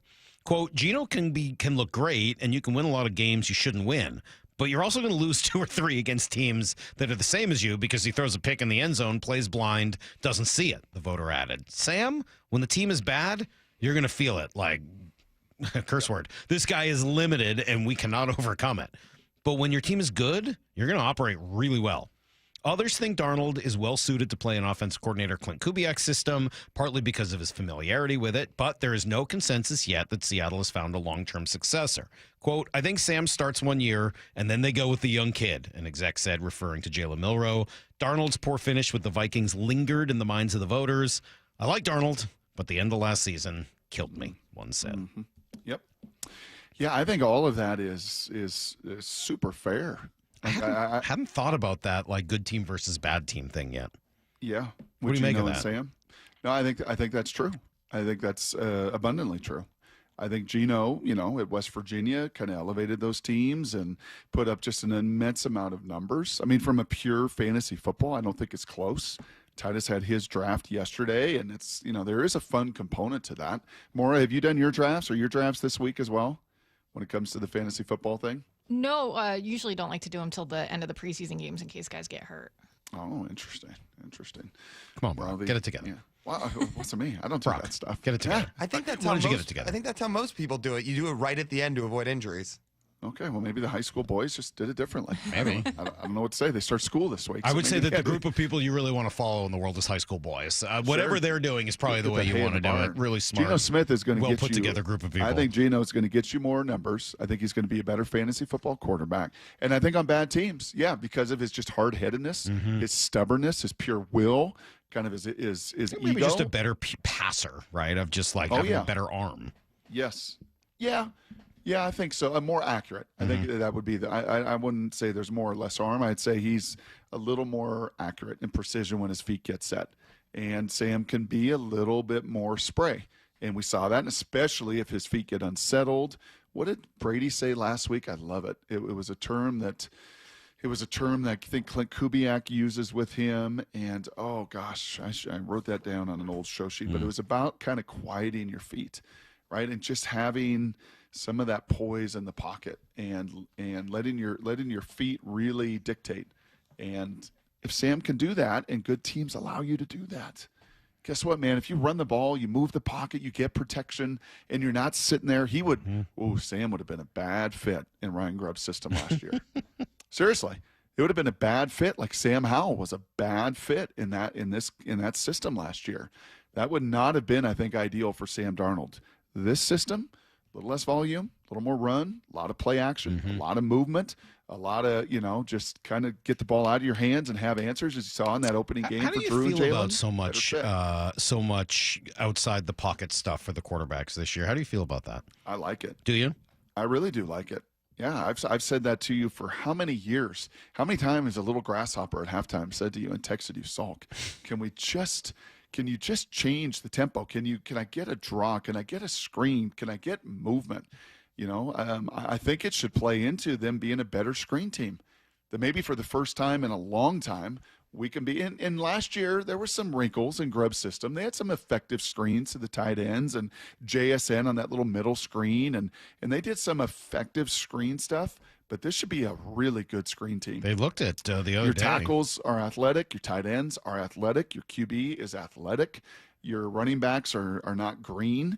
And they've got seasoning experience in this league to do that. Like, this should be a good screen team. So all of that, moving the pocket, screens, those things I all put in the same camp. And that is just, you're the one dictating. You're the one throwing your secondary pitches. You're not just so reliant on only throwing your fastball. Yeah. You're giving them other things in that defense, other things to look at. Maura told me a little more context on this story, so I don't want to go too deep into it, but just with the last couple minutes here. Did you see this thing about Geno flipping off the fan on Thursday night at the game? No, I know that. So that guy's a problem, right? That's sort of like his thing. He's a nut. He makes these dumb signs. Agitator. He's an agitator, right? Yeah. Okay, so the sign... trying to put all this together. So the story is that Geno gave this guy the double bird, right? He flipped him off. Which, whatever, like, it's not the end of the world, obviously, but the sign is dumb. The sign asked, who was the bigger bust, Geno Smith or Jamarcus Russell? Which is just a dumb question. I mean, like, I'm no big Geno fan, but that's a dumb question, right? Like, Jamarcus Russell's biggest bust of all time. Geno just got paid, and is playing into his 30s. Like, what are you talking about? That doesn't make any sense. But whatever. Why flip that guy off? Why are you engaging in that guy? He tried to take the sign, and then when they asked him about Geno giving the bird, he said, "Did you see the sign?" I know, it's dumb. So, I don't know. I don't need my quarterback to be an angel. I'm not looking, for Brock Heward all the time. Like, it's okay to have some edge to you as the quarterback. You saying I didn't have any edge? I'm saying that's not your strong suit necessarily. But I like. Why are you engaging with that guy if you're Geno Smith back in Seattle? And look, he didn't attack him as a person, right? Although there's plenty there to attack. The guy was just sort of making a dumb comparison. Like, that's something you're going to take notice, and like right before a game, you're flipping him off. Right. All I know is this. I'm just happy Geno Smith is not the quarterback here in Seattle anymore. Right. I think this year's team is going to be much easier to root for. I don't know where I'm at with Sam Darnold yet. I'm not telling you that I love the guy. I had a lot of question marks about him at USC and during the first few years of his career, and I'm going to need to see it on the field before I get over those, which is fine. And I'm open to that. Like, I'm very open-minded. But the last couple of years have been hard for me to root for the Seahawks because I just don't like Geno. I don't like the guy that flips off the dude with a sign that's designed to get under your skin and lets him. Right. That's just not what I want from my quarterback. Right. Yeah, when Max Crosby does it a little discreetly, I don't know if you saw Max's flipping off skills because He's also not a quarterback. That's exactly right. Like, I'm sorry, the quarterback can't be doing that for the most part. I'm trying to think. Like, Baker's got a little bit of that edge. Certainly in college, Baker, grabbed his stuff and he'd get after it. And I said that I don't need my quarterback to be an angel. I don't mind a little emotion. I like Baker. I like Lamar Jackson. I like some of that. I don't mind that. Something about Geno does it in this reactionary way, whereas Baker and Lamar and some of those other guys, it feels just like you were just saying, Brock. It feels proactive. I'm here and you're going to deal with me. Yep. Whereas Geno shows up and is like, "Oh, this guy's bothering me. You're going to flip him the bird." Like, dude, that's just lame. I'm sorry, Maura.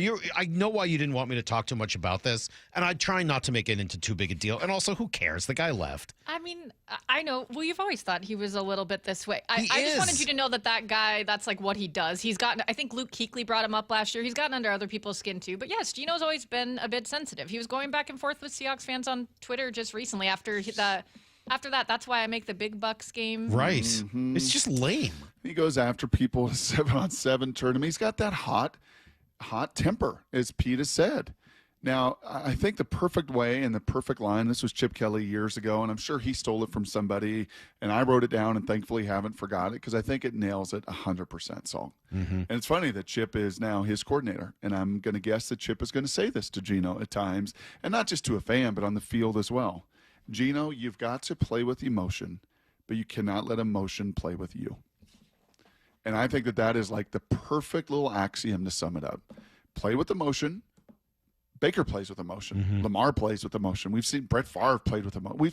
We've seen guys that can play with emotion, but you cannot let your emotions play with you.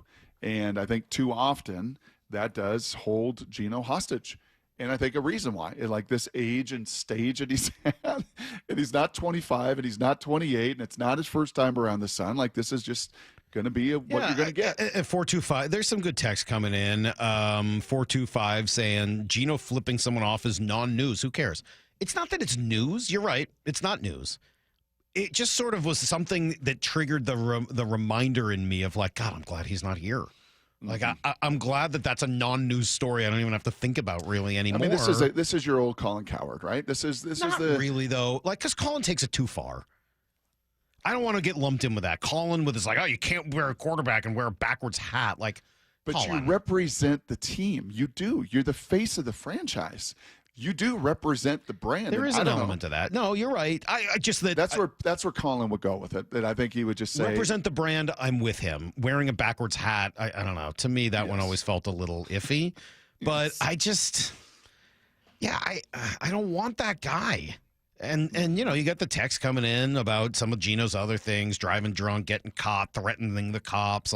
That's from the 206. They were just don't like it, man. That is a level of inability to control your emotions that I think is probably not best for leading a team.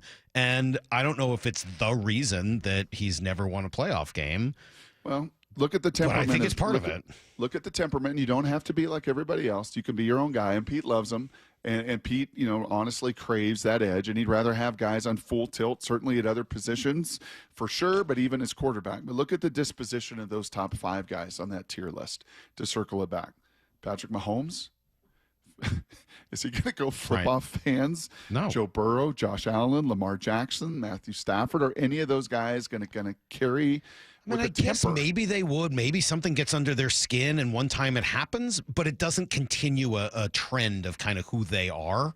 And so in those ways, I find myself glad. 509. I mean, what other quarterback has been sucker punched by a teammate in the locker room and missed an entire season? Not just once, but twice. He's been sucker punched by teammates in locker rooms. Unbelievable. All right, there you go. That was a fun day, Brock. We're going to get out of here. And it was fun.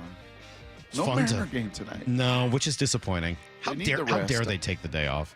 I love it. Long trip back east. I love they get an Baltimore. off day, but man, it's a little different each night without them. Thankfully, 9 and 9 days. It was a great road trip.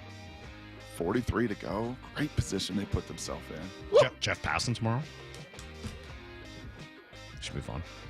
Good day You for call passing. him a turd before he can call you a turd? No, I don't use that. I think it's a dumb word, quite frankly. I'm not into that word. Tell him that tomorrow. I'd be happy to. He's smarter. He's a smart enough guy. He can come up with a better word. That should be good. We'll see where that goes. We'll see you guys tomorrow morning at 6 a.m. Stick around for Bump and Stacy next. The hay is in the barn. That's exactly right. See you, everybody. Get to the chopper!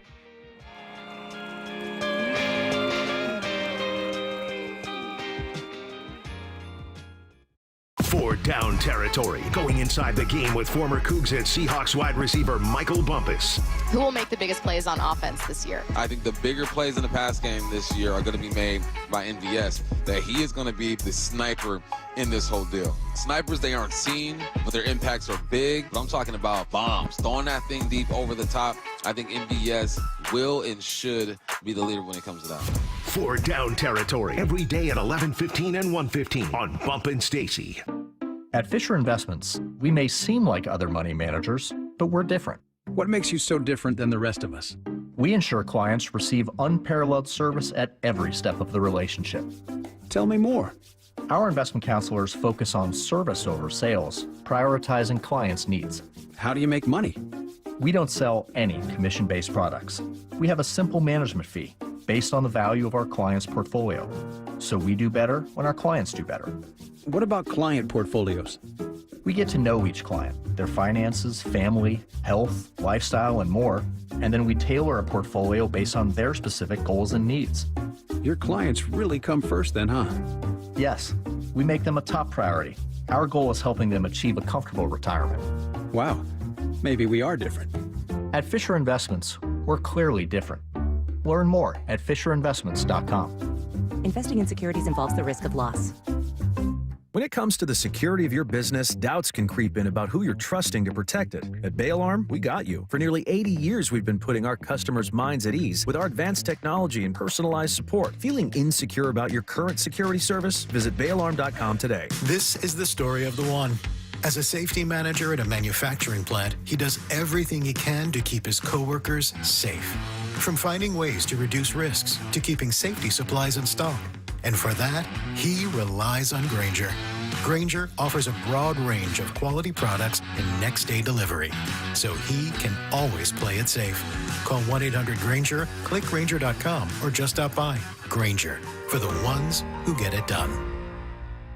Coverage varies by plan. View contracts and exclusions at EnduranceWarranty.com. If you have a 2004 or newer vehicle that's out of warranty or about to be, Endurance is urgently notifying U.S. drivers about their low-cost vehicle coverage plan designed to save drivers thousands on rising vehicle repair costs. Those who qualify can pick their plan, coverage, and repair shop. Roadside service, towing, and rental cars included. All covered repairs get paid directly to the repair shop for you. Call now for your free quote. Call 800-298-7906. 800-298-7906. You're listening to Leaf Filter Radio, and the guru of gutter protection himself, Chris Coonahan, is here to take your most pressing leaf-related questions. Hey, everybody, Chris here. I understand we have Ron on the line. Ron, where are you calling from? Uh-oh. Ron, are you calling from a ladder? Well, I was. I wanted to ask Chris what I need to do to get my gutters ready to have Leaf Filter installed. Oh, Ron, you don't have to do anything. A Leaf Filter Trusted Pro will come out and clean out your gutters, realign and seal your gutters, and install Leaf Filter, America's #1 gutter protection system. So I didn't need to get on this ladder? Ron, Leaf Filter Trusted Pros are in your neighborhood and ready to help. Just visit leaffilter.com/deal to schedule your free gutter inspection and get up to 30% off. Thank goodness. What was that site? That's leaffilter.com/deal for your free gutter inspection today. See representative for warranty details. Promotion is 20% off plus a 10% senior or military discount. One discount per household. It's back to school time again, and parents are pretty stressed out. Can you blame us? The supply list, the sign-ups, the scheduling. At least haircuts are easy at Great Clips. It's true. With the Great Clips app, I checked him in before we left home, so we were in and out in no time. I got a great haircut, and Mom got to check something off the to-do list. She really loves that. Back to school can be a lot, but haircuts are easy at Great Clips. Download the app today. Great Clips. It's gonna be great. The ballpark is rocking like 2001. Let us clear up your allergies so you can enjoy more of each game. Hey, it's Dr. Ryan Stern of the Stern Sinus Center. Let us fix your ear, nose, and throat problems. Let's make your congestion, sinusitis, snoring, and allergies a non-issue. We can diagnose and treat everything from allergy testing and treatments to modern nasal breathing procedures to advanced balloon sinuplasty. Come and see us in Federal Way and Auburn or at sternsinus.com. That's sternsinus.com. Hey, college students, Safeway is giving you 5% off. That's right. Junior colleges, tech schools, universities, just verify your student ID in the app, unlock exclusive deals, and shop on the app or in person. Better yet, subscribe to Fresh Pass to get free delivery and other special offers. Remember, if you use EBT, Fresh Pass is 50% off and you get savings on fresh produce. For all the details, visit Safeway.com/4U. That's Safeway.com/FOR in the letter U. Feeling the heat? Cool off with Home Comfort Alliance. Save up to 25% on 2024 ACs and heat pumps during the final days of the warehouse clearance sale. Plus, PSC customers get AeroSeal duct sealing for as little as $99. Visit HomeComfortAlliance.com. Let's go!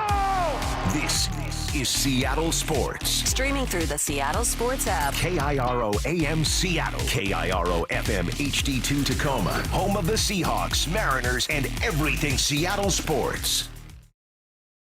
Seattle Sports Snapshot. The Mariners got their second series sweep in a row on Sunday, this time over the Rays. Raley hit his third home run in as many games, his 45th of the season. Josh Naylor hit another in an RBI single from Dom Canzone in the 8th, gave Seattle a bit more insurance in a 6-3 win. They're going to have an off day today, extra innings